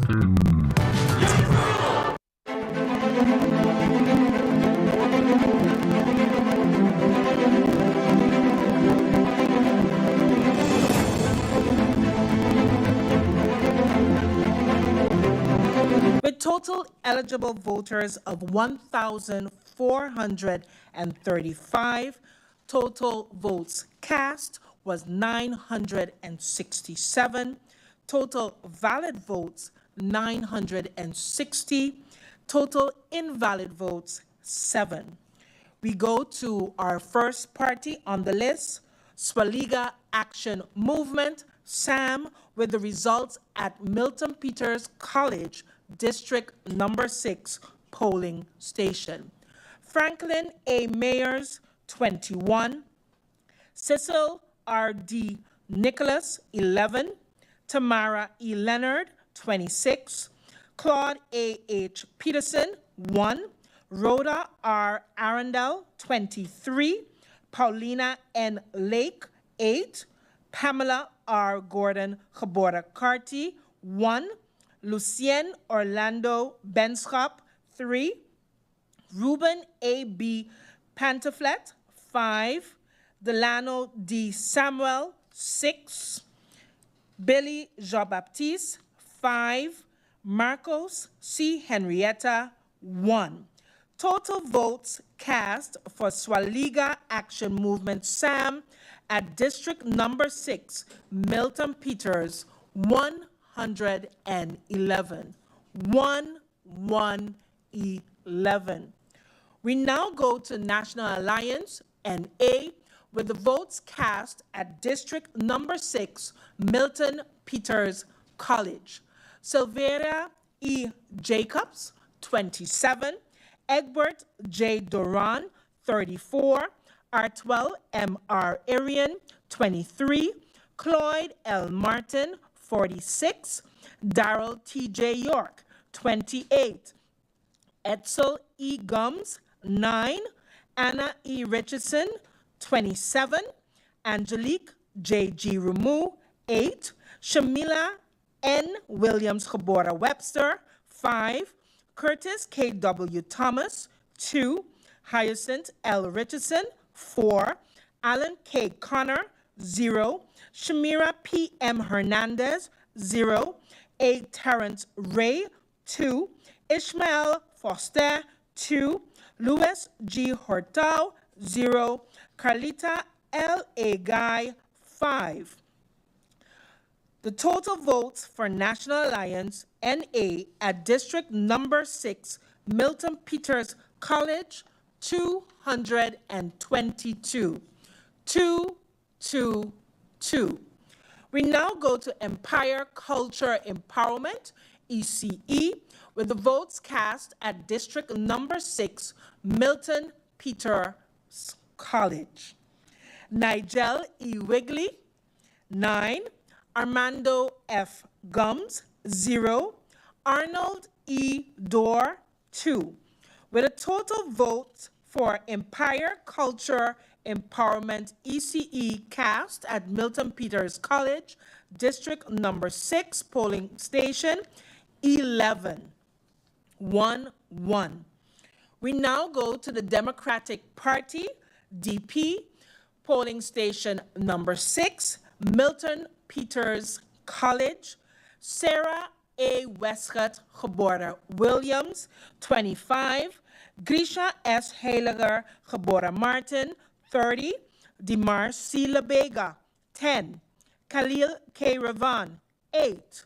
Viren V. Kotai, 8. Maringa J. Gums, 16. Benjamin S. Bell, 2. Fabio Doralis, 1. Mei Ling A.M.R. Derby, Gebora Chung, 4. Ruben J. Esset, 0. Alston A. Lawrence, 0. Richard J.J. Panafleck, 2. Quincy R.A. Rochester, 0. Oliver N.J. Williams, 1. Michael C. Barron, 4. Densley M. Adamus, 2. Dennis A. Williams, 0. Savante D. Hernandez Escarfuller, 0. Alexander I. Gums, 3. Ingrid A. Grell Gebora Davis, 1. Laurel B. Hosier, 0. Patrick A. Flanders, 2. Akin R. Richardson, 0. Total votes cast for Democratic Party, DP, at polling station number 6, Milton Peters College, 119. 119. On to the next, Kwalichi Movement for Change, OMC, with the votes cast at District Number 6, Milton Peters College. Olivier E. Arundel, 25. Elvison J. Adamus, 1. Mario L. A. Arundel, 5. Lisa L. Alexander, 0. Louisa R. Lake, 6. Cleveland J. Codrington, 4. Edward S. Arundel, 0. Farley R. Elshot, 1. Samuel V. Caceres, 1. Daniel Jean, 0. Laura C. Lewis Gebora Maarten, 0. Franklin D. Watson, 0. Bob A. E. Wilkins, 1. Donette T. Lantafort Ferdinand, 0. Aloysius E. F. Proctor, 2. San Francisco E. Lake, 0. Lee A. Blackman, 3. Lawrence L. Lake, 0. Florent Aspelaire, 0. Total votes cast for Kwalichi Movement for Change, OMC, at District Number 6, Milton Peters College, 49. 49. Nation Opportunity Wealth, now. Votes cast at District Number 6, Milton Peters College, is as follows. Christoph T. Emmanuel, 52. 5-2. Claudius A. Boncamper, 11. Lyndon C. J. Lewis, 22. Keith Peter J. Gittins, 2. Giovanni C. Gums, 3. Ryan R. James, 1. Mark E. Mantle, 0. Larry E. Hall, 0. Drina I. Lopez, 0. Leandro M. Peterson, 1. Edward E. Scope, 2. Kimberly K. E. Reyes Prelo, 8. Gerald J. Burnett, 0. Marie Claire G. Langlaise, 0. Louis K. Smith, 5. Gromiko L. N. V. Wilson, 4. Total votes cast for Nation Opportunity Wealth, now at District Number 6, Milton Peters College, 111. 111. We now go to United People's Party, up with the votes cast at District Number 6, Milton Peters College. Omar E.C. Utley, 34. Richard F. Gibson, 3. Akeem E. Arundel, 7. Francisco A. Lacruz, 8. Rolando Bryson, 11. Jonini Chatelier, 3. Nikhil Krukreja, 1. Addison A. Boston, 5. Richard A. Patrick, 0. Bria S. Christina Sorton, 3. Teddy F. Charlie, 2. Cressburg A. Brown, 0. Shirley Hilaire, 0. Kevin P. Bryan, 0. Martin O. Wilson, 0. S. Natasha Manuela Jabora Gums, 3. Wendell A. Today, 5. Chanel E. Brown Bill, 2. Total votes cast for United People's Party, up at District Number 6, Milton Peters College, 87. 87. We now go to Party for Progress, PFP, with the results at District Polling Station Number 6, Milton Peters College. Melissa D. Gums, 24. Rayon A. Peterson, 10. Ludmila N. L. DeWeaver, 30. Patrice T. Gums, 16. Luciano L. Nichols, 4. Marvio A. Cooks, 3. Jean O. Blaze, 4. Rosalinda F. Martina, 0. Marlon M. Hodge, 0. David J. Solomon, 4. Solange L. Duncan, 8. Miklos M. C. Hitterson, 2. Total votes cast for Party for Progress, PFP, at District Polling Station 6, Milton Peters, 105. 105. We now go to Unified Resilient St. Martin Movement, URSM, with the votes cast at District Number 6, Milton Peters College. Luke F. E. Mercelina, 89. Christopher L. Waver, 1. Veronica C. Yonce, Jabora Webster, 9. Herbert M. J. Martina, 2. Shamira D. M. Roseberg, 13. Clasita R. Arundel, 5. Rishnil S. J. Brugh, 7. Jason O. Matthew, 3. Joseph G. Peterson, 0. Michael O. Somersall, 0. Delano L. Hutchinson, 4. Felicia C. M. Brooks, 11. Saul Y. Stayman Jabora Yao, 0. Paco J. Isenia, 1. Glency C. Amer, 0. Total votes cast for Unified Resilient St. Martin Movement, URSM, at District Number 6, Milton Peters College, 145. 145. We now go to District Number 12, Leonard Connor School, and we begin with the Swaliga Action Movement, SAM. Franklin A. Mayers, 13. Cecil R. D. Nicholas, 10. Tamara E. Leonard, 9. Claude A.H. Peterson, 1. Rhoda R. Arundel, 1. Paulina N. Lake, 0. Pamela R. Gordon, 𝒂𝒏𝒈𝒕𝒉𝒆𝒏𝒊𝒏𝒈, 1.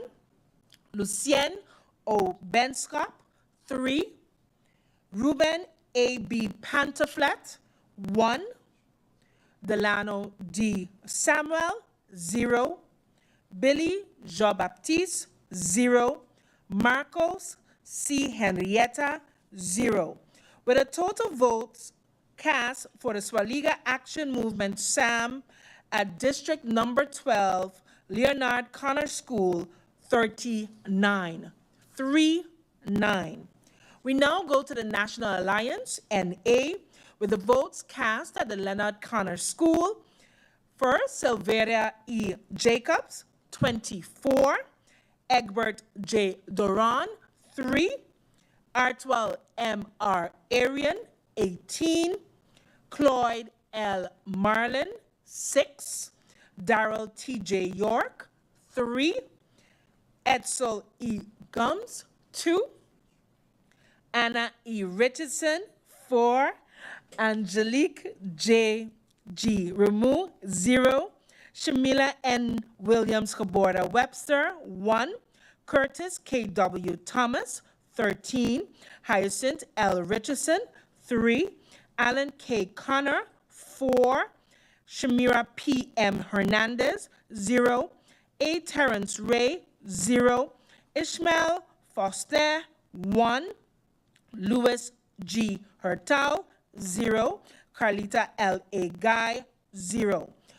With a total votes cast for National Alliance, NA, at District Polling Station Number 12, Leonard Connor School, 82.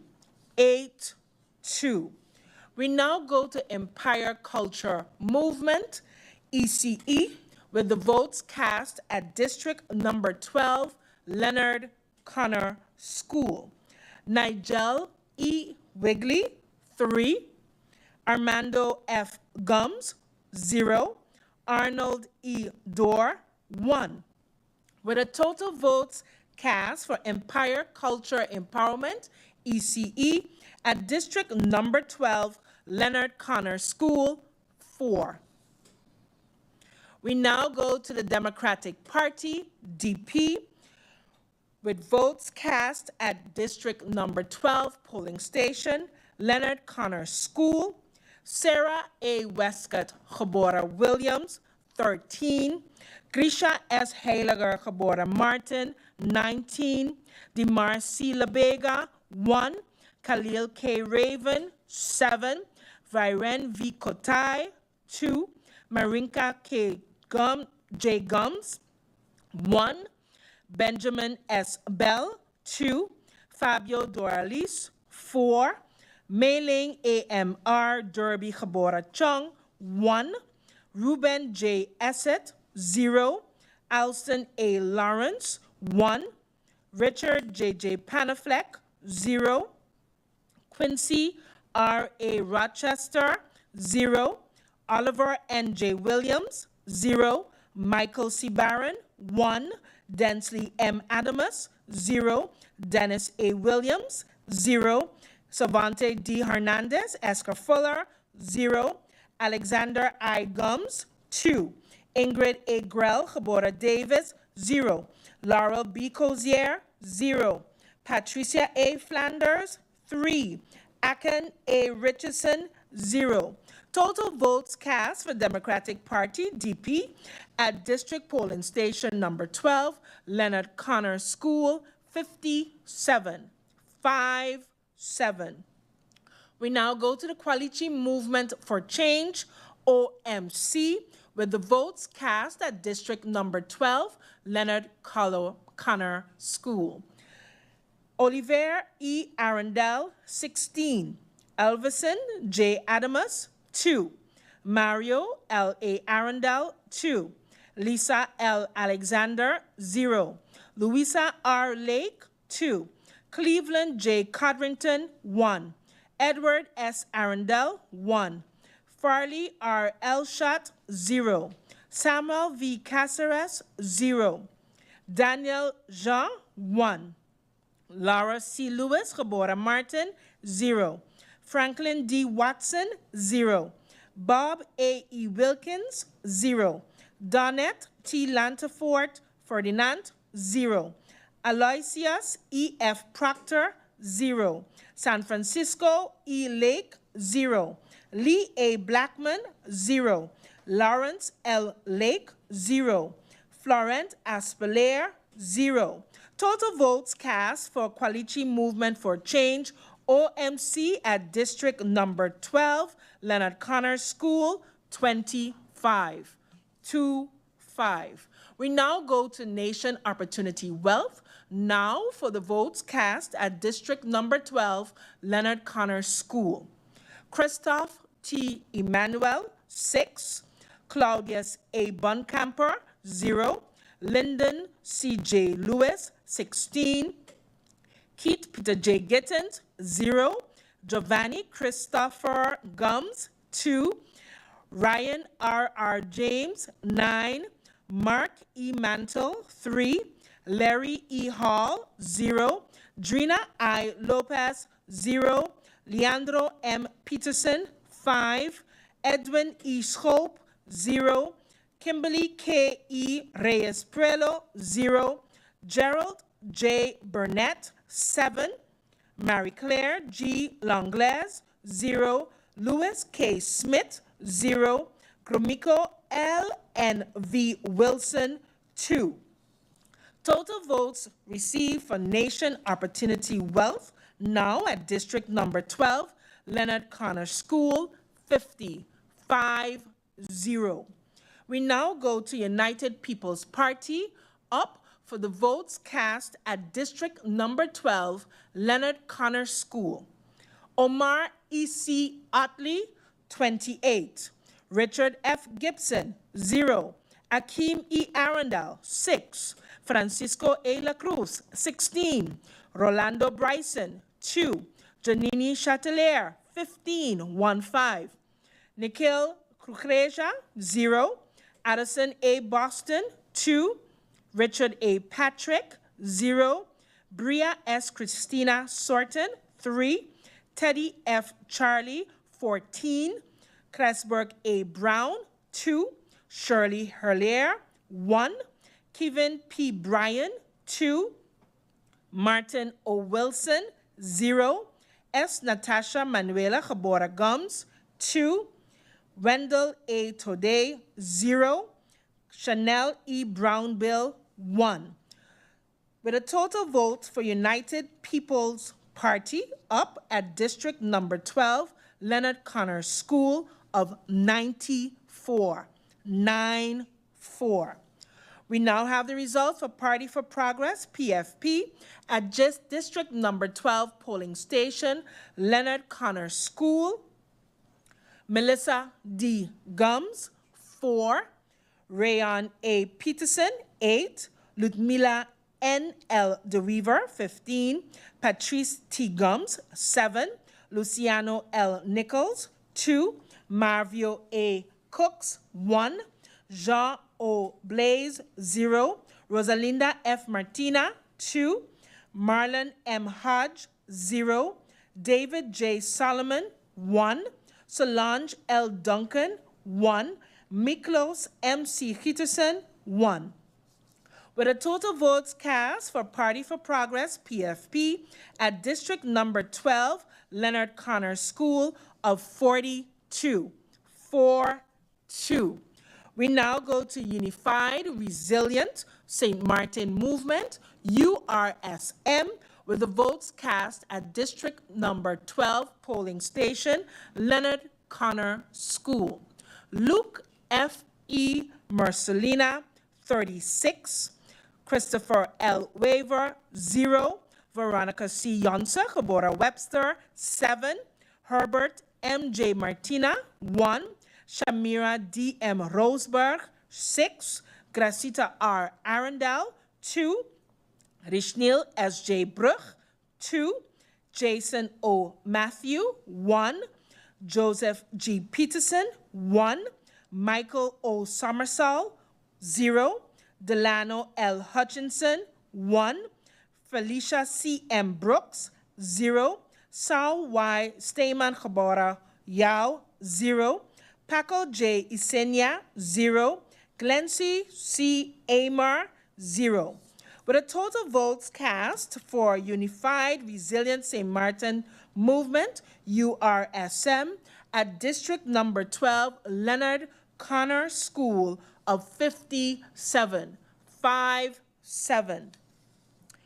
We now have the totals for District Number 1, 4, 6, 12, 13, 16, 17, 19, and 20, which totals 4,672. Total valid votes, 4,625. Total invalid votes, 47. Total votes per party is as follows. Swaliga Action Movement, SAM, 428, 428. National Alliance, NA, 776, 776. Empire Culture Empowerment, ECE, 42, 42. Democratic Party, DP, 690 votes, 690. Quality Movement for Change, OMC, 192, 192. Nation Opportunity Wealth, now, 408, 408. United People's Party, up, 677, 677. Party for Progress, PFP, 707 votes, 707. Unified Resilient St. Maarten Movement, 705. That's the totals thus far for John Larmony Center, number 1, number 4, 6, 12, 13, 16, 17, 19, and 20. In a few minutes, we'll be coming right back to you with some more results. Stay tuned.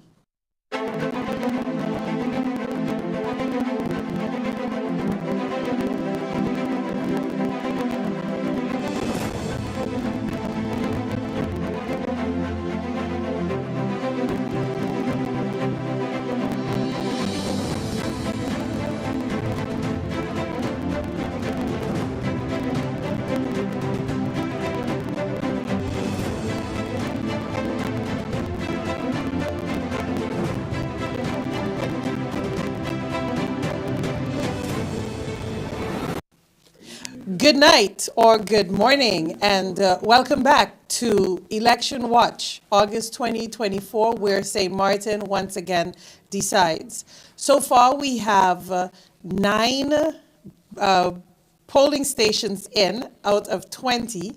We have 11 more to go, and I must say that this is much better than the previous election back in January of 2024, where we can see from the last time that we were together till now, with the additional polls in, that there has been a very interesting shift in the number of votes that have been allotted to the various parties, and the party that's right now in the lead.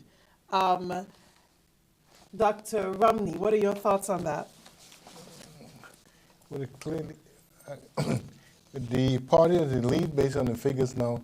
You're seeing that the National Alliance is in lead with 16%, followed by Party for Progress and the URSM.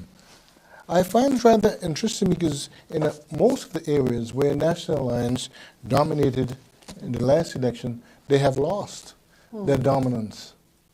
but rather they're still holding on and Still they're keeping moving on. strong. Keeping Interesting. strong. Yeah. Yes, indeed. I believe that also we have quite some interesting figures when it comes to the individual candidates for the various parties. And we can see that some of those candidates have outshined even the party leaders. We think about so far, we have the Party for Progress. We have 𝒚𝒂𝒄𝒉 with 241 votes. And we also have with the National Alliance, Egbert Gerandi Duran with 130 votes. The Democratic Party, Grisha Heiliger Maarten with 180 votes. From the Now Party, Lyndon C. Lewis Jr. with 140 votes as well.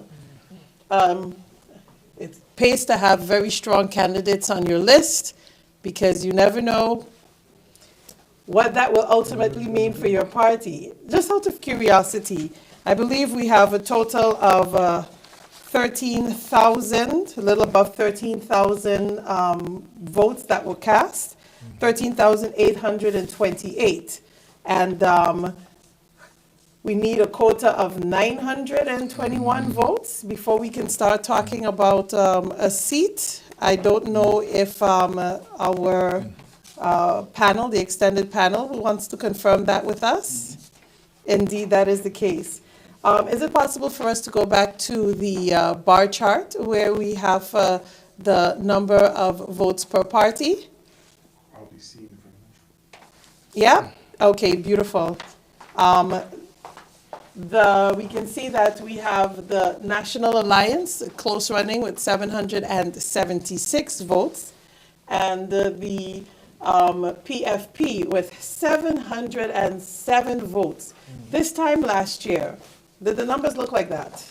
I don't think so. From my recollection, they were not that close. Yeah. Particularly in the upper brackets, they were not that close. And we can see here now that National Alliance is getting close to winning the first seat of the night. Yes, so yes. that's rather interesting to see how that goes. He's pretty much close to winning the first seat, and probably followed by PFP winning the second seat of the night. But I guess we still have quite a number of different districts need to come in, and these are the big ones, so to speak. Yes, yes. These are the big ones, so to speak. So, what's amazing that we're seeing that there's a steady flow of polls coming in, and much better than 8 months ago? Yes. Much more than 8 months ago. Yes. Hats off, kudos to the main voting bureau for really stepping up and fixing those challenges that we had back in January. I think that we're looking at going home before the break of dawn. The cautiously optimistic, we say? Yeah, we're still cautiously optimistic. Still cautiously optimistic. And too early to call. And still too early to call. Too early indeed. But still, I must say that a lot of the information that we've gotten so far is quite interesting. And we've seen a shift, with every station that comes out. At this point, it's anybody's call for who would get those seats, those 15 coveted seats. But yeah, so can we maybe go back to the slide where we have all of the parties and, the numbers, the percentages for each party, the number of votes they received, what that percentage entails. Thank you so very much. So here we see that this is a better depiction of it. So the National Alliance is leading with 16.8% of the votes thus far. I don't know, somehow I think that by this time with the previous election, we're looking at a lot of different results. And I know it's still too early, and I would really like to know what the other panelists have to say. I know that in the past, we had a little bet as to where we see the election going, how many seats we would allocate to the various parties. I know during our discussions preparing for this, we were very careful with giving our predictions. We thought that the population, they were very undecided. They weren't talking much, and it was really hard to gauge where we were as far as which party would get that dominance. But after 9 polls, what do you think? What do you think our electorate? Where are they swaying to? Are they gonna change things up a little bit? Are we looking at multiple coalition? Are we looking at 2 strong parties? Are we looking at 3 strong parties? Do you have any thoughts about where we're going? I'll take Dr. Romney's cautiously optimistic statement and use it as well. I think it's still quite early to tell, but I do think the population has decided thus far what their actual outcome will be. We look forward to seeing some of the bigger polling stations come in.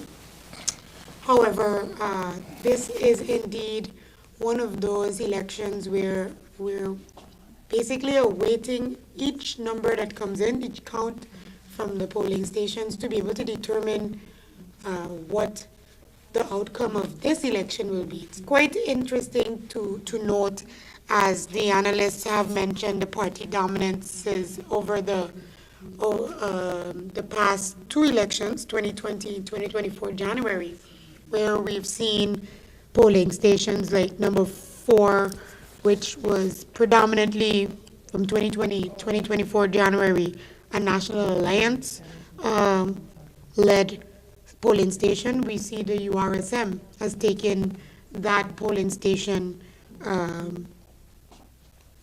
We've seen also by polling station 13, where Party for Progress has held that polling station.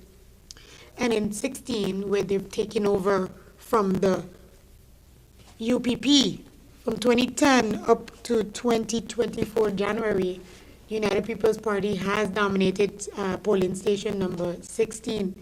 So like I'm saying, we're seeing some changes, but we're also seeing some holding of some dominance in certain places, certain polling stations. So we are waiting cautiously, optimistically awaiting the outcomes of all right, and we're moving on to the main voting bureau for another polling station's results. Stay tuned.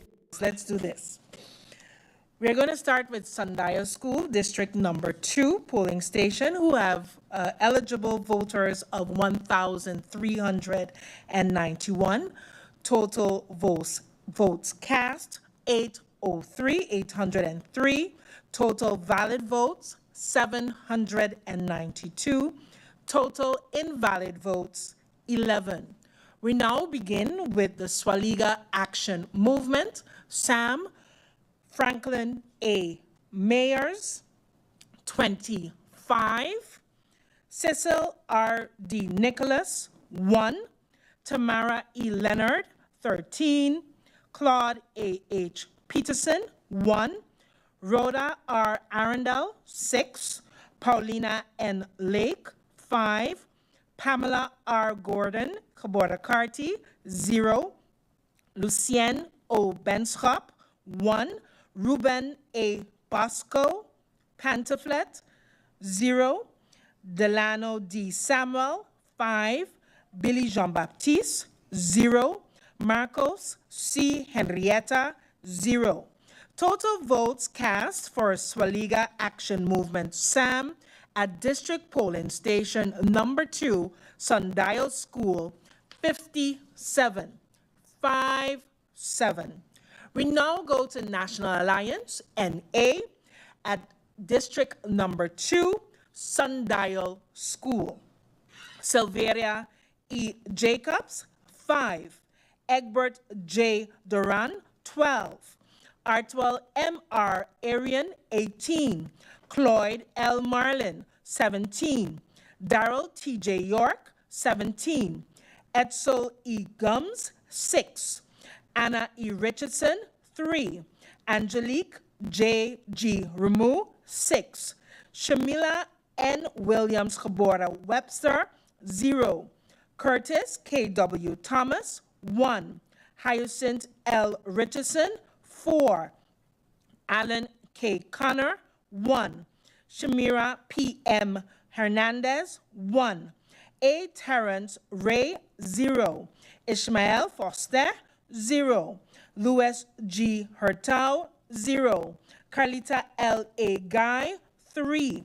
Total votes cast for National Alliance, NA at District Polling Stations number 2, Sundial School, 94. 94. We now go to Empire Culture Empowerment, ECE, with the results at polling station number 2, Sundial School. Nigel E. Wigley, 5. Armando F. Gums, 0. Arnold E. Dorr, 0. With a total votes cast for Empire Culture Empowerment, ECE, at polling station number 2, Sundial School, 5. We go on to the Democratic Party, DP, with the votes cast at district number 2, Sundial School. Sarah A. Westcott, Gebora Williams, 11. Grisha S. Heiliger, Gebora Maarten, 34. Dimar C. Labega, 7. Khalil K. Raven, 4. Viren V. Kotai, 61. Marinka J. Gums, 13. Benjamin S. Bell, 2. Fabio Doralis, 1. Mailing AMR Derby Gebora Chung, 2. Ruben J. Esset, 0. Alston A. Lawrence, 1. Richard J.J. Panafleck, 2. Quincy R. A. Rochester, 0. Oliver N.J. Williams, 0. Michael C. Barron, 1. Densley M. Adamus, 1. Dennis A. Williams, 1. Savante D. Hernandez Escar Fuller, 0. Alexander I. Gums, 0. Ingrid A. Grell Gebora Davis, 0. Laurel B. Cozier, 1. Patricia A. Flanders, 3.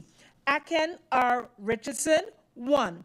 Total votes cast for Democratic Party, DP, at polling station number 2, Sundial School, 146. 146. We now go on to Quality Movement for Change, OMC, with the votes cast at district number 2, Sundial School. Olivier E. Arundel, 33. Elvison J. Adamus, 1. Mario L. A. Arundel, 1. Lisa L. Alexander, 0. Louisa R. Lake, 0. Cleveland J. Codrington, 0. Edward S. Arundel, 0. Farley R. Elshot, 0. Samuel V. Caceres, 0. Danielle Jean, 0. Laura C. Lewis Gebora Maarten, 4. Franklin D. Watson, 0. Bob A. E. Wilkins, 5. Donette T. Lantafort Ferdinand, 0. Aloysius E. F. Proctor, 0. San Francisco E. Lake, 0. Lee A. Blackman, 0. Lawrence L. Lake, 0. Florent Aspelaire, 0. Total votes cast for Quality Movement for Change, OMC, at district number 2 polling station, Sundial School, 44. 44. We now go on to the Nation Opportunity Wealth for their votes received at Sundial School District Polling Station number 2. Christoph T. Emmanuel, 4. Claudius A. Boncamper, 7. Lyndon C.J. Lewis, 16. Keith Peter J. Gittins, 5. Giovanni C. Gums, 4. Ryan R. James, 0. Mark E. Mantle, 2. Larry Eastmore Hall, 7. Drina I. Lopez, 2. Leandro M. Peterson, 0. Edwin E. Scope, 0. Kimberly K. E. Reyes Prelo, 0. Gerald J. Burnett, 0. Marie Claire Gwendolyn Langlaise, 0. Louis K. Smith, 0. Gromiko L. N. V. Wilson, 3. Total votes cast for Nation Opportunity Wealth, now at polling station number 2, Sundial School, 50. 5-0. We now go to United People's Party, up with the results from polling station number 2, Sundial School. Omar E.C. Otley, 28. Richard F. Gibson, 3. Akeem E. Arundel, 3. Francisco A. La Cruz, 10. Rolando Bryson, 7. Janini Chatelier, 0. Nikhil Kukreja, 26. Addison A. Boston, 7. Richard A. Patrick, 1.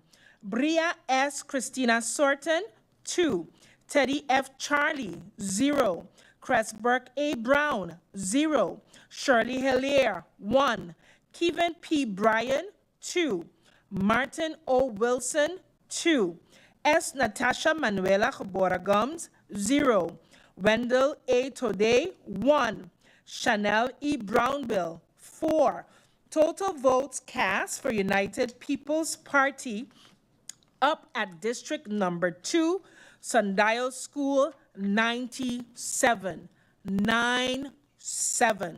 We now go on to Party for Progress, PFP, with the total votes cast at district number 2 polling station, Sundial School. Melissa D. Gums, 25. Rayon A. Peterson, 15. Ludmila N. L. DeWeaver, 71. Patrice T. Gums, 17. Luciano L. Nichols, 3. Marvio A. Cooks, 4. Jean O. Blaze, 0. Rosalinda F. Martina, 0. Marlon M. Hodge, 0. David J. Solomon, 6. Solange L. Duncan, 4. Miklos M.C. Hitterson, 5. Total votes cast for Party for Progress, PFP, at polling station number 2, Sundial School, 150. 150. We now go to Unified Resilient St. Martin Movement, URSM, with the results at polling station number 2, Sundial School. Luke F.E. Mercelina, 77. Christopher L. Waver, 4. Veronica C. Yonsa, Gebora Webster, 6. Herbert M.J. Martina, 1. Shamira D. M. Roseberg, 9. Gracita R. Arundel, 3. Rishnil S. J. Brug, 40. Jason O. Matthew, 0. Joseph G. Peterson, 0. Michael O. Somersall, 0. Delano L. Hutchinson, 0. Felicia C. M. Brooks, 0. Saul Y. Stamer, Gebora Yao, 1. Paco J. Isenia, 3. Glenn C. Amer, 5. Total votes cast for the Unified Resilient St. Martin Movement, URSM, at District Polling Station number 2, Sundial School, 149. 149. We now go to polling station number 5, Dutch Quarter Community Center. The Dutch Quarter Community Center has 1,434 eligible voters. Total votes cast were 853. Total valid votes, 837. Total invalid votes, 16. We now begin with the Swaliga Action Movement, SAM, with the votes received at the polling station number 5, Dutch Quarter Community Center. Franklin A. Mayers, 17. Cecil R. D. Nicholas, 4. Tamara E. Leonard, 13. Claude A. H. Peterson, 0. Rhoda R. Arundel, 3. Paulina N. Lake, 5. Pamela R. Gordon, 𝒐𝒏𝒈𝒕𝒉𝒆𝒏𝒊𝒏𝒈, 2. Lucienne O. 𝒐𝒐𝒏𝒈𝒕𝒉𝒆𝒏𝒊𝒏𝒈, 3. Ruben A. B. Pantaflat, 3. Delano Denzel Samuel, 3. Billy Jean-Baptiste, 5. Marcos C. Henrietta, 0. Total votes received for the Swaliga Action Movement SAM at the Dutch Quarter Community Center, District number 5, 58 votes. 58 votes. We now go to the National Alliance, NA, with the votes received at District Polling Station number 5, Dutch Quarter Community Center. Silvera E. Jacobs, 8. Egbert J. Doran, 15. Artwell M. R. Irian, 28. Cloyd L. Marlin, 7. Darrell T. J. York, 10. Edsel E. Gums, 22. Anna E. Richardson, 5. Angelique J. G. Ramu, 4. Shamila N. Williams, 𝒐𝒏𝒈𝒄𝒉, 33. Curtis K. W. Thomas, 0. Hyacinth L. Richardson, 2. Alan K. Connor, 3. Shamira P. M. Hernandez, 0. A. Terrence Ray, 1. Ishmael Foster, 1. Louis G. Hurtau, 1. Carlita L. A. Guy, 5. Total votes received for National Alliance, NA, at polling district number 5, Dutch Quarter Community Center, 145. 145. We now go to the results for Empire Culture Empowerment, ECE, at District Polling Station number 5, Dutch Quarter Community Center. Nigel E. Wigley, 13. Armando Franklin Gums, 0. Arnold E. Dorr, 0. Total votes received for Empire Culture Empowerment, ECE, at polling station number 5, Dutch Quarter Community Center, 13. 1-3. We now go to the Democratic Party, DP, with the votes received at polling station number 5, Dutch Quarter Community Center. Sarah A. Westcott, 𝒐𝒏𝒈𝒄𝒉, 20. Grisha S. Heiliger, 𝒐𝒏𝒈𝒄𝒉, 22. Dimar C. Labega, 3. Khalil K. Raven, 8. Viren V. Kotai, 10. Marinka J. Gums, 9. Benjamin S. Bell, 4. Fabio Doralice, 0. Mei-Ling A.M.R. Derby 𝒐𝒏𝒈𝒄𝒉, 0. Ruben J. Essett, 1. Alston A. Lawrence, 0. Richard J.J. Panafleck, 1. Quincy R. A. Rochester, 0. Oliver N.J. Williams, 0. Michael C. Barron, 8. Densley M. Adamus, 0. Dennis A. Williams, 2. Savante De Hernandez Escarfola, 0. Alexander I. Gums, 3. Ingrid A. Grell 𝒐𝒏𝒈𝒄𝒉 Davis, 0. Laurel B. Hosier, 0. Patricia A. Flanders, 3. Aken R. Richardson, 0. Total votes received for the Democratic Party, DP, at polling station number 5, Dutch Quarter Community Center, 94. 9-4. We now have the results of Quality Movement for Change, OMC, at District Polling Station number 5, Dutch Quarter Community Center. Olivier E. Arundel, 31. Elvison J. Adamus, 0. Mario L.A. Arundel, 2. Lisa L. Alexander, 1. Louisa R. Lake, 1. Cleveland J. Codrington, 0. Edward S. Arundel, 0. Farley R. Elshot, 0. Samuel V. Caceres, 3. Daniel Jean, 1. Laura C. Lewis Gebora Martin, 0. Franklin D. Watson, 0.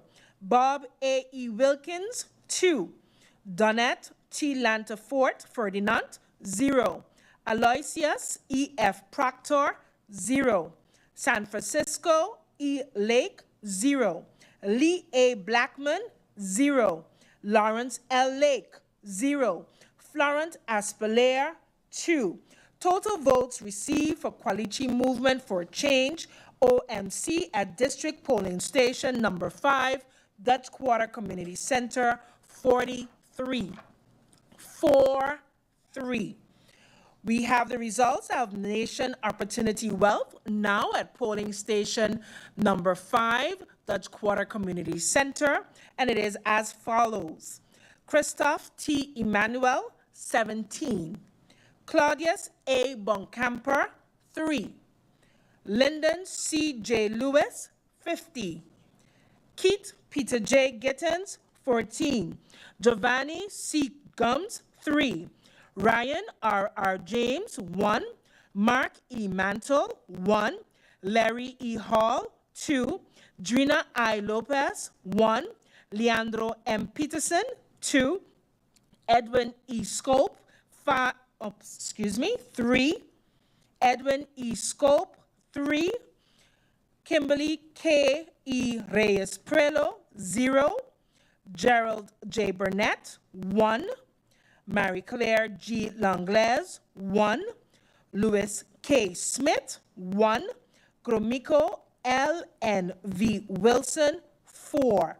Total votes received for Nation Opportunity Wealth now at District number 5 polling station, Dutch Quarter Community Center, 104. 104. Results for United People's Party up at District number 5, Dutch Quarter Community Center is as follows. Omar E.C. Otley, 37. Richard F. Gibson, 0. Akeem E. Arundel, 0. Francisco A. La Cruz, 18. Rolando Bryson, 29. Janine Chatelier, 10. Nicole Krukeja, 2. Addison A. Boston, 42. Richard A. Patrick, 0. Bria S. Christina Sorton, 2. Teddy F. Charlie, 1. Cresberg A. Brown, 15. Shirley Hilaire, 2. Kevin P. Bryan, 6. Martin O. Wilson, 0. S. Natasha Manuela Gebora Gums, 0. Wendell A. Today, 0. Chanel E. Brownbill, 2. Total votes cast for United People's Party up at polling station number 5, Dutch Quarter Community Center, 166. 166. We have the results for Party for Progress, PFP, at polling station number 5, Dutch Quarter Community Center, and it is as follows. Melissa D. Gums, 8. Rayan A. Peterson, 15. Ludmila N. L. DeWeaver, 33. Patrice T. Gums, 7. Luciano L. Nichols, 4. Marvio A. Cooks, 3. Jean O'Blaze, 1. Rosalinda F. Martina, 0. Marlon M. Hodge, 0. David J. Solomon, 2. Solange L. Duncan, 7. Miklos M. C. Peterson, 5. Total votes cast for the Party for Progress, PFP, at polling station number 5, Dutch Quarter Community Center, 85. 85. We go on to Unified Resilient St. Martin Movement, URSM, and the votes cast at the Dutch Quarter Community Center polling station number 5. Luke F.E. Mercelina, 76. Christopher L. Waver, 3.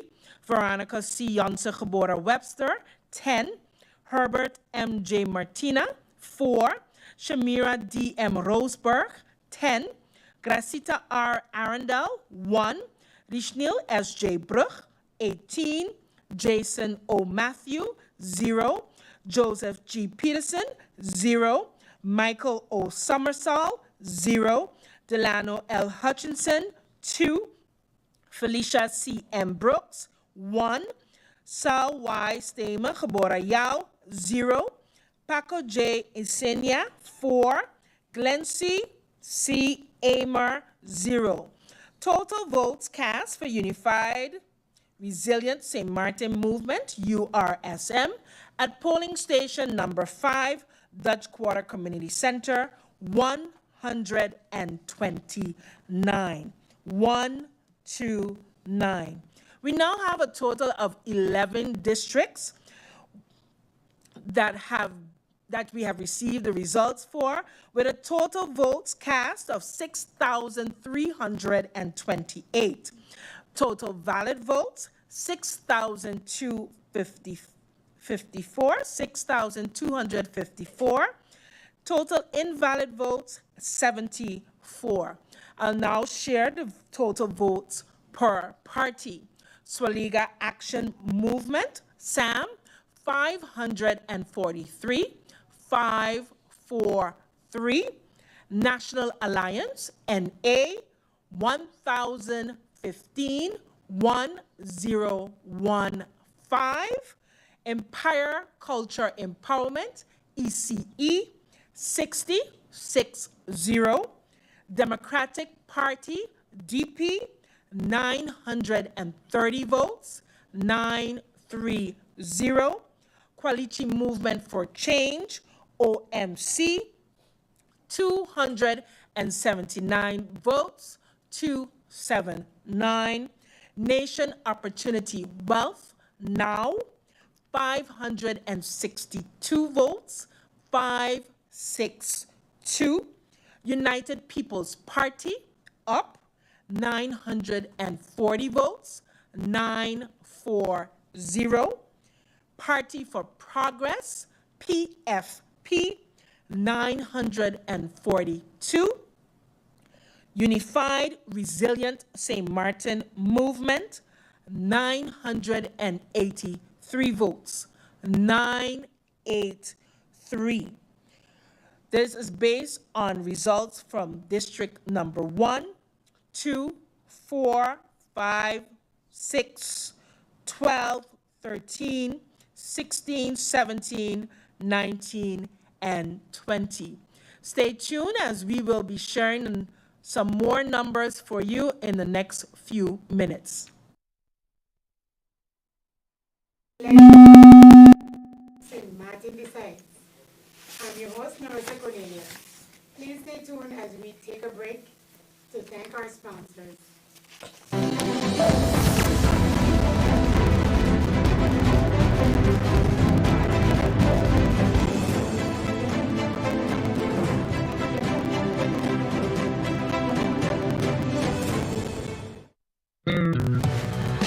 Bold, juicy, beefy, grilled. Flavor this good? It's made by Flame. Oh, hey, did you know I just signed up for Flex by Telem? Do you mean flex like this? Definitely not that. Do you mean flex like this? No, definitely not that. Do you mean flex like this? No, definitely not flex like that. Telem's Flex is a mobile plan that adapts to your needs. Each month, I get a preset monthly fee that has a set amount of data, SMS, and minutes. so I know what I'm getting. But say goodbye to overages and bill shock, because when I go over my postpaid plan, it switches to prepaid. So I have the flexibility to top up what I need when I need it. I'm in complete control. My budget, my rules.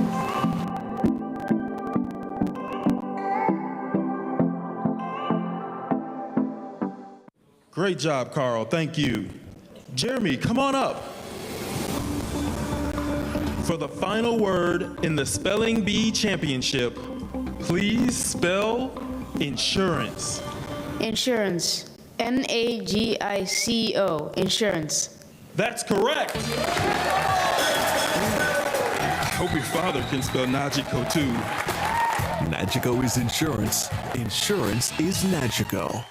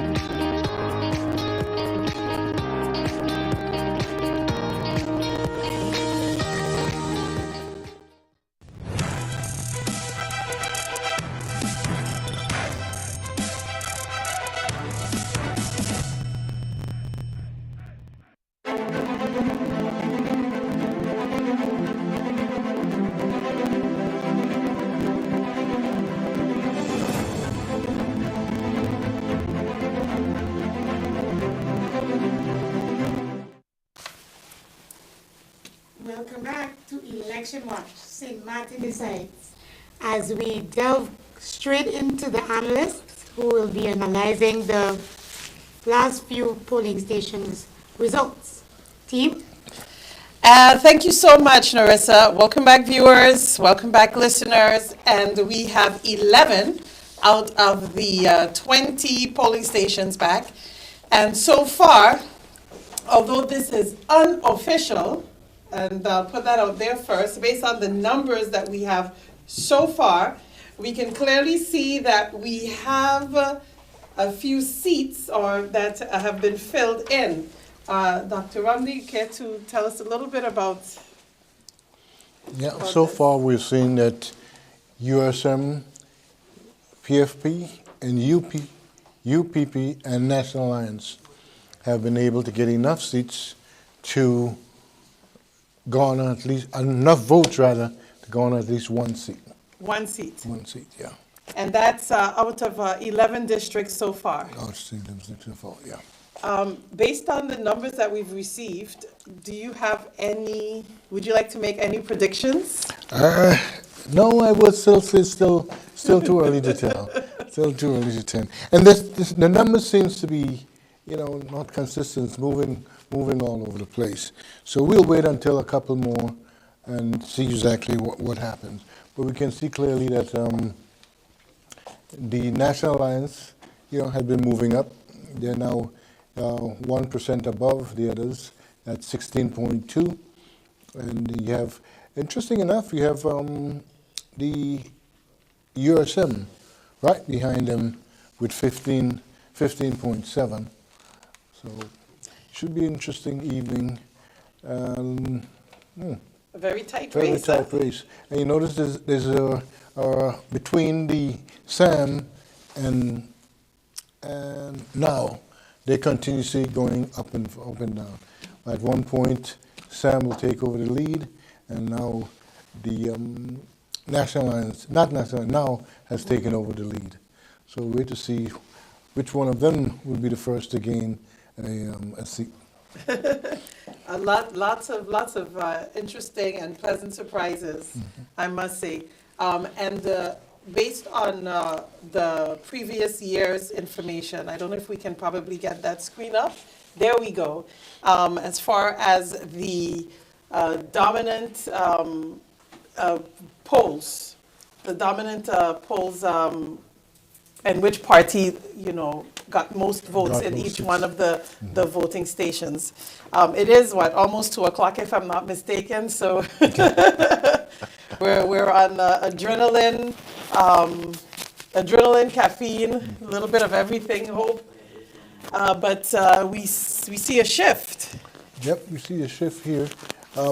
For example, here at the prison, we've seen now the Democratic Party has taken over the dominance over the UPP. Here too, DP over National Alliance, PFP over the UPP. So we're seeing, in fact, quite a number of the areas where the National Alliance have been dominant. They have lost that dominance, okay, in most areas. However, interestingly, they're still leading the number of votes. Yeah. They are still leading a number of votes and a number of polls, sorry. I think that when you look at the St. Martin home, they've been very, very consistent there. Same thing with the Milton Peters College. They've been the only one that have been able to maintain, as well as the Milton Peters College. Yes, indeed. And you also, well, they're sharing the John Larmony Center. Yes. Center, yeah. That's true. Lots of changes. There is, as you know, Mr. Franklin said earlier, it's very hard to predict. And I think that in addition to us being cautiously optimistic, do you think that we might see a shift in the way that our electoral, choose their members of parliament? No.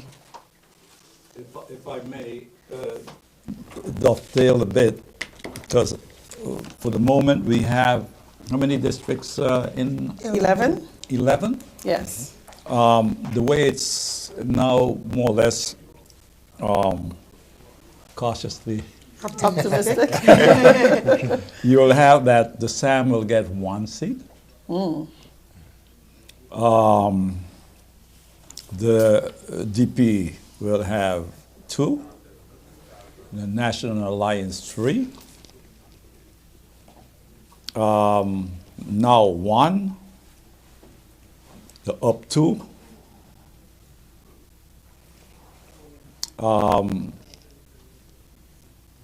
USM 3 and PFP 3. Wow. Based on the information that we now have, that's based on the votes that are cast. Yes. That's what we're looking at. That's what we're looking at now. Now, this is unofficial, of course. Yeah. This is just our, based on the information that we have from the 11 out of the 20 polling stations. So we still have quite a few 100 more votes to get in before we can for sure say that this is it.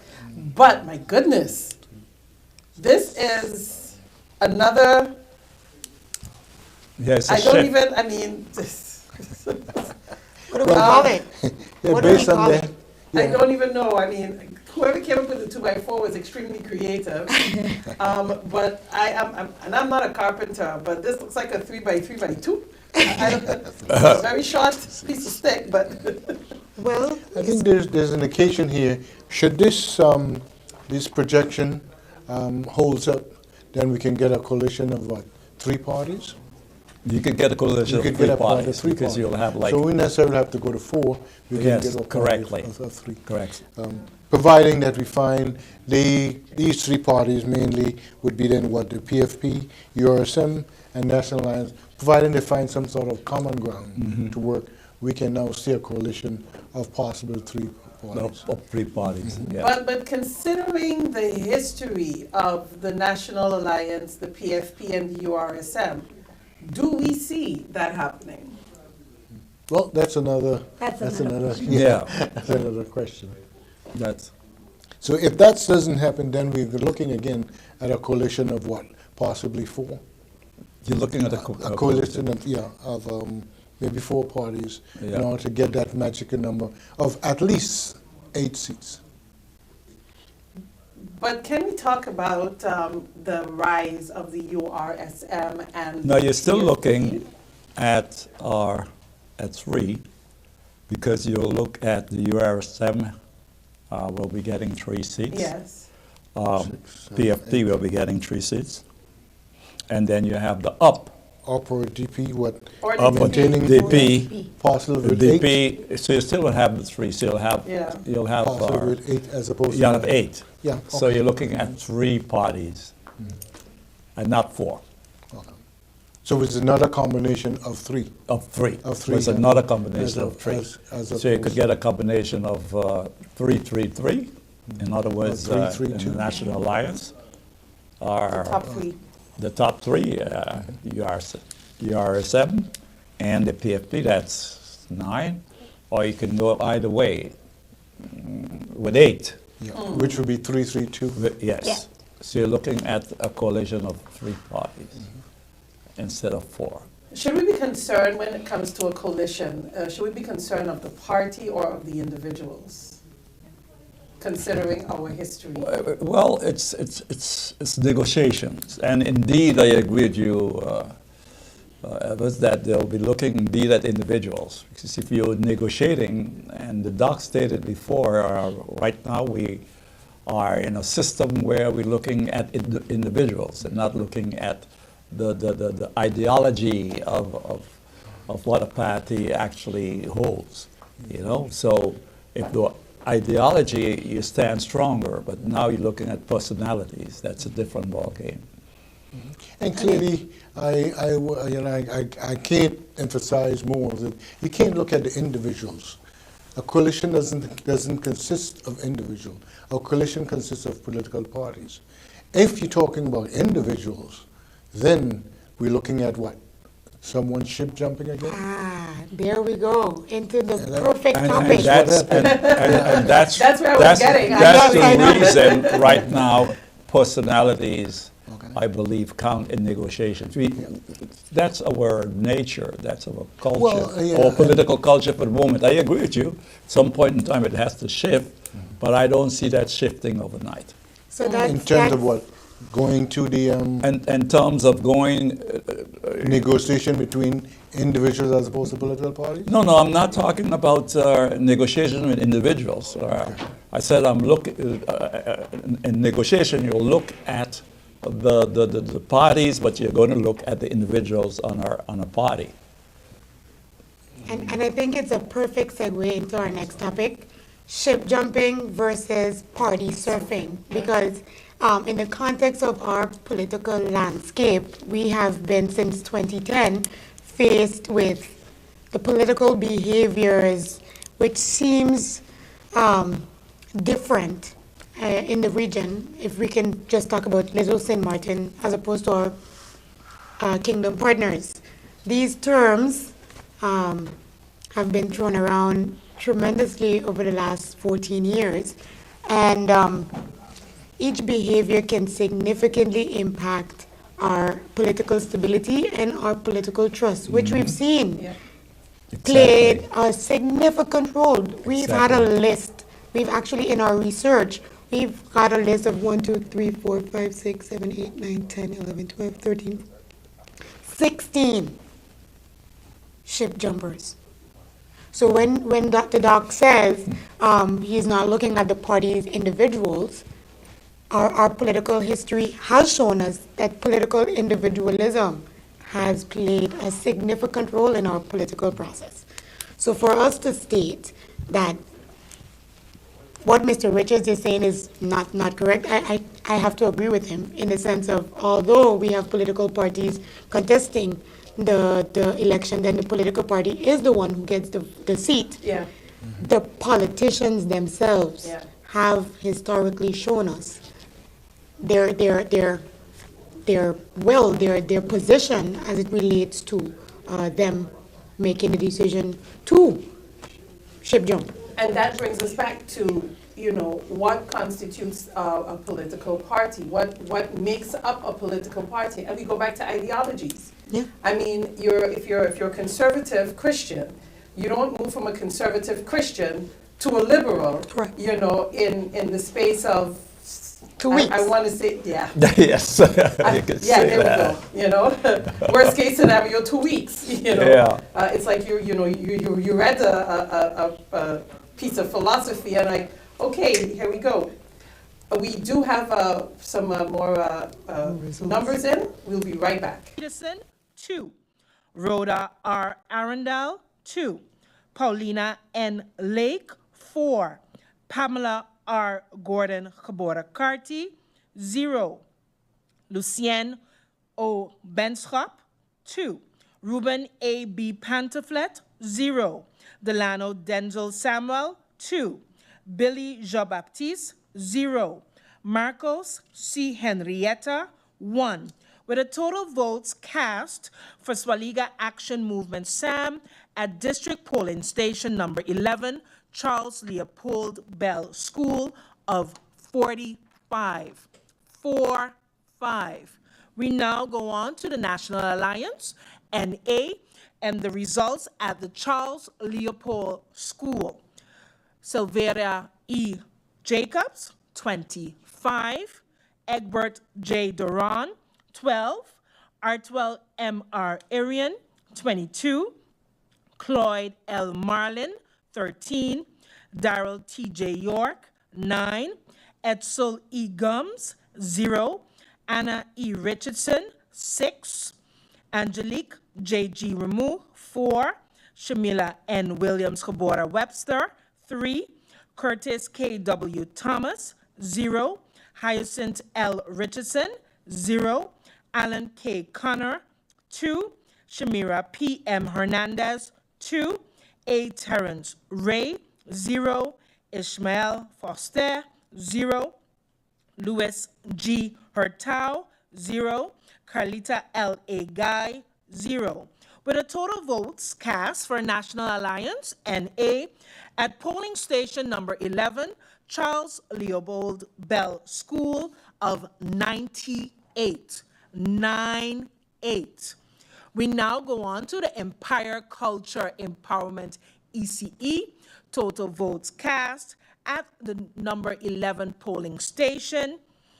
Nigel E. Wigley, 6. Armando F. Gums, 0. Arnold E. Dorr, 0. Total votes cast for Empire Culture Empowerment, ECE, at polling station number 11, Charles Leopold Bell School, 6. 6. We continue with Democratic Party, DP, with the results from polling station number 11. Sarah A. Westret, geboren Williams, 30. Grisha S. Heiliger, geboren Maarten, 27. Dimar C. Lebega, 4. Khalil K. Raven, 5. Viren V. Kotai, 8. Marinka J. Gums, 6. Benjamin S. Bell, 7. Fabio Doralis, 4. Mailing A.M.R. Derby, geboren Chung, 2. Ruben J. Essett, 2. Alston A. Lawrence, 0. Richard J.J. Panafleck, 1. Quincy R. A. Rochester, 4. Oliver N. J. Williams, 11. Michael C. Barron, 1. Densley M. Adamus, 3. Dennis A. Williams, 0. Savante D. Hernandez, Escar Fuller, 0. Alexander I. Gums, 0. Ingrid A. Grell, geboren Davis, 0. Laurel B. Hosier, 0. Patricia A. Flanders, 2. Aken R. Richardson, 0. With a total votes received for Democratic Party at District Station number 11, 117 votes. 117. We continue with Quality Movement for Change, OMC, at polling station number 11. Olivier E. Arundel, 21. Elvinson J. Adamus, 3. Mario L. A. Arundel, 0. Lisa L. Alexander, 1. Louisa R. Lake, 1. Cleveland J. Codrington, 0. Edward S. Arundel, 0. Farley R. Elshot. 4. Samuel V. Caceres. 0. Daniel Jean. 0. Laura C. Lewis Geboren Martin. 0. Franklin D. Watson. 0. Bob A. E. Wilkins. 0. Donette T. Lantafort Ferdinand. 0. Aloysius E. F. Proctor. 0.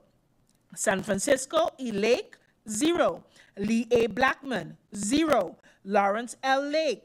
0. Florent Aspelair. 0. With a total votes cast for the Qualichi Movement for Change, OMC, at District Polling Station number 11 of 30. 30 votes. We now go on to Nation Opportunity Wealth now, and the results received from Charles Leopold School, District number 11. Christoph T. Emmanuel, 14. Claudius A. Boncamper, 7. Lyndon C. J. Lewis, 17. Keith Peter J. Gittins, 0. Giovanni C. Gums, 3. Ryan R. R. James, 3. Mark E. Mantle, 2. Larry E. Hall, 0. Drina I. Lopez, 1. Leandro M. Peterson, 0. Edwin E. Schoop, 0. Kimberly K. E. Reyes Prelo, 0. Gerald J. Burnett, 0. Marie Claire G. Langlaise, 0. Louis K. Smith, 0. Gromiko L. N. V. Wilson, 5. With a total votes for Nation Opportunity Wealth now received at the Charles Leopold Bell School District Polling Station number 11 of 52. 5-2. We go on to the United People's Party, up, and the results received at District Polling Station number 11. Omar E.C. Otley, 45. Richard F. Gibson, 3. Akeem E. Arundel, 2. Francisco A. La Cruz, 19. Rolando Bryson, 5. Janini Chatelaire, 15. Nikhil Kukreja, 1. Addison A. Boston, 3. Richard A. Patrick, 0. Bria S. Christina Sorton, 4. Teddy F. Charlie, 5. Cresburg A. Brown, 1. Shirley Hilaire, 6. Kevin P. Bryan, 3. Martin O. Wilson, 0. S. Natasha Manuela Geboren Gums, 0. Wendell A. Today, 3. Chanel E. Brownbill, 1. With a total votes received at District Polling Station number 11 for the United People's Party of 116. 116. We continue with Party for Progress, PFP, and the results at polling station number 11. Melissa D. Gums, 26. Rayan A. Peterson, 25. Ludmila N. L. DeWeaver, 54. Patrice T. Gums, 18. Luciano L. Nichols, 7. Marvio A. Cooks, 1. Jean O. Blaze, 3. Rosalinda F. Martina, 1. Marlon M. Hodge, 0. David J. Solomon, 4. Solange L. Duncan, 4. Miklos M. C. Hitterson, 0. With a total points received at polling station number 11, Charles Leopold Bell, Party for Progress, PFP, has attained 143 votes. 143. We now go to Unified Resilient St. Martin Movement, URSM, and the votes received at polling station number 11, Charles Leopold School. Luke F. E. Mercelina, 97. Christopher L. Weaver, 6. Veronica C. Yonsa Geboren Webster, 7. Herbert M. J. Martina, 0. Shamira D. M. Roseberg, 12. Gracita R. Arundel, 4. Rishnil S. J. Brugh, 5. Jason O. Matthew, 0. Joseph G. Peterson, 0. Michael O. Somersall, 1. Delano L. Hutchinson, 0. Felicia C.M. Brooks, 1. Saul Y. 𝒕𝒓𝒂𝒄𝒉, 0. Paco J. Isenia, 1. Glensley C. Amer, 0.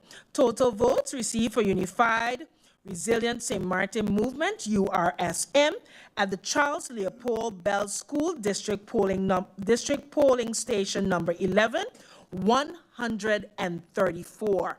134. We now go on to District Polling Station number 18, Seventh-day Adventist School. District Polling Station number 18, the Seventh-day Adventist School. With a total eligible voters of 918, total votes cast 504, total valid votes 497, and total invalid votes 7. We now begin with the Swaliga Action Movement, SAM, with the votes received at polling station number 18. Franklin A. Mayers, 15. Cecil R. D. Nicholas, 3. Tamara E. Leonard, 4. Claude A. H. Peterson, 6. Rhoda R. Arundel, 3. Paulina N. Lake, 3. Pamela R. 𝒂𝒄𝒉, 0.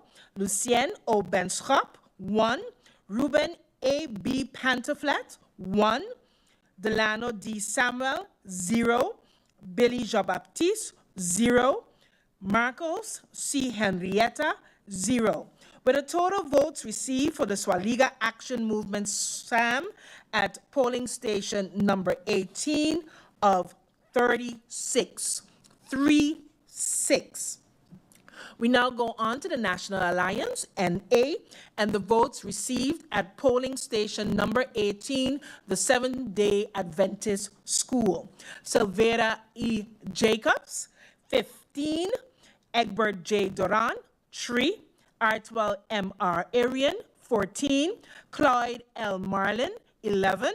Darrell T.J. York, 6. Edsel E. Gums, 2. Anna E. Richardson, 4. Angelique J. G. Ramu, 0. Shamila N. Williams Geboren Webster, 5. Curtis G.W. Thomas, 0. Hyacinth L. Richardson, 2. Alan K. Connor, 12.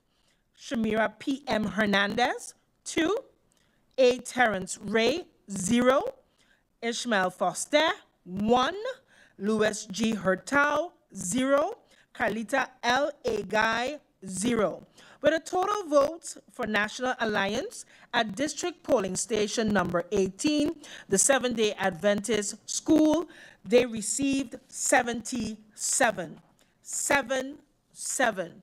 We now go on with the results for Empire Culture Empowerment. ECE received at polling station number 18, the Seventh-day Adventist School. Nigel E. Wigley, 5. Armando F. Gums, 0. Arnold E. Dorr, 0. With a total votes for ECE at District Polling Station number 18 of 5. 5 votes. We now continue with the Democratic Party, DP, and the votes received at polling station number 18. Sarah A. Westcott, geboren Williams, 25. Grisha S. Heiliger, geboren Maarten, 8. Demarcy Lebega, 3. Khalil K. Raven, 0. Viren V. Kotai, 16. Marinka J. Gums, 7. Benjamin S. Bell, 1. Fabio Doralis, 5.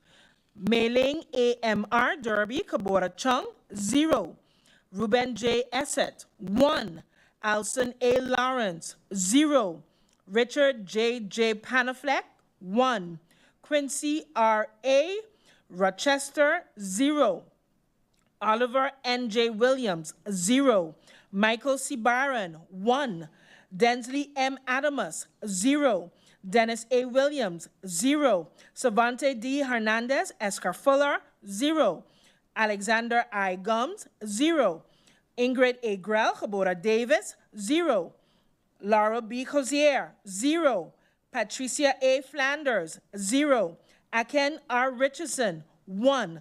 With a total votes at district number 18 for Democratic Party, DP of 69. 69. We now go on to Kwalichi Movement for Change, OMC, and the results received at district number 18. Olivier E. Arundel, 7. Elvison J. Adamus, 1. Mario L. Arundel, 0. Lisa L. Alexander, 0. Louisa R. Lake, 2. Cleveland J. Codrington, 1. Edward S. Arundel, 0. Farley R. Elshot, 0. Samuel V. Caceres, 0. Daniel Jean, 0. Laura C. Lewis, Geboren Maarten, 0. Franklin D. Watson, 0. Bob A. E. Wilkins, 0. Donette T. Landefort Ferdinand, 0. Aloysius E. F. Proctor, 0. San Francisco E. Lake, 4. Lee A. Blackman, 0. Lawrence L. Lake, 0. Florent Aspeler, 0. With a total votes for Kwalichi Movement for Change, OMC, collected at district number 18 polling station, the Seventh-day Adventist Church School, 15. We now go to Nation Opportunity Wealth, the Now Party, with the results at district polling station number 18. Christophe T. Emmanuel, 10. Claudius A. Boncamper, 2. Lyndon C. J. Lewis, 28. Keith Peter J. Gittins, 1. Giovanni C. Gums, 1. Ryan R. R. James, 3. Mark E. Mantle, 2. Larry E. Hall, 1. Drina I. Lopez, 0. Leandro M. Peterson, 2. Edwin E. Schope, 0. Kimberly K. E. Reyes Prello, 0. Gerald J. Burnett, 0. Marie Claire G. Langlaise, 0. Louis K. Smith, 0. Gromiko L. N. V. Wilson, 12. Total votes received for the Nation Opportunity Wealth at District Polling Station 18, 62. 62. We now go to the United People's Party, up, and the votes received at district number 18. Omar E.C. Otley, 26. Richard F. Gibson, 0. Akeem E. Arundel, 1. Francisco A. La Cruz, 12. Rolando Bryson, 8. Janini Chatelier, 13. Nicole Crucreja, 3. Addison A. Boston, 1. Richard A. Patrick, 0. Bria S. Christina Sorton, 2. Teddy F. Charlie, 9. Cresberg A. Brown, 0. Shirley Hilaire, 1.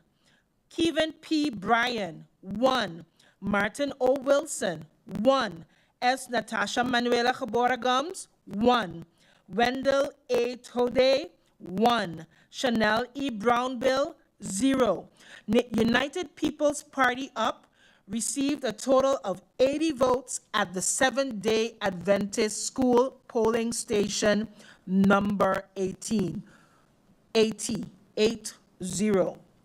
We go on to the Party for Progress, PFP, with the results at polling station number 18. Melissa D. Gums, 10. Rayan A. Peterson, 26. Ludmila N. L. DeWeaver, 18. Patrice T. Gums, 6. Luciano L. Nichols, 0. Marvio A. Cooks, 0. Jean O. Blaze, 2. Rosalinda F. Martina, 0. Marlon M. Hodge, 0. David J. Solomon, 7. Solange L. Duncan, 5. Miklos M. C. Gitterson, 1. Party for Progress, PFV, PFP received 75 votes at district polling station number 18, 75. We now go to Unified Resilient St. Martin Movement, URSM, and the results received at district polling station 18. Luke F.E. Mercelina, 50. Christopher L. Waver, 1. Veronica C. Yonser, Gebora Webster, 3. Herbert M.J. Martina, 0. Shamira D.M. Roseberg, 10. Gracita R. Arundel, 3. Richeniels S.J. Brug, 4. Jason O. Matthew, 4. Joseph G. Peterson, 2. Michael O. Summersall, 0. Delano L. Hutchinson, 0. Felicia C. M. Brooks, 1. Sao Y. Stema Gebora Yao, 0. Paco J. Isenia, 0. Glensley C. Amer, 0. Total votes received for Unified Resilient St. Martin Movement, URSM, at polling station number 18, Seventh-day Adventist School, was 78. 78. So far, I've called 13 polling stations. We're going to go on to 2 additional polling stations, polling station number 3 and polling station number 9. We begin with polling station number 3. Total eligible voters for St. Martin Senior Citizen Recreational Center, 1,444. Total votes cast, 966. Total valid votes, 956. Total invalid votes, 10. We begin with Swaliga Action Movement, SAM, and the votes received at the St. Martin Senior Citizens Recreational Center. Franklin A. Mayers, 43. Cecil R. D. Nicholas, 6. Tamara E. Leonard, 23. Claude A. H. Peterson, 2. Rhoda R. Arundel, 2. Paulina N. Lake, 3. Pamela Roseanne Gordon, Gebora Carty, 3. Lucien O. Benschop, 3. Ruben A. B. Pantoflet, 0. Delano D. Samuel, 22. Billy Jean-Baptiste, 3. Marcos C. Henrietta, 2. Total votes received for Swaliga Action Movement SAM at the St. Martin Senior Citizen Recreational Center, 112. 112. We now go on to the National Alliance, NA, and the votes received at district polling station number 3. Silvera E. Jacobs, 28. Egbert J. Duran, 30. Artwell M. R. Arian, 14. Cloyd L. Marlin, 24. Darrell T. J. York, 59. Edsel E. Gums, 2. Anna E. Richardson, 12. Angelique J. G. Ramu, 1. Shamila N. Williams, Gebora Webster, 3. Curtis K. W. Thomas, 0. Hyacinth L. Richardson, 1. Alan K. Connor, 0. Shamira P. M. Hernandez, 2. A. Terrence Ray, 0. Ishmael Foster, 0. Louis G. Hurtau, 0. Carlita L. A. Guy, 12. Total votes received for National Alliance NA at polling station number 3, 188. 188. We go on to Empire Culture Empowerment, ECE, and the votes received at district number 3. Nigel E. Wigley, 9. Armando F. Gums, 0. Arnold E. Dorr, 1. Total votes received for ECE at polling district number 3, 10. 10 votes. We continue with the Democratic Party, DP, and the votes received at the St. Maarten Senior Citizen Recreational Center. Sarah A. Westcott, geboren Williams, 21. Grisha S. Heiliger, geboren Martin, 29. 𝒚𝒐𝒖𝒓, 8. Khalil K. Raven, 1. Viren V. Kotai, 3. Marinka J. Gums, 9. Benjamin S. Bell, 0. Fabio Doralis, 0. Mailing AMR Derby Kabora Chung, 1. Ruben J. Essett, 1. Alston A. Lawrence, 2. Richard J.J. Panafleck, 0. Quincy R.A. Rochester, 0. Oliver N.J. Williams, 2. Michael C. Barron, 0. Densley M. Adamus, 2. Dennis A. Williams, 0. Savante De Hernandez, Escar Fuller, 0. Alexander I. Gums, 1. Ingrid A. Grell Gebora Davis, 0. Laurel B. Cozier, 1. Patricia A. Flanders, 14. Aken R. Richardson, 2. Total votes received for the Democratic Party, DP, at polling station number 3 was 97. 97. We continue with the Kwalichi Movement for Change, OMC, and the results at polling station number 3. Olivier E. Arundel, 21. Elvison J. Adamus, 0. Mario L. A. Arundel, 2. Lisa L. Alexander, 1. Louisa R. Lake, 0. Cleveland J. Codrington, 0. Edward S. Arundel, 0. Farley R. Elshot, 0. Samuel V. Caceres, 0. Daniel Jean, 2. Laura C. Lewis, Gebora Martin, 0. Franklin D. Watson, 0. Bob A. E. Wilkins, 0. Donette T. Landefort Ferdinand, 0.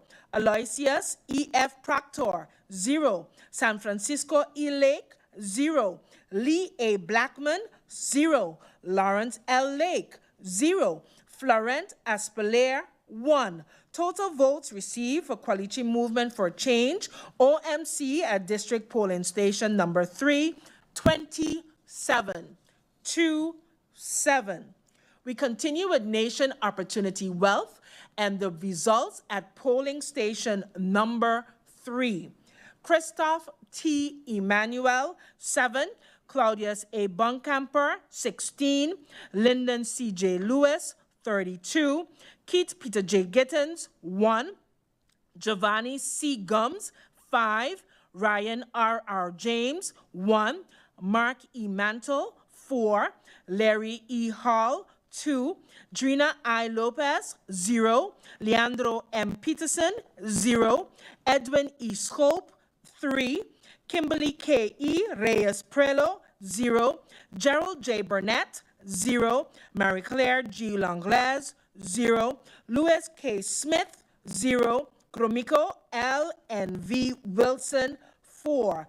Total votes received for Nation Opportunity Wealth at District Polling Station number 3, 75. 75.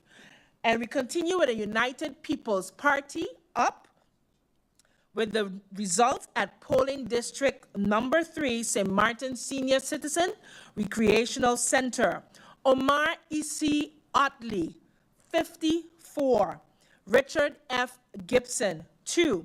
Akeem E. Arundel, 8. Francisco A. La Cruz, 14.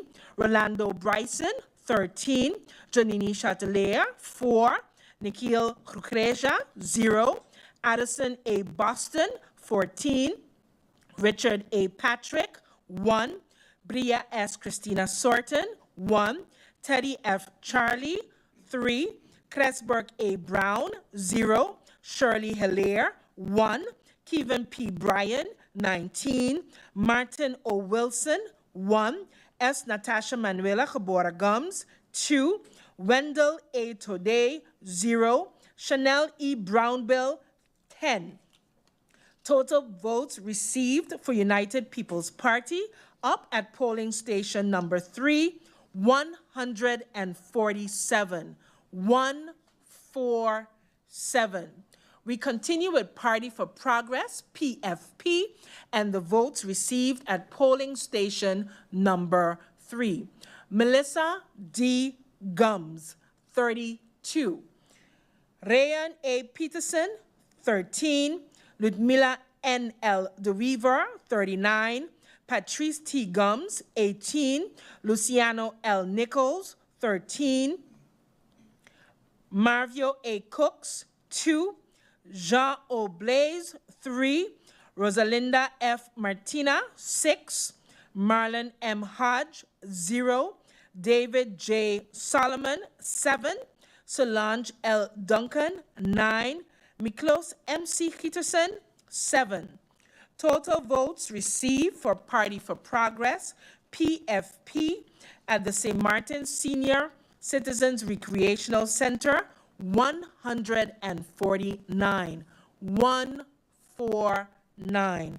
We continue with a Unified Resilient St. Martin Movement, URSM, and the votes received at polling station number 3. Luke F.E. Mercelina, 82. Christopher L. Waver, 6. Veronica C. 𝒚𝒐𝒖𝒓, 10.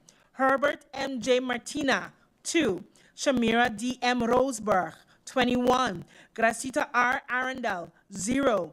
Rishnil S.J. Brug, 23. Jason O. Matthew, 1. Joseph G. Peterson, 0. Michael O. Somersall, 1. Delano L. Hutchinson, 0. Felicia C. M. Brooks, 0. Sao Y. Stamen 𝒚𝒐𝒖𝒓, 0. Paco J. Isinia, 5. Glensley C. Amer, 0. Total votes received for Unified Resilient St. Martin Movement, URSM, at the St. Martin Senior Citizen Recreational Center, 151. 151. We go on to polling station number 9, the Butte Hotel, with a total eligible voters of 1,460. Total votes cast, 841. Total valid votes, 817. Total invalid votes, 24. We begin with Swaliga Action Movement, SAM, and the votes received at Butte Hotel polling station number 9. We have Franklin A. Myers, 20. Cecil R. D. Nicholas, 10. Tamara E. Leonard, 10. Claude A. H. Peterson, 2. Rhoda R. Arundel, 10. Paulina N. Lake, 17. Pamela R. Gordon 𝒚𝒐𝒖𝒓, 2. Lucien O. Benschop, 1. Ruben A. B. Pantaflet, 1. Delano D. Samuel, 9. Billy Jean-Baptiste, 0. Marcos C. Henrietta, 1. With a total vote of 83 for Swaliga Action Movement SAM, cast at the Butte Hotel.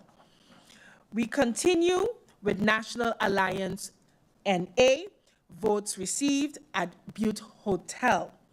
Sylvia E. Jacobs, 12. Egbert J. Duran, 17. Artwell M. R. Arian, 29. Cloyd L. Marlin, 15. Darrell T. J. York, 15.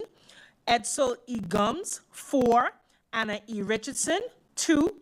Angelique J. G. Ramu, 5. Shamila N. Williams 𝒚𝒐𝒏, 2. Curtis K. W. Thomas, 0. Hyacinth L. Richardson, 9. Alan K. Connor, 0. Shamira P. M. Hernandez, 8. A. Terrence Ray, 0. Ishmael Foster, 0. Louis G. Hurtado, 0.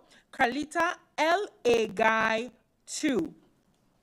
Total votes received for National Alliance NA at the Butte Hotel, 104. 120. 120. We continue with Empire Culture Empowerment, ECE, and the votes received at polling station number 9, the Butte Hotel.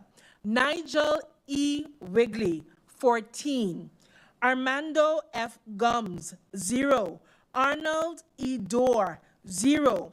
With a total votes of 14 received at polling district number 9, Butte Hotel, for Empire Culture Empowerment, ECE. We continue with the Democratic Party, DP, and the votes received at polling station number 9, Butte Hotel. Sarah A. Westcott, geboren Williams, 18. Grisha S. Heiliger, geboren Maarten, 19. Dimarcy Lebega, 5. Khalil K. Raven, 5. Viren V. Kotai, 34. Marinka J. Gums, 7.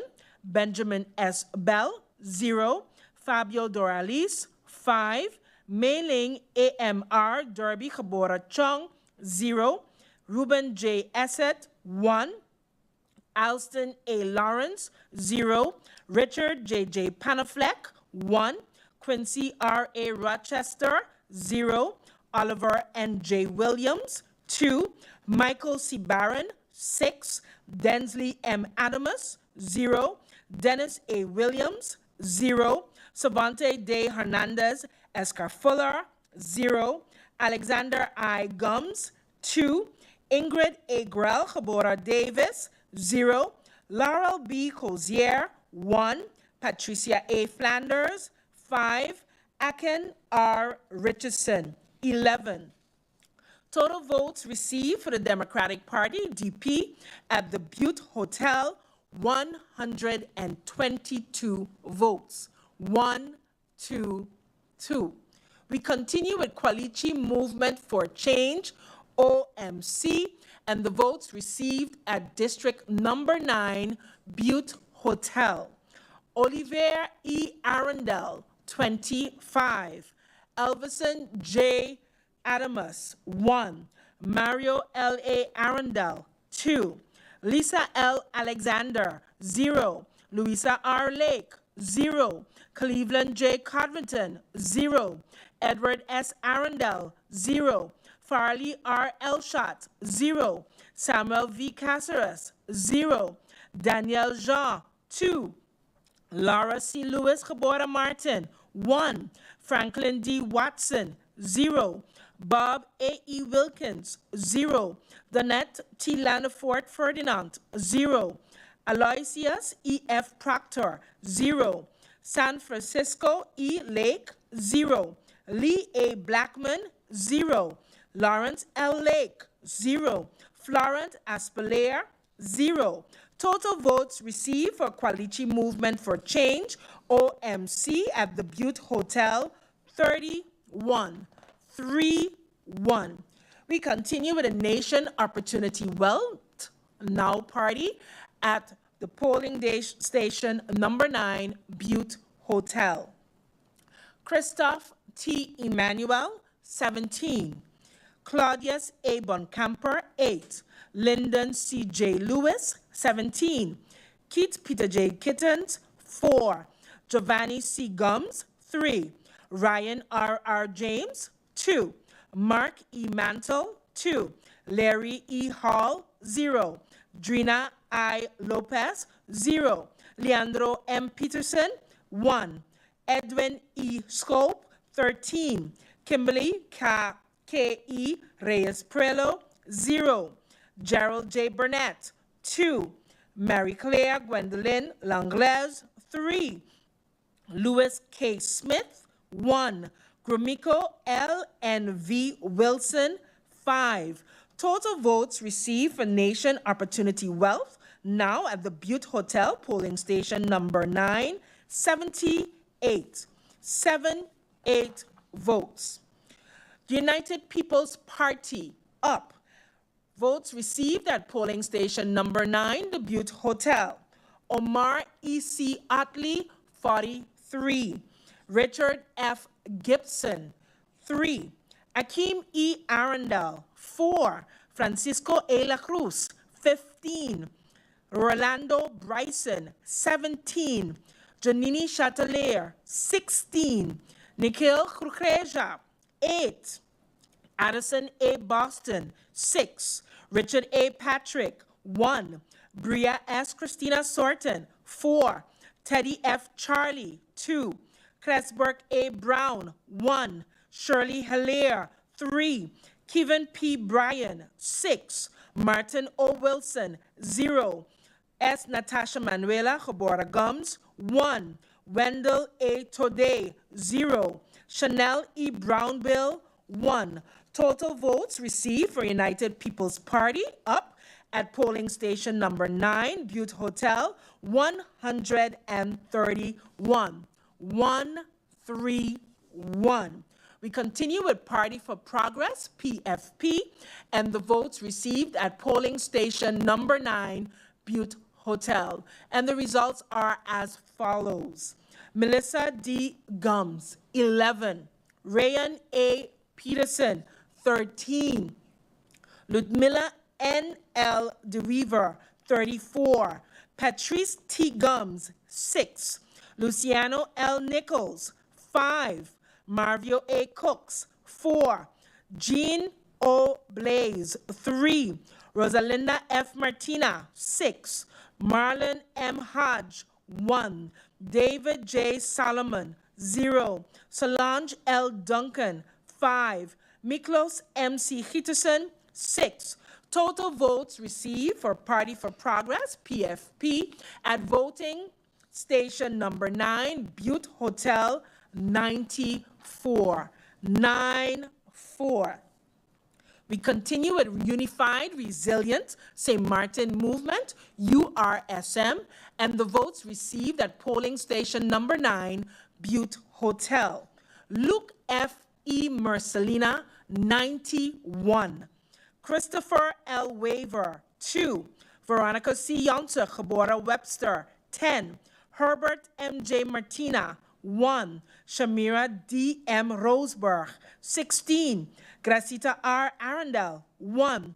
Lishanil S. J. Bruch, 17. Jason O. Matthew, 2. Joseph G. Peterson, 1. Michael O. Summersall, 1. Delano L. Hutchinson, 0. Felicia C. M. Brooks, 0. Saul Y. Stamen Jabora Yao, 0. Paco J. Isenia, 1. Glensley C. Amer, 1. Total votes received for Unified Resilient St. Martin Movement, URSM, at the Butte Hotel, 144. 144. We now continue with the total votes received based on 15 districts thus far. District 1, 2, 3, 4, 5, 6, 9, 11, 12, 13, 16, 17, 18, 19, and 20. We are nearing down to the finish line, folks. Total votes cast, 9,396.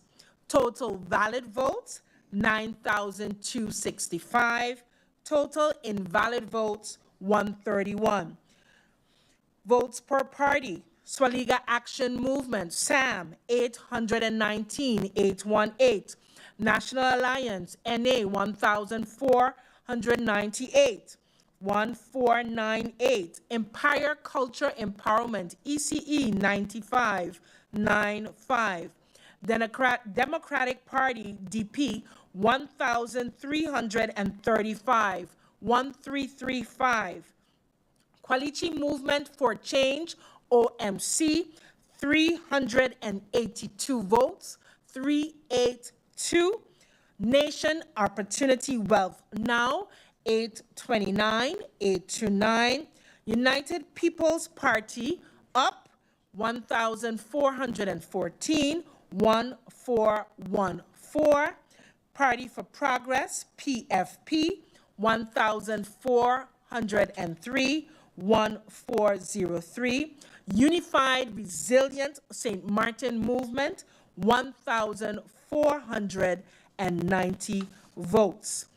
Those are the total votes thus far for the 15 districts, and we will be taking a few minutes break as we bring the other results to you. We'll be right back. Welcome back to Election Watch, St. Martin Decides Again 2024. Thank you for tuning in with us and sticking to our wonderful broadcast. We ask you for some patience as we take another commercial break.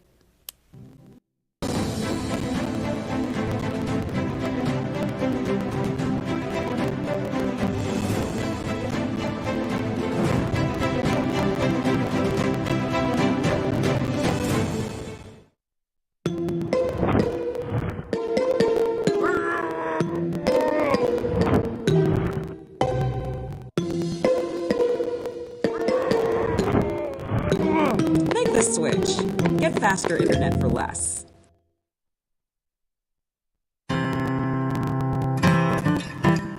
Have you or a loved one been affected by a grave incident caused by a serious crime, accident, or any other serious incident? Are you feeling overwhelmed and in need of support? Victim Support Services St. Martin is here for you. We provide compassionate assistance to help you navigate services and community supports.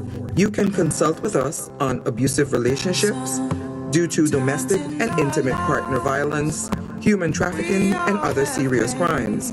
We help with court claims and offer a shoulder to lean on during difficult time. You don't have to face it alone, so don't. Reach out to Victim Support Services today. Call us at 1721-587-6477 or email us at victimssupport@justice.gov.sx. Let's see if we can help you rebuild and reclaim your life. Victim Support Services, standing by your side every step of the way. Bold, juicy, beefy, grilled. Flavor this good? It's made by Flame.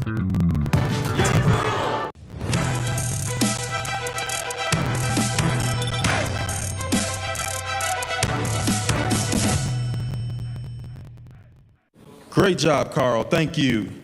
Jeremy, come on up. For the final word in the Spelling Bee Championship, please spell insurance. Insurance.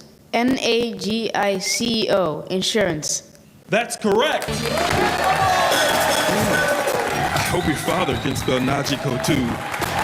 Nagico is insurance. Insurance is Nagico.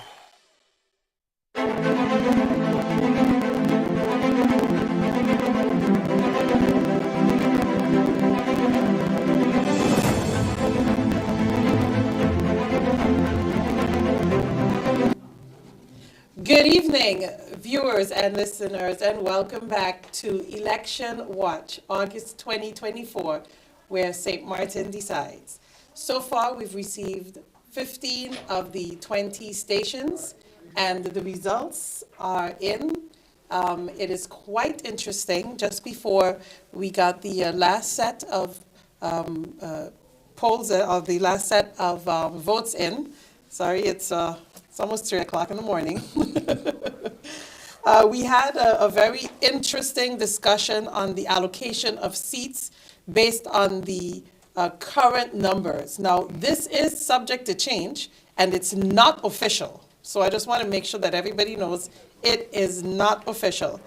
And we're giving a SAM 1 seat, DP is 2, National is 3, the NOW is 1, UP is 2, URSM is 3, and the PFP is 3. And so far, with the new results that have come in, there is no change with those seat allocations, and it will be interesting because the last election in January, we did also make those predictions, and they came through. And so we're excited and cautiously optimistic, we say, to see what will transpire. I almost want to bet a stake on this. But I'm watching my cholesterol. With that said, it will be interesting to see the allocations. What do you think, Doc? Do you agree with the expectations so far? The projections? No, the projections They seem to be quite realistic. They seem to be quite realistic. And we have, what, 5 more stations or 5 more polling stations to call in. And as that, we'll get a clear indication as to whether or not they will be, will be confirmed. Well, one of the things that I like is the chart that shows the allocation for the votes and the percentage for each of the parties. And as you can see, we are on counting down in the National Alliance. Yep, we still have National Alliance in the lead with 16. Definitely. With USM, a close 16.1, so basically by half of, or rather 0.1 percentage. So yeah, if national, or rather if the nation opportunity, well, not now rather, URSM continue, they probably can take over and take on the lead. You see again, the UP close with 15.3%, Party for Progress 15.1%, and the Democratic Party is right behind it with 14.4%. I think we're getting some new information based on some updated information based on the current numbers that are in. And you guys cannot see this, but for the entire night it has been, ladies and gentlemen, an emotional roller coaster in the studio. Getting all of the numbers in and, anticipating it. We're human beings. At a certain point, for the last 12 weeks, we've been going through these, hearing all of the campaigns, the interviews, speaking with the various candidates. It has been a lot. And so as we're getting the numbers in, we're anticipating, we're a bit anxious. It could be a combination of 12 weeks of constantly hearing information. Mm-hmm. It could be a combination of that and the coffee and the sleep, but and the results. But we're excited to get the information. We're looking at Narissa. Is it premature? Can we probably get? Now, the way it's looking now, it's a slight change based on all the information, that is in terms of the votes cast.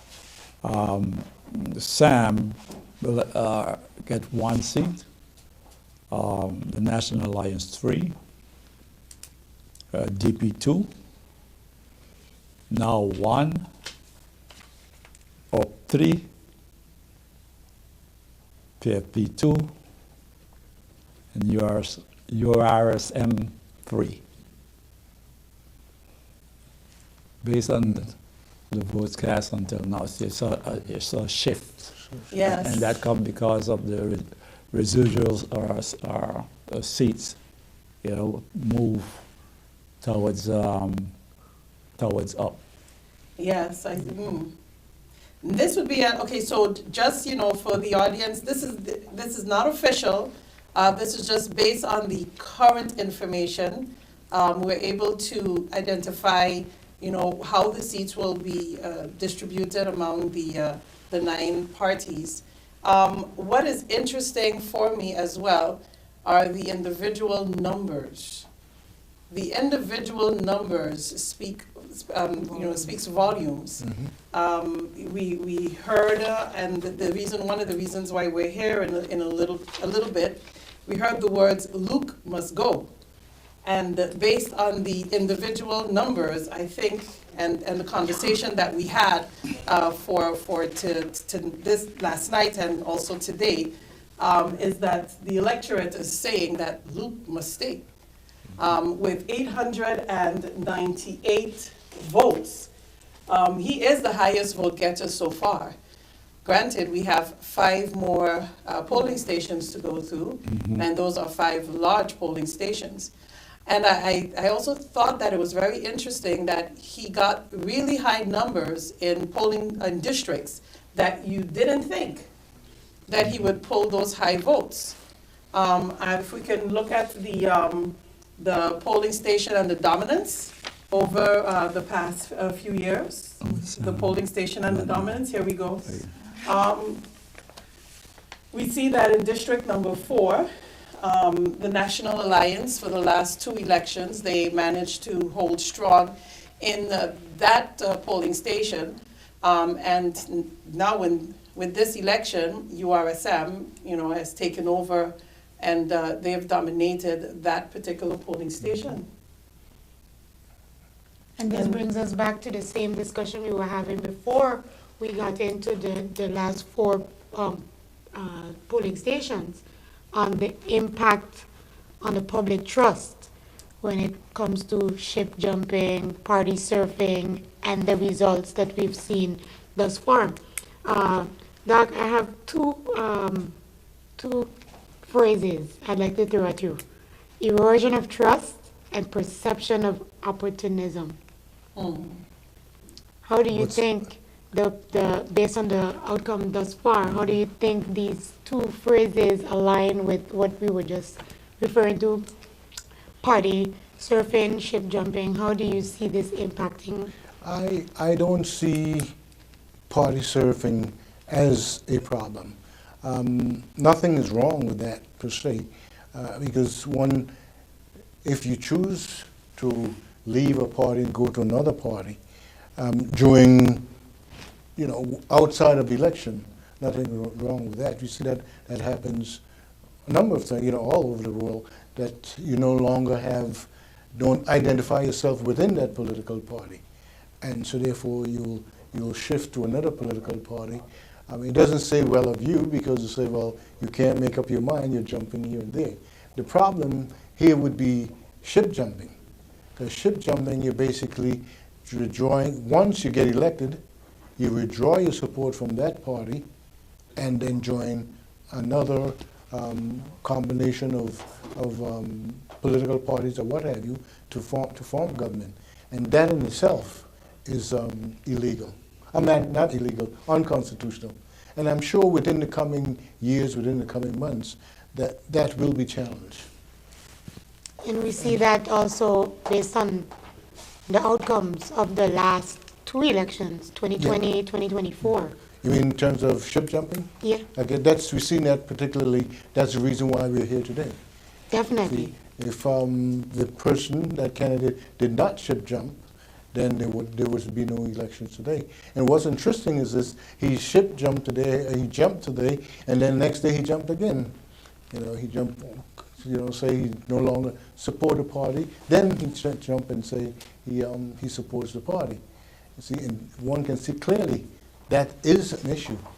You're saying, if you have a political party, a guy wins or get elected through a political party, and then he decides, yeah, he's going to ship jump. Who's to say? Within 2 or 3 days after that, another person will ship jump. You see, then that show you again, it's clearly unconstitutional.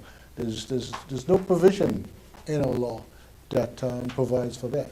More importantly, there's no provision in the rules and regulation of Parliament to make that decision to accept a person ship jumping, so to speak.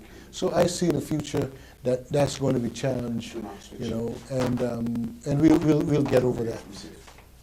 So it almost sounds as though you're saying that you can leave the party, but you're leaving the seat behind as well. Yes, in essence, because it's not your seat. It belongs to the party. See, the Parliament consists of political parties, not individuals. I know I just opened up a can of worms. It's getting early or late, and I did that on purpose because I need to stay awake. And that means that we've been doing it wrong for quite some time. Yeah, we have developed a culture, so to speak, of doing things, and it's incorrect. And it has no constitutional basis.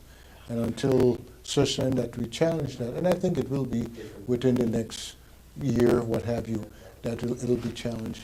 And I have no questions in my mind that they would lose that fight. Because again, go back to the Constitution, we are elected by proportional representation. And this person did not have the number of votes in proportion, the number of votes proportion to keep or to have a seat. So the party that had that proportion of votes. Now, in the case of Dr. Luke Mercelina, as the leader of the URSM, with the amount of votes he's already garnered, 898, and the quota for a seat being, Evans? I believe it's 921. 921. Is it safe to say, in the event the URSM does, they have already, based on our preliminary calculations, already garnered one seat? Dr. Luke Mercelina might just as well have garnered one seat outright on his own. What is your take on that, based on what you just explained? One would think that, again, you go back and put it in its context and look at the Constitution, look at the electoral ordinance. Okay? The seat, the composition of Parliament is based on what? The number of seats that the party win in proportion, not the individual. The seats are first allotted to the party. So therefore one can say clearly, no, he cannot say, I got enough seats based on the electoral quota, so therefore the seat belongs to me. No, because you cannot get elected on your own as an individual, so to speak, as an independent. So therefore, where you can't say I'm an independent member of Parliament, because Parliament consists of what? Political parties. And some would question and said there's no way, and within the Constitution, it does not talk about a party. It talks about a list. I mean, come on, common sense will tell you a list, is the same thing as a political party. An individual is not a list. A list means a compilation of a number of persons, what have you. So it's 6 of one, half dozen of the other. The true, in putting in this context, particularly if you go back to the whole concept of a parliamentary system of government, you would see that. And clearly that doesn't happen in any other constituent states of the kingdom, just us. Just St. Martin. And here, yes, because we're not astute, so to speak, of this parliamentary system of government, particularly our system of government. Interesting, Doc. Mr. Richards, what's your take on our discussion as we go into this? Awaiting the next 5 polling stations, but this is very heated discussion as we clearly have a difference in opinion. What is your take, Mr. Richards? Wouldn't be interesting. If I listen to all three, I tend to go along with what the doc mentioned. I got to give him that. Okay. Because that is pretty clear. It's basic, pretty straightforward. Yeah. And most persons that tend to disagree, if you want to put it that way, they'll always say but. And my response with it, there's no but. Period. That's it. That's it. You hear but what? Then the but will come because what you want to put in a qualification that matches or suits yourself. Exactly. It's not about you. It's what is listed. As a matter of fact, within the explanatory notes of the Constitution, it clearly says a party that wins 10% of the seat shall maintain 10% of the votes in Parliament. I mean, how clear can you get? There's no gray area here. It's plain black and white. But we tend to do things that what we think will benefit us. And then again, it stems from what our our strong belief in personal politics. It's about me. And so that means that if we were to ever experience something like this again, we have all rights to tell the person goodbye, thank you for my seat, and appoint someone that we want in that seat. Well, not we, but whoever is in majority. And that's interesting because I'm surprised that, especially when we take into consideration the previous election where 2 seats were, 2 seats were hijacked, 2. And there was nothing done. It was like, well, we're now held hostage. We have 2 seats, but we don't have 2 seats. So why was that not pursued? Why was that not challenged? And again, it comes back to, do we really understand what we're working with? Do we really understand what we're dealing with? And I think about the good gentleman that was here earlier when he spoke about education and educating, and it's an ongoing. I wonder where,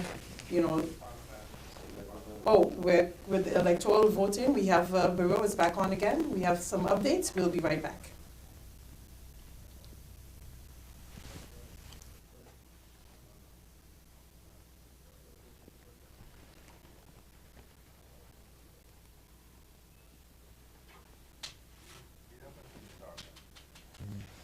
Well, I guess they're still waiting for them to come in. So we were optimistic. They have some new poll figures for us.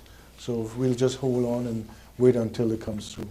But indeed, as Evans was just mentioning, it's all about education. When we talk about our parliamentary democracy, it's clear to see from our electorate as well that there's a lack of understanding of our political process. We talk about members of parliament, and we elect members of parliament during our parliamentary elections. However, there's still a discussion as to the 8 members of the Council of Ministers, and why 8 members of the Council of Ministers, and how come a member of parliament that was elected during parliamentary elections would be appointed a minister.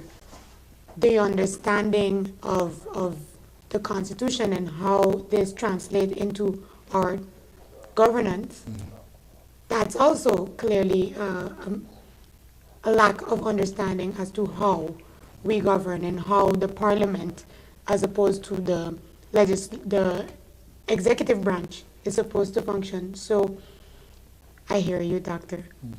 Yes, here again, you've heard almost every one of the candidates, so to speak. We're talking that I will build a new street. I would, stop GBE or what have you. And clearly, as a parliamentarian, you cannot do that. Your job is to what? Legislate. And control. Or rather, even worse than legislate, your job is to pass that legislation. Because most of your legislation is what? Originates from the Council of Ministers, the executive branch. And your job as a parliamentarian is to oversee that, okay? And pass legislation that would make sure that your program or whatever you want to do, let's say from economic development, you'll pass particular legislation that will foster, that will encourage that or make sure that economic development happens. Okay? You cannot pass a law to build a street or to fix GEB. No. You see? That is correct. But again, go back to our personal politics. We just want to do things because that will help us to get elected. And you see, you mentioned something there, Doc, when it comes to the government-owned companies. And you just said that the parliament member would say that he's going to fix GBE, or he's going to fix the airport, or she's going to fix TLM, you know, or the harbor. Based on corporate governance, that is not possible. This is not possible. Because you have the separation of powers. And with the separation of powers, particularly when it comes to government-owned companies, that again is based on corporate law. Yep. It's not based on the constitutional law, that's all based on administrative law. It's a complete different, you know, animal. It's a complete different way of handling matters. Because the government-owned companies, they have their own governance. Yep, they have their own management structure. They have their own structure. So they have the management board, the supervisory board of directors, and then you have the shareholder. And then the shareholder, again, you have to keep reckon that you're dealing with the shareholder meeting. That, again, is an organ which is different, again, than the shareholder. The shareholder may be a government, but what government has to do going forward is set policies, you know, put instruments in place. So, because when you do that, you get in a sort of a fight, actually, with the corporation itself, and with a parliamentarian or politician who would like to run the company, but that is not possible. That's not possible. Cutting you across, we're getting ready to go to the voting bureau for the results. Are they ready for us? 4 results from the polling stations, and then this morning's broadcast. And with that said, we will begin with polling station number 14, the Belvedere Community Center, with total eligible voters of 1,475, total votes cast 944, total valid votes 934, total invalid votes 10. Let's begin with the Swaliga Action Movement, SAM, with polling station number 14 results. Franklin A. Mayers, 31. Cecil R.D. Nicholas, 15. Tamara E. Leonard, 23. Claude A.H. Peterson, 0. Rhoda R. Arundel, 11. Paulina N. Lake, 7. Pamela R. Gordon-𝒂𝒏𝒈𝒕, 3. Lucien O. 𝒚𝒐𝒖𝒓, 3. Ruben A. B. Pantaflet, 0. Delano D. Samuel, 7. Billy Jean-Baptiste, 3. Marcos C. Henrietta, 1. Swaliga Action Movement, SAM, received a total of 104 votes at polling station number 14, 104. We continue with National Alliance, NA, and the results received at polling station number 14. Sylvia E. Jacobs, 21. Egbert J. Duran, 20. Artwell M.R. Irian, 24. Cloyd L. Marlin, 9. Darrell T.J. York, 23. Edsel E. Gums, 8. Anna E. Richardson, 13. Angelique J. G. Ramu, 2. Shamila N. Williams-𝒂𝒏𝒂𝒂, 32. Curtis K.W. Thomas, 0. Hyacinth L. Richardson, 5. Alan K. Connor, 0. Shamira P.M. Hernandez, 3. A. Terrence Ray, 1. Ishmael Foster, 0. Louis G. Hurtau, 0. Carlita L. A. Guy, 1. With a total votes cast for the National Alliance at polling station number 14 of 162, 162. We continue with Empire Culture Empowerment, ECE, and the votes received at polling station number 14. Nigel E. Wigley, 6. Armando F. Gums, 0. Arnold E. Dorr, 2.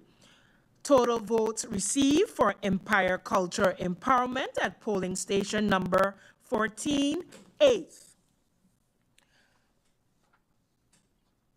Continue with the Democratic Party, DP. Votes received at polling station number 14. Sarah A. 𝒚𝒂𝒄𝒉 Williams, 22. Grisha S. Heiliger, geboren Maarten, 38. 𝒚𝒐𝒖𝒓 Lebega, 3. Khalil K. Raven, 14. Viren V. Kotai, 2. Marinka J. Gums, 19. Benjamin S. Bell, 1. Fabio Doralis, 0. Meiling A.M.R. Derby, geboren Chung, 0. Ruben J. Esset, 0. Alston A. Lawrence, 3. Richard J.J. Panafleck, 1. Quincy R. A. Rochester, 1. Oliver N. J. Williams, 2. Michael C. Barron, 6. Densley M. Adamus, 0. Dennis A. Williams, 2. Savante De Hernandez Escarfuller, 0. Alexander I. Gums, 0. Ingrid A. Grell Davis, 5. Laurel B. Hosier, 2. Patricia A. Flanders, 1. Aken R. Richardson, 0. Total votes received at polling station number 14 for the Democratic Party, 122, 122. We continue with Quality Movement for Change, OMC, and the totals received at the Belvedere Community Center. Olivier E. Arundel, 25. Elvison J. Adamus, 0. Mario L. A. Arundel, 2. Lisa L. Alexander, 2. Louisa R. Lake, 0. Cleveland J. Codrington, 0. Edward S. Arundel, 0. Farley R. Elshot, 0. Samuel V. Caceres, 1. Daniel Jean, 0. Laura C. Lewis, geboren Maarten, 0. Franklin D. Watson, 3. Bob A. Wilkins, 1. Donette T. Lantafort Ferdinand, 0. Aloysius E. F. Proctor, 0. San Francisco E. Lake, 1. Lee A. Blackman, 1. Lawrence L. Lake, 0. Florent Aspeler, 0. Total votes received for Quality Movement for Change, OMC, at polling station number 14, 36 votes, 36. We continue with Nation Opportunity Wealth, the Now Party, with the results at polling station number 14. Christoph T. Emmanuel, 27. Claudius A. Bonkamper, 7. Lyndon C.J. Lewis, 41. Keith Peter J. Gittins, 6. Giovanni C. Gums, 28. Ryan R. R. James, 0. Mark E. Mantle, 3. Larry E. Hall, 1. Drina I. Lopez, 1. Leandro M. Peterson, 1. Edwin E. Schoop, 1. Kimberly K. E. Reyes Prelo, 0. Gerald J. Burnett, 1. Marie Claire G. Langlaise, 0. Louis K. Smith, 0. Gromiko L. N. V. Wilson, 17. Total votes received for Nation Opportunity Wealth, now at the Belvedere Community Center, 134, 134. We now have the results for the United People's Party up from polling station number 14. Omar E.C. Otley, 50. 5-0. Richard F. Gibson, 1. Akeem E. Arundel, 11. Francisco A. La Cruz, 19. Rolando Bryson, 16. Janini Chatelier, 7. Nikhil Khrukhreja, 0. Addison A. Boston, 9. Richard A. Patrick, 0. Bria S. Christina Sorton, 3. Teddy F. Charlie, 2. Cresberg A. Brown, 5. Shirley Hilaire, 1. Kevin P. Bryan, 8. Martin O. Wilson, 0. S. Natasha Manuela Cabora Gums, 1. Wendell A. Today, 0. Chanel E. Brownbill, 0. Total votes received for the United People's Party up at the polling station number 14, 133. 133. We continue with Party for Progress, PFP, and the results at polling station number 14. Melissa D. Gums, 11. Rayon A. Peterson, 14. Ludmila N. L. The Weaver, 32. Patrice T. Gums, 8. Luciano L. Nichols, 10. Marvio A. Cooks, 0. Jean O. Blaze, 2. Rosalinda F. Martina, 0. Marlon M. Hodge, 1. David J. Solomon, 2. Solange L. Duncan, 2. Miklos M.C. Hitterson, 5. Total results received for Party for Progress, PFP, at polling station number 14, 87. 87. We continue with Unified Resilient St. Martin Movement, URSM, and the votes received at 14 at polling station number 14. Luke F. E. Mercelina, 88. Christopher L. Waver, 7. Veronica C. Yonta Webster, 11. Herbert M. J. Martina, 4. Shamira D. M. Roseberg, 14. Gracita R. Arundel, 3. Rishnil S. J. Bruch, 14. Jason O. Matthew, 4. Joseph G. Peterson, 0. Michael O. Summersall, 0. Delano L. Hutchinson, 0. Felicia C. M. Brooks, 1. Saul Y. Stayman Gebora Yao, 1. Paco J. Isenia, 0. Glensley C. Amer, 1. Total votes cast for Unified Resilient St. Martin Movement, URSM, at voting station number 14, 148. 148. We continue with voting station number 15, Melford Hazel Sports and Recreational Center, that has a total eligible voters of 1,438. Total votes cast, 849. Total valid votes, 835. Total invalid votes, 14.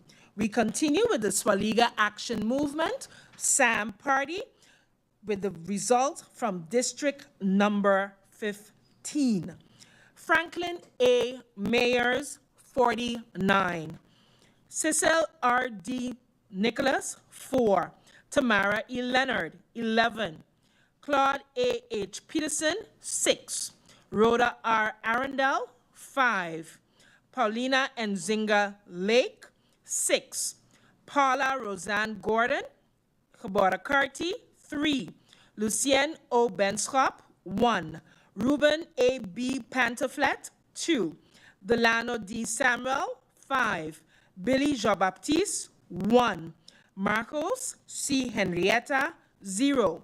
Total votes cast for the Swaliga Action Movement at polling station number 15, 93. 93. We continue with the National Alliance and the votes received at polling station number 15, and they are as follows. Silveria E. Jacobs, 15. Egbert J. Duran, 57. Artwell M.R. Arian, 7. Cloyd L. Marlin, 9. Darrell T.J. York, 19. Edsel E. Gums, 6. Anna E. Richardson, 7. Angelique J.G. Ramu, 1. Shamila N. Williams, Kabora Webster, 0. Curtis K.W. Thomas, 0. Hyacinth L. Richardson, 4. Alan K. Connor, 0. Shamira P.M. Hernandez, 0. A. Terrence Ray, 0. Ishmael Foster, 1. Louis G. Hurtau, 1. Carlita L.A. Guy, 3. Total votes received for National Alliance at polling district number 15, 130, 130. We continue with Empire Culture Empowerment, ECE, and the votes received at district number 15, and it is as follows. Niger, the votes received at district number 15, and it is as follows. Nigel E. Emmanuel, 5. Armando Franklin Gums, 0. Arnold E. Dorr, 0. Total votes received for Empire Culture ECE at polling station number 15, 5. We continue with the Democratic Party, DP, and the votes received at polling station number 15. Sarah A. Westcott Gebora Williams, 26. Grisha S. Heiliger Gebora Maarten, 21. Dimar C. Lebega, 12. Khalil K. Raven, 7. Viren V. Kotai, 17. Marinka J. Gums, 9. Benjamin S. Bell, 2. Fabio Doralis, 5. Mei-Ling AMR Derby Gebora Chung, 0. Ruben J. Esset, 0. Alson A. Lawrence, 0. Richard J.J. Panafleck, 0. Quincy R.A. Rochester, 0. Oliver N.J. Williams, 7. Michael C. Barron, 9. Densley M. Adamus, 7. Dennis A. Williams, 1. Savante D. Hernandez, Escarfuller, 2. Alexander I. Gums, 5. Ingrid A. Grell, Gebora Davis, 1. Laurel B. Hosier, 1. Patricia A. Flanders, 4. Aken R. Richardson, 1. Total votes received for Democratic Party at polling station number 15, 137. 137. We continue with Kwalichi Movement for Change, OMC, and the votes received at the Melford Hazel Sports and Recreational Center. Oliver E. Arundel, 24. Elvison J. Adamus, 0. Mario L. A. Arundel, 2. Lisa L. Alexander, 0. Louisa R. Lake, 1. Cleveland J. Codrington, 1. Edward S. Arundel, 0. Farley R. Elshot, 0. Samuel V. Caceres, 0. Daniel Jean, 0. Laura C. Lewis Gebora Maarten, 2. Franklin D. Watson, 0. Bob A. E. Wilkins, 0. Donette T. Lantafort Ferdinand, 0. Aloysius E. F. Proctor, 0. San Francisco E. Lake, 1. Lee A. Blackman, 0. Lawrence L. Lake, 0. Florent Aspelaire, 0. Total votes received for OMC at polling station number 15, 31. 3-1.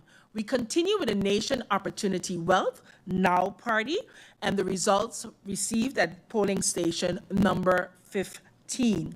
Christophe T. Emmanuel, 15. Claudius A. Boncamper, 5. Lyndon C. J. Lewis, 24. Keith Peter J. Gittins, 3. Giovanni C. Gums, 1. Ryan R. James, 1. Mark E. Mantle, 1. Larry E. Hall, 1. Drina I. Lopez, 0. Leandro M. Peterson, 3. Edwin E. Schoop, 7. Kimberly K. E. Reyes Puelo, 3. Gerald J. Burnett, 1. Marie Claire G. Langlaise, 0. Louis K. Smith, 0. Gromiko L. and V. Wilson, 6. Total votes received for Nation Opportunity Wealth at polling station number 1571. We continue with the United People's Party up and the votes received at polling station number 15. Omar E.C. Utley, 49. Richard F. Gibson, 1. Akeem E. Arundel, 8. Francisco A. La Cruz, 8. Rolando Bryson, 22. Jonini Chatelier, 5. Nikhil Krokreja, 7. Addison A. Boston, 9. Richard A. Patrick, 3. Bria S. Christina Sorton, 6. Teddy F. Charlie, 2. Cresberg A. Brown, 1. Shirley Hilaire, 4. Kevin P. Bryan, 7. Martin O. Wilson, 0. S. Natasha Manuela Gebora Gums, 0. Wendell A. Today, 0. Chanel E. Brownbill, 16. Total votes received for the United People's Party up at polling station number 15, 148. 148. We continue with Party for Progress, PFP, and the results at polling station number 15. Melissa D. Gums, 20. Rayon A. Peterson, 12. Ludmila N. L. DeWeaver, 34. Patrice T. Gums, 4. Luciano L. Nichols, 4. Mavio A. Cooks, 4. Jean O. Blaze, 3. Rosalinda F. Martina, 1. Marlon M. Hodge, 0. David J. Solomon, 2. Solange L. Duncan, 2. Miklos M.C. Hitterson, 9. Total votes received for the Party for Progress, PFP, at polling station number 1595. We continue with URSM, Unified Resilient St. Martin Movement, and the results received at polling station number 15. Luke F.E. Mercelina, 67. Christopher L. Weaver, 4. Veronica C. Yonsa Gebora Webster, 8. Herbert M.J. Martina, 6. Shamira D.M. Roseberg, 10. Gracita R. Arundel, 4. Rishnil S.J. Brugh, 15. Jason O. Matthew, 2. Joseph G. Peterson, 0. Michael O. Summersall, 2. Delano L. Hutchinson, 0. Felicia C. M. Brooks, 1. Sao Y. Stamen Gebora Yao, 3. Paco J. Isenia, 2. Glensley C. Amer, 1. Total votes received for URSM at polling station number 15, 125. 125. We continue with 2 additional polling stations received, polling station number 7 and 10. We start with the Rupert Maynard Community Center. Total eligible voters, 1,422. Total votes cast, 916. Valid votes, 901. Invalid votes, 15.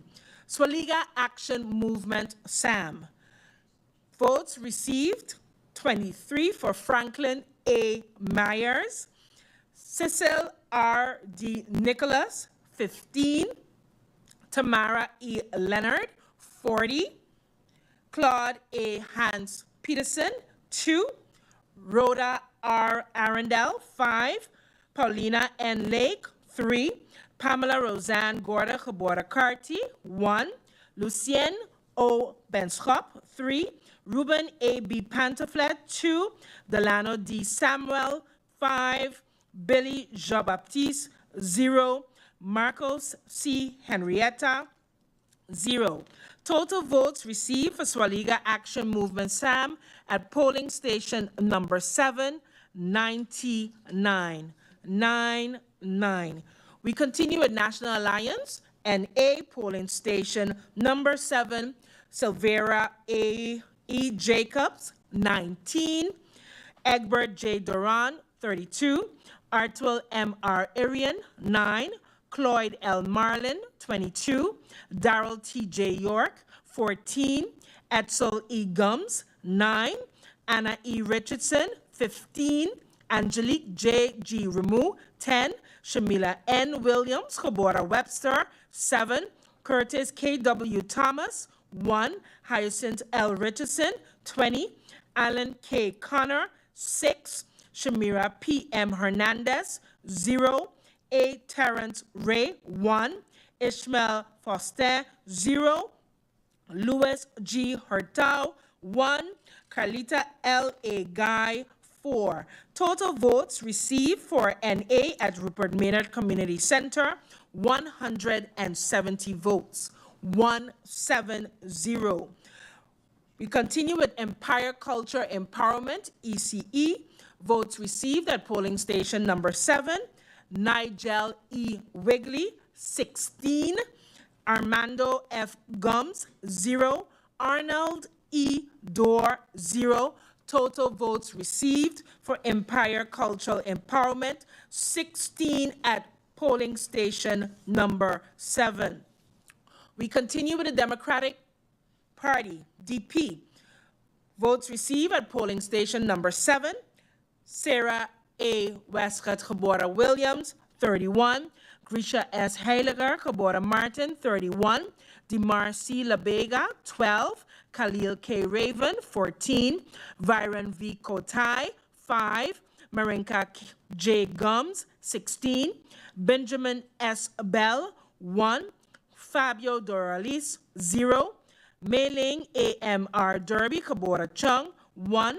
Ruben J. Essett, 1. Alston A. Lawrence, 1. Richard J.J. Panafleck, 0. Quincy R. A. Rochester, 0. Oliver N.J. Williams, 1. Michael C. Barron, 33. Densley M. Adamus, 2. Dennis A. Williams, 0. Savante D. Hernandez Escar Fuller, 0. Alexander I. Gums, 4. Ingrid A. Grell 𝒂𝒏𝒄𝒉 Davis, 0. Laurel B. Hosier, 0. Patricia A. Flanders, 4. Akan R. Richardson, 4. Total votes received for Democratic Party at polling station number 7, 161. 161. We continue with Coalition Movement for Change, OMC, polling station number 7. Olivier E. Arundel, 14. Elvison J. Adamus, 0. Mario L. A. Arundel, 1. Lisa L. Alexander, 1. Louisa R. Lake, 1. Cleveland J. Codrington, 1.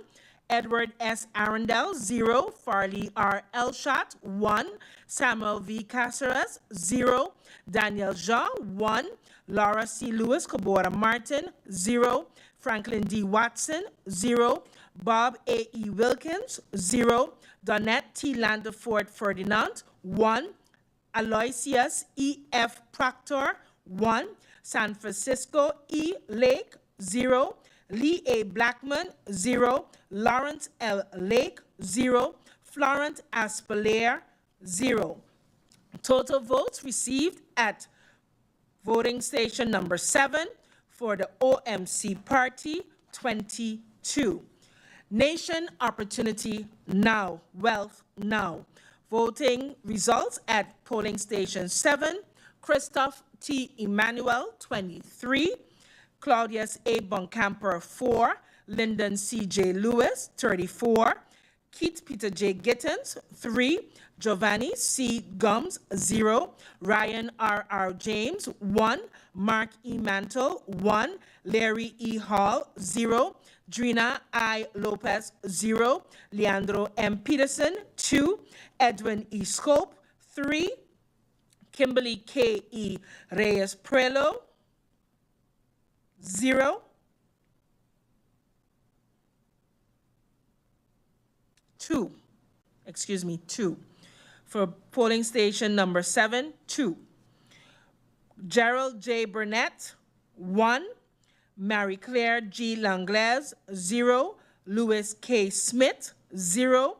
Gromiko L. N. V. Wilson, 4. Total votes cast for polling station number 7, Nation Opportunity Wealth, 78. 7-8. We continue with United People's Party, up, polling station number 7. Omar E.C. Otley, 31. Richard F. Gibson, 0.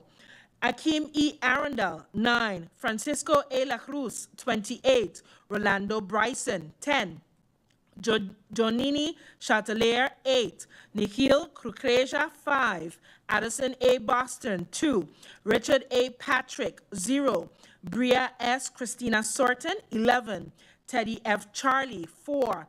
Cressburg A. Brown, 1. Shirley Hilaire, 1. Kevin P. Bryan, 2. Martin O. Wilson, 0.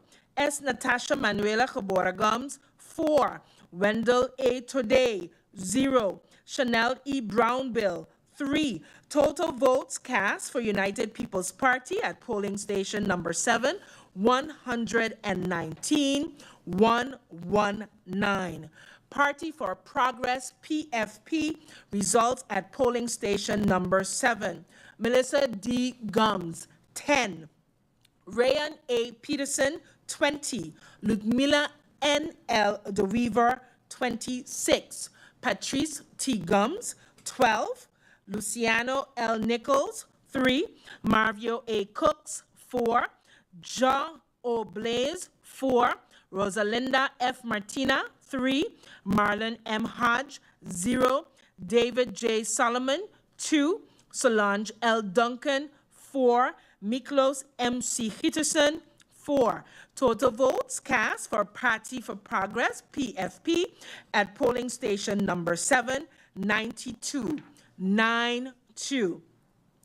Unified Resilient St. Martin Movement, URSM, results at polling station number 7. Luke F.E. Mercelina, 77. Christopher L. Waver, 0. Veronica C. Janse Gebora Webster, 8. Herbert M.J. Martina, 3. Shamira D.M. Roseberg, 20. Gracita R. Arundel, 2. Rishnil S.J. Brug, 18.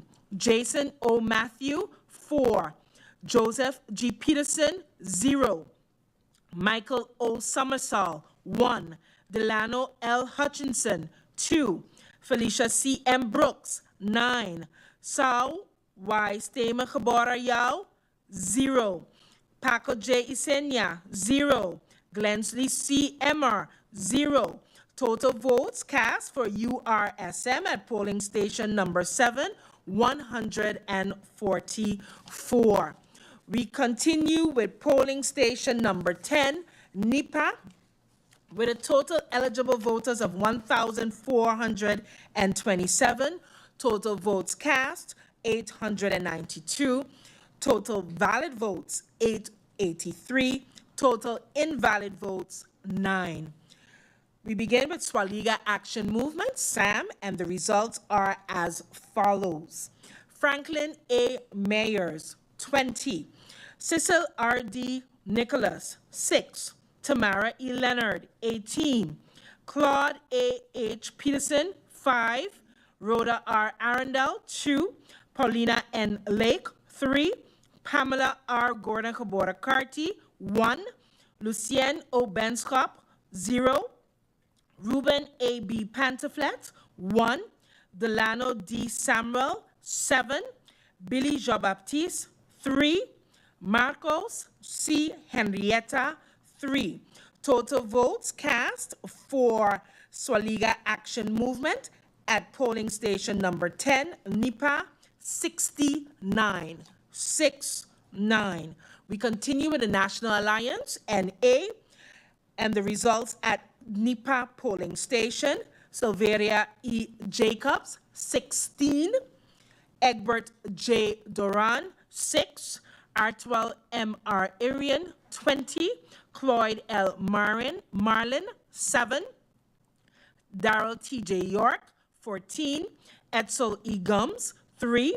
Anna E. Richardson, 2. Angelique J. G. Ramu, 39. Shamila N. Williams Kabora Webster, 4.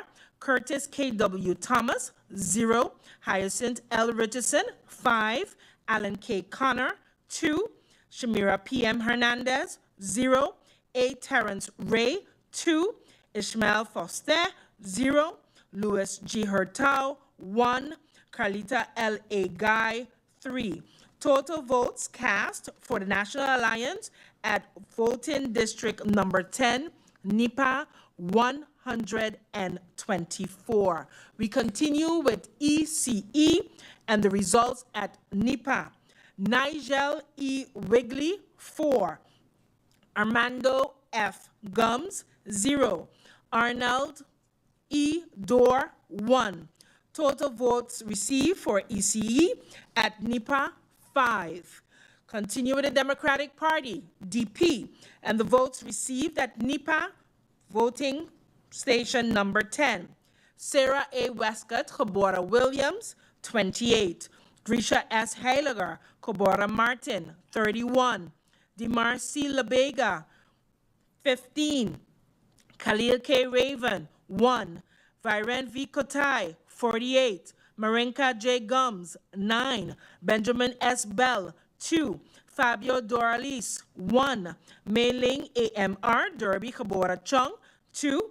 Ruben J. Esset, 5. Alston A. Lawrence, 0.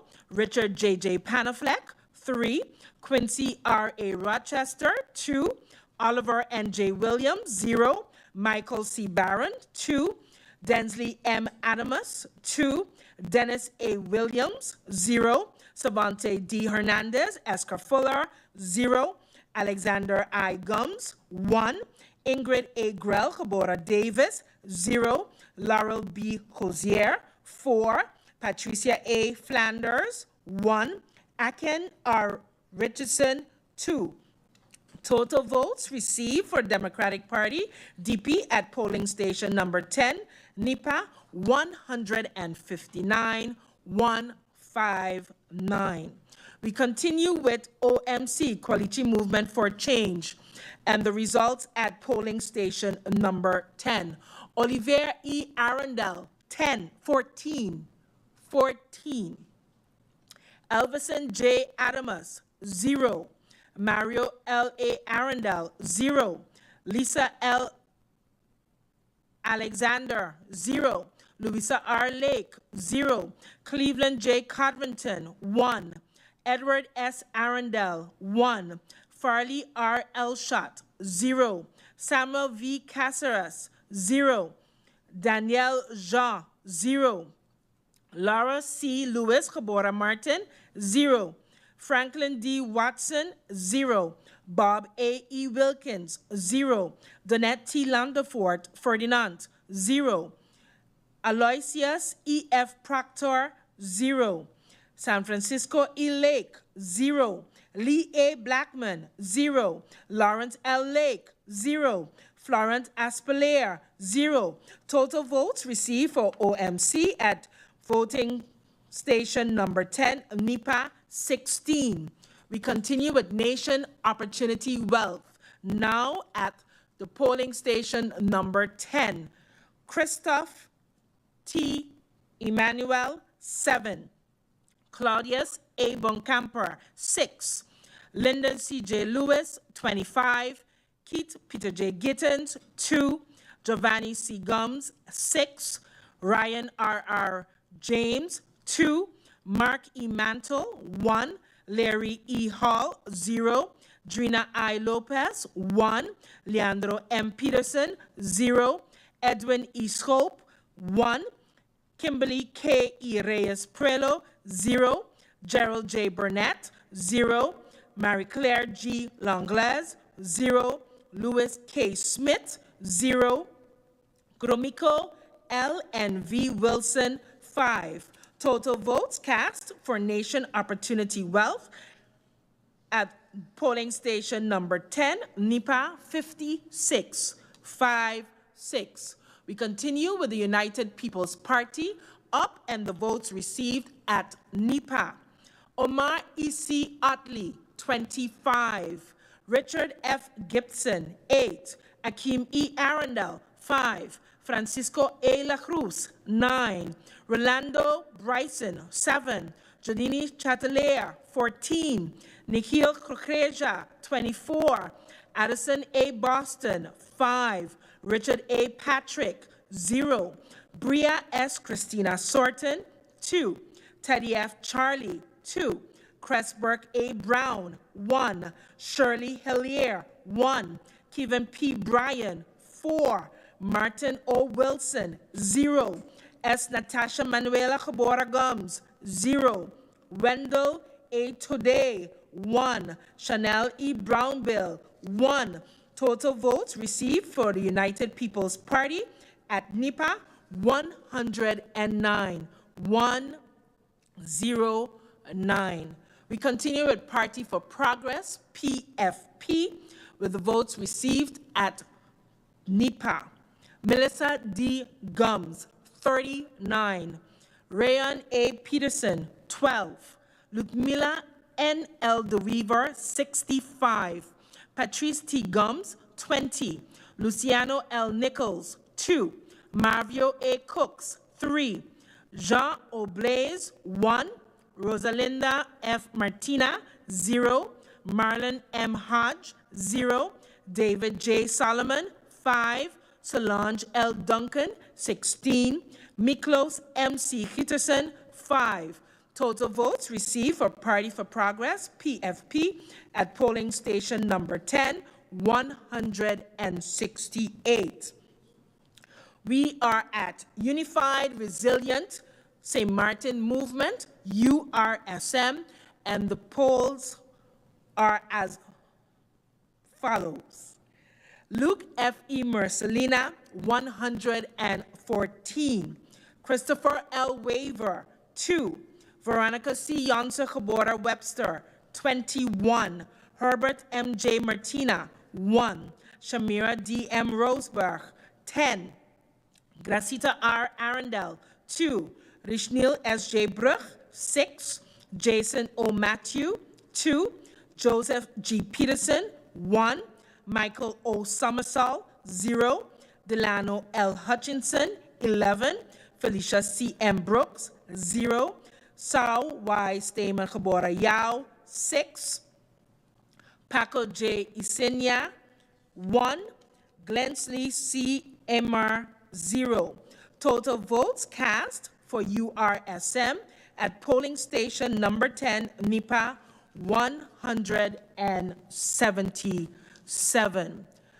We are going to our last polling station number 8, St. Maarten Academy, and then it's a wrap for tonight, folks, or this morning, I should say. With a total eligible voters of 1,408, total votes cast, 886, total valid votes, 876, total invalid votes, 10. Let's begin with the Swaliga Action Movement, SAM, and the votes received at polling station number 8, St. Maarten Academy. Franklin A. Mayers, 22. Cecil R. D. Nicholas, 1. Tamara E. Leonard, 14. Claude A. Hans Peterson, 2. Rhoda R. Arundel, 15. Paulina N. Lake, 3. Pamela R. Gordon Cabora Carty, 3. Lucien O. Benschop, 1. Ruben A. B. Pantoflet, 1. Delano D. Samuel, 2. Billy Jean-Baptiste, 1. Marcos C. Henrietta, 0. Total votes received for Swaliga Action Movement, Sam, at St. Martin Academy, polling station number 8, 65. 65. We continue with the National Alliance, NA, and the results at St. Martin Academy. Sylveria E. Jacobs, 21. Egbert J. Duran, 27. Artwell M.R. Arian, 21. Cloyd L. Marlin, 14. Darrell T.J. York, 21. Edsel Gums, 13. Anna E. Richardson, 16. Angelique J. G. Ramu, 6. Shamila N. Williams, Gabora Webster, 5. Curtis K. W. Thomas, 1. Hyacinth L. Richardson, 19. Alan K. Connor, 2. Shamira P. M. Hernandez, 0. A. Terrence Ray, 2. Ishmael Foster, 6. Louis G. Hurtau, 0. Carlita L. A. Guy, 6. Total votes received for National Alliance, NA, at District Polling Station 8, St. Martin Academy, 180. 180. We continue with Empire Culture Empowerment, ECE, and the votes received at polling station number 8. Nigel E. Wigley, 7. Armando F. Gums, 0. Arnold E. Dorr, 0. Total votes received for ECE at St. Martin Academy, 7. Democratic Party, DP, votes received at St. Martin Academy. Sarah A. Westcott, Gabora Williams, 24. Grisha S. Heiliger, Gabora Martin, 37. Dimar C. Labega, 19. Khalil K. Raven, 3. Viren V. Kotai, 29. Marinka J. Gums, 14. Benjamin S. Bell, 1. Fabio Doralis, 5. Mei-Ling A.M.R. Derby Kabora Chung, 1. Ruben J. Essett, 1. Alston A. Lawrence, 1. Richard J.J. Panafleck, 0. Quincy R.A. Rochester, 0. Oliver N.J. Williams, 1. Michael C. Barron, 12. Densley M. Adamus, 1. Dennis A. Williams, 0. Sabante D. Hernandez Escarfuller, 0. Alexander I. Gums, 2. Ingrid A. Grell Gabora Davis, 0. Laurel B. Cozier, 0. Patricia A. Flanders, 2. Aken R. Richardson, 2. Total votes received for the Democratic Party at the St. Martin Academy School, 155. 155. Votes received for Quality Movement for Change, OMC, at District number 5 are as follows. Olivier E. Arundel, 23. Elvison J. Adamus, 1. Mario L. A. Arundel, 0. Lisa L. Alexander, 0. Louisa R. Lake, 1. Cleveland J. Codrington, 1. Edward S. Arundel, 0. Farley R. Elshot, 0. Samuel V. Caceres, 0. Daniel Jean, 0. Laura C. Lewis, Gabora Martin, 0. Franklin D. Watson, 0. Bob A. E. Wilkins, 1. Donette T. Lantafort Ferdinand, 0. Aloysius E. F. Proctor, 0. San Francisco E. Lake, 0. Lee A. Blackman, 5. Lawrence L. Lake, 2. Florent Aspeler, 0. Total votes received for OMC at St. Martin Academy, 34. 34. Total votes for Nation Opportunity Wealth now at the St. Martin Academy is as follows. Christoph T. Emmanuel, 17. Claudius A. Buncamper, 6. Lyndon C.J. Lewis, 23. Keith Peter J. Gittins, 1. Giovanni C. Gums, 7. Ryan R.R. James, 2. Mark E. Mantle, 1. Larry E. Hall, 1. Drina I. Lopez, 0. Leandro M. Peterson, 0. Edwin E. Schoop, 3. Kimberly K. E. Reyes Prelo, 1. Gerald J. Burnett, 1. Marie Claire G. Langlaise, 1. Louis K. Smith, 2. Gromiko L. N. V. Wilson. Total votes cast for Nation Opportunity Wealth Now at the St. Maarten Academy is 77. 77. We continue with the United People's Party up and the votes at St. Maarten Academy School. Omar E.C. Otley, 33. Richard F. Gibson, 6. Akeem E. Arundel, 8. Francisco A. La Cruz, 17. Rolando Bryson, 16. Janini Chatelier, 8. Nikhil Krokeja, 8. Addison A. Boston, 5. Richard A. Patrick, 1. Bria S. Christina Sorton, 7. Teddy F. Charlie, 0. Cressberg A. Brown, 3. Shirley Hilaire, 0. Kevin P. Bryan, 1. Martin O. Wilson, 0. S. Natasha Manuela Gebora Gums, 1. Wendell A. Today, 0. Chanel E. Brownbill, 1. Total votes received for the United People's Party at St. Maarten Academy, 115. 115. We continue with Party for Progress, PFP, at polling station number 8, and it goes as follows. Melissa D. Gums, 14. Rayan A. Peterson, 10. Ludmila N. L. DeWeaver, 43. Patrice T. Gums, 11. Luciano L. Nichols, 3. Marvio A. Cooks, 3. Jean Oblaze, 1. Rosalinda F. Martina, 1. Marlon M. Hodge, 0. David J. Solomon, 1. Solange L. Duncan, 8. Miklos M.C. Peterson, 2. Total votes received for Party for Progress at polling station number 8 is 97. 97.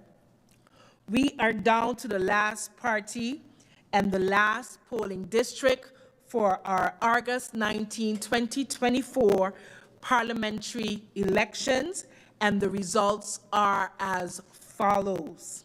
For the Unified Resilient St. Maarten Movement, URSM, polling station number 8, St. Maarten Academy. Luke F.E. Mercelina, 71. Christopher L. Waver, 6. Veronica C. Yonsa, Gebora Webster, 8. Herbert M.J. Martina, 8. Shamira D.M. Roseberg, 18. Gracita R. Arundel, 0. Rishnil S.J. Brugh, 16. Jason O. Matthew, 3. Joseph G. Peterson, 1. Michael O. Somersall, 5. Delano L. Hutchinson, 3. Felicia C. M. Brooks, 3. Saul Y. Stema Gebora Yao, 0. Paco J. Isenia, 2. Glensley C. Amer, 2. Total votes cast for the URSM party at polling station number 8, St. Maarten Academy, 146. 146. We now have all the votes in for the 20 districts. I will be repeating the totals or saying the totals, as well as giving you the totals for each individual party before I call back to the lectern the chairman of the voting district. And we continue as follows. Total votes cast, or total eligible voters, 22,750. Total votes cast, 13,885. Total valid votes, 13,694. Total invalid votes, 191. Total votes per party is as follows.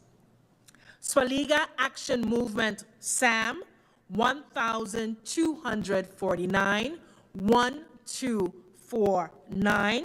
National Alliance, NA, 2002. Higher Culture Empowerment, ECE, 100. DP, 2069, 2069. Quality Movement for Change, OMC, 521, 521. Nation Opportunity Wealth, now, 1,245, 1245. United People's Party, up, 2,038, 2038. Party for Progress, PFP, 1,942, 1942.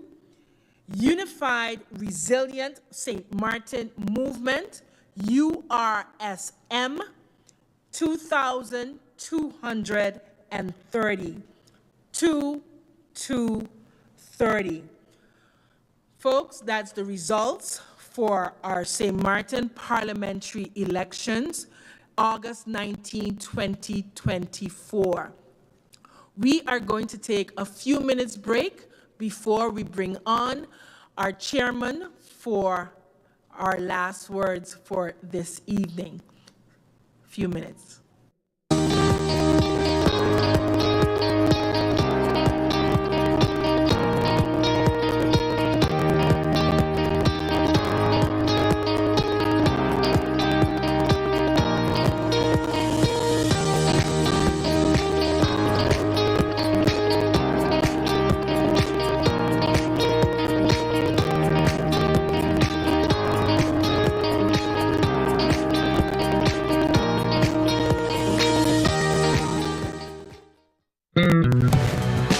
Bold, juicy, beefy, grilled. Flavor this good? It's made by Flame.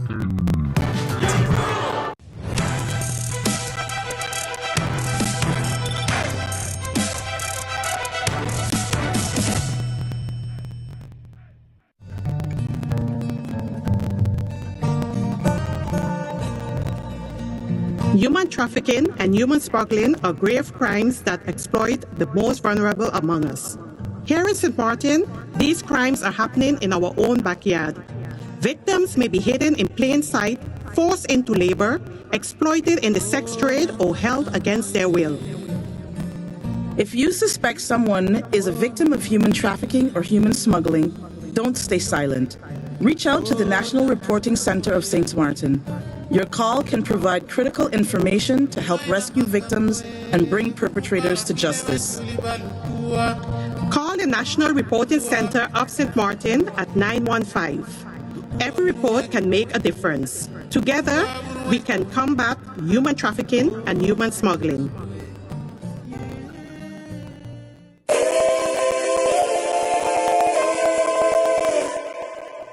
For those who have suffered, Victim Support Services of St. Martin is here to help. We offer confidential support, counseling, and assistance. No one should face this alone.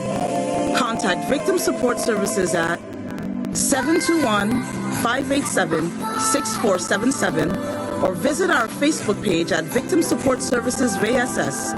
Your safety and recovery are our priorities. Let's stand together against human trafficking and human smuggling. Protecting our community starts with you. This message is brought to you by the National Reporting Center of St. Martin and Victim Support Services St. Martin.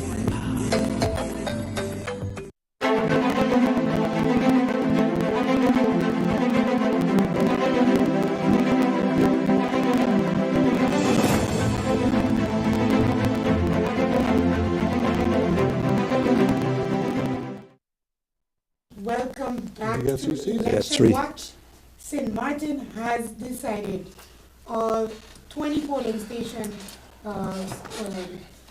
votes have been counted, and the main voting bureau has brought them to us live. Team, it's 3:54. In January, we closed it at 6:15 a.m. So this is definitely progress. Definitely. We want to thank all the viewers and the main voting bureau and all the polling stations and their teams for doing their utmost to get us the results before 4 a.m. And what an outcome it has been. Nail biting. I have no more lipstick, but but all the lipstick. Oh, that's why your nails are so red. I know, right? I do not recognize this chart.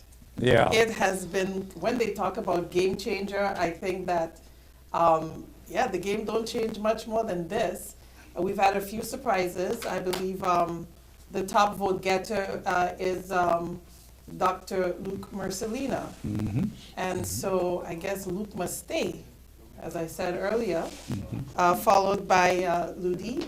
Dr. Mercelina got 1,315, and of course all of this is unofficial until we have the official count from the voting bureau.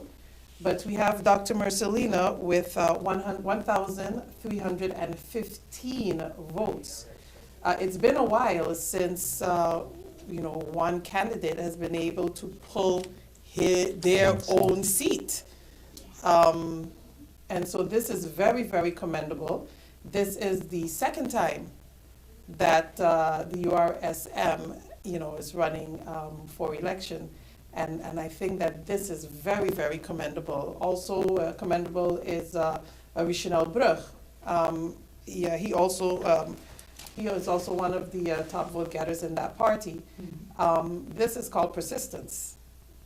But if you look at the outcome in January, Shamira Roseberg was the candidate on the URSM to garner that second seat. Yes, and now here we see clearly it's very much, it's about 19 votes shy, but Mr. Brugge was able to garner his seat.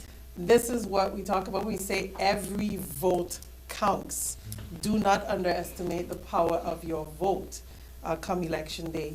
And the second highest vote getter was Ludmilla de Wever with 690 votes. Also a commendable and significant amount of votes.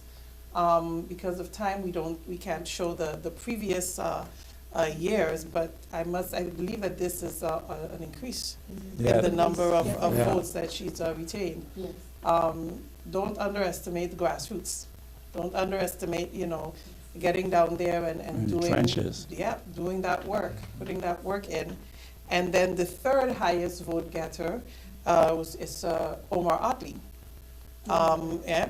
With 666 votes, the leader of the UP party. With the second highest vote getter being Mr. Francisco La Cruz of that particular party with 200, and I believe that's 236 votes. Again, quite commendable with everything that has been going on. The fourth highest vote getter is Grisha Heiliger Maarten with 477 votes. And then the fifth is Lyndon Lewis with 447 votes. And he has, really led that party with votes. I guess the electorate is impressed with the work that he has done. And then we have Franklin Myers.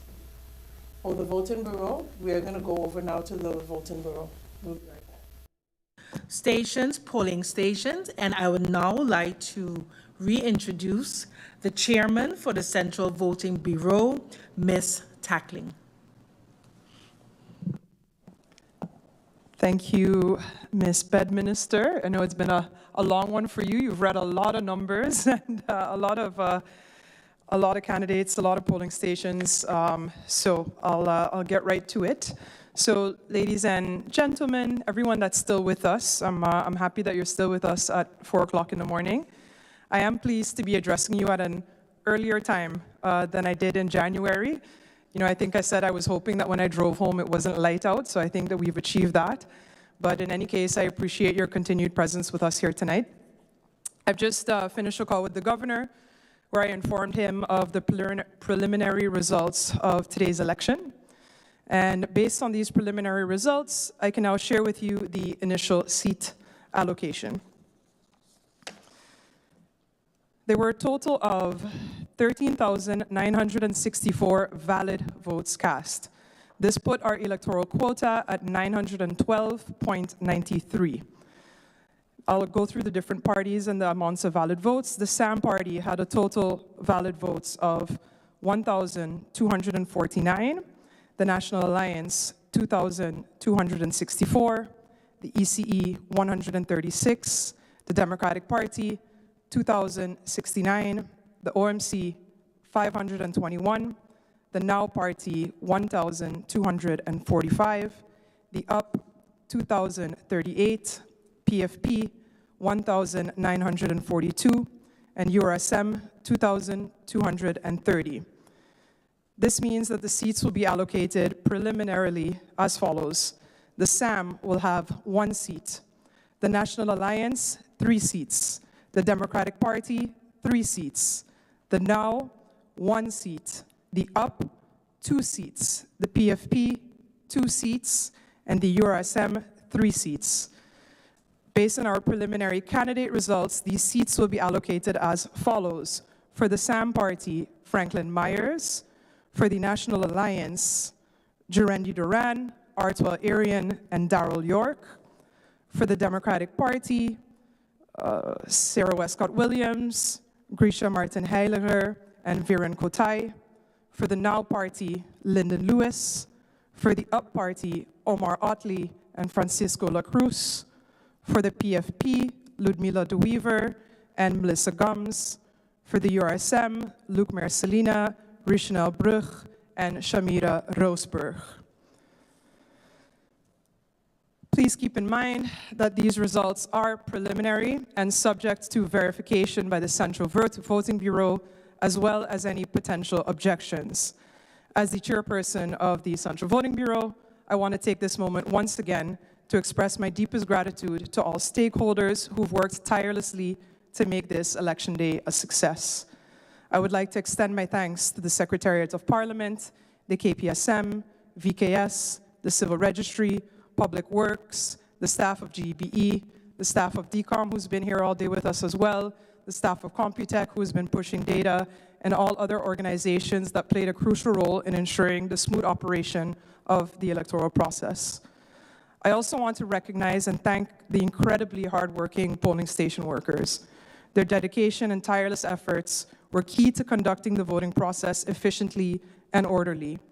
I know it's been a long day for all of us, but thanks to their commitment, we were able to receive results from the polling stations earlier than we did in January and announce these to the public.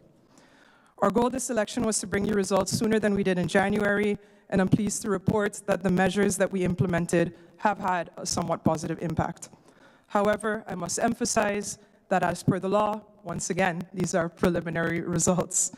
In the coming days, the Central Voting Bureau will be thoroughly reviewing the packages that were submitted by the 20 polling stations. This includes their tally sheets, what we call the PVs, and we will thereby verify the accuracy in preparation for our public meeting on Monday, August 26th at 10 a.m. During this meeting, any eligible voter will have the opportunity to file an objection if necessary. Again, I have here again preliminary results, and the final outcome will of course be determined by a thorough review process. Based on our review, as well as weighing the merits of any possible objections that may be filed, a decision will be made by the Central Voting Bureau. I also want to take this opportunity to thank the public once again for exercising their democratic rights and participating in the electoral process today. Your engagement and commitment to democracy are the cornerstones of our society's progress and of our governance. Once again, I'd like to express my gratitude to everyone involved in today's election day process. Your dedication and hard work have been invaluable, and we look forward to working together to ensure a fair and accurate outcome for all citizens. Thank you all very much, and sleep well. Welcome back to Election Watch. St. Maarten has decided again, 2024. We would like to thank the Central Voting Bureau for just concluding the evening and the results. But before we also conclude our production this evening, this could not have been made possible without the wonderful support of our sponsors and our collaborators. I'll start with our collaborator, TV15. Thank you so much for your unwavering support. Our sponsors, Telem Group of Companies, Burger King, Magical Insurances, Air St. Maarten, stmartinnews.com, Jeff Berger Communications, Radio St. Maarten 101.5 FM. Our partners, Shop for Less, Kid Zone, Anguilla Sands and Salts, Youth Radio 92.5 FM, and a special thanks going out to DCOM, MSR Cable TV, Bel Air Beach Hotel, the Integrity Chamber, the Central Voting Bureau, the Parliament of St. Maarten, Miss Angel Miss Angel Richardson, Mr. Melvin Richardson, Mrs. Ruth Connor, Miss Anna Richardson, Miss Roshan Richardson, and Mr. Garrett Richardson. Team, we have the deciding votes has been in. What's your take? It's 4 a.m.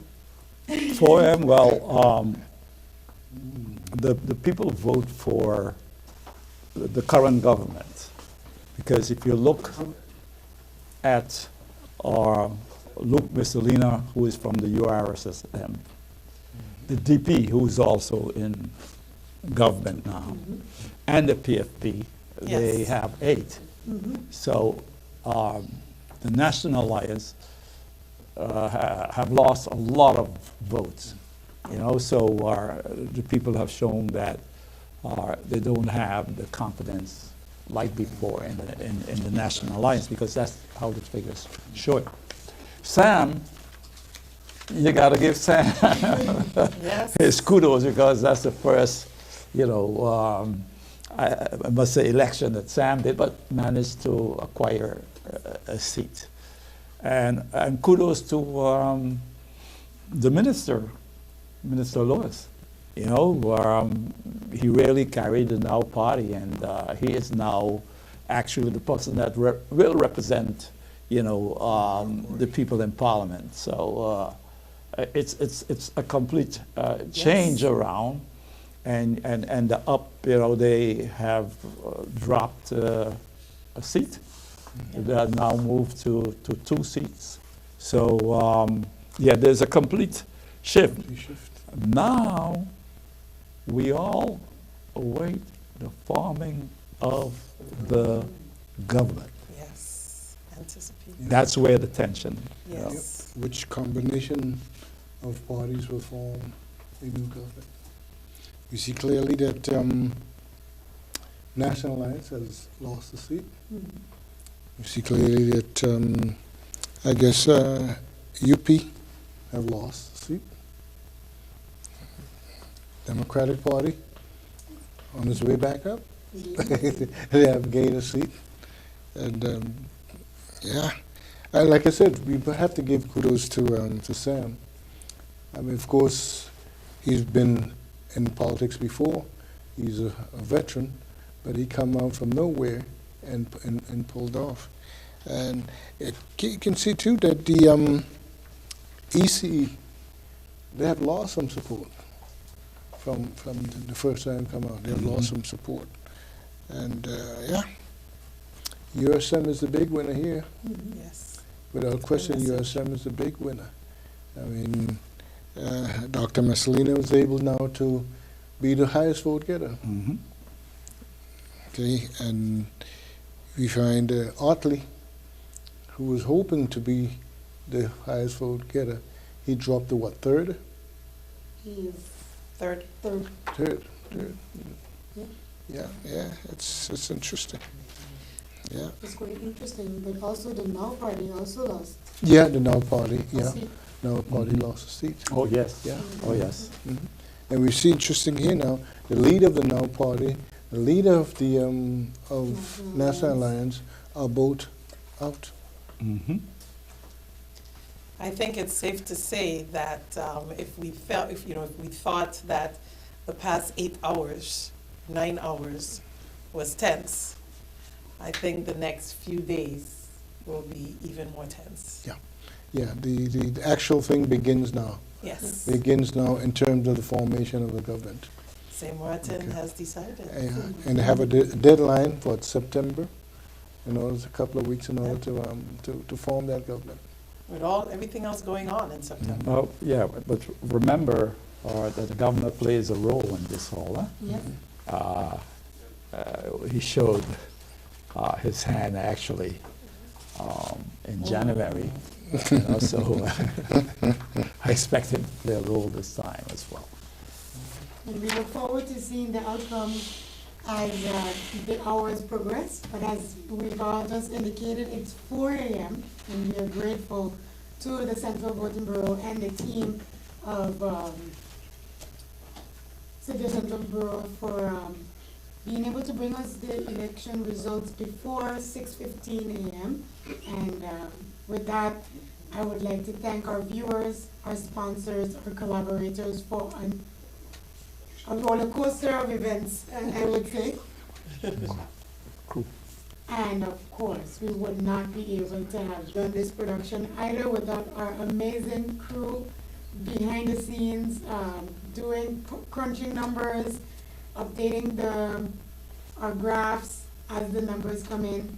And as I mentioned, this team could not have made this possible without all the moving parts and players. With that being said, we'd like to thank all viewers for tuning in and do have a good evening. Take care.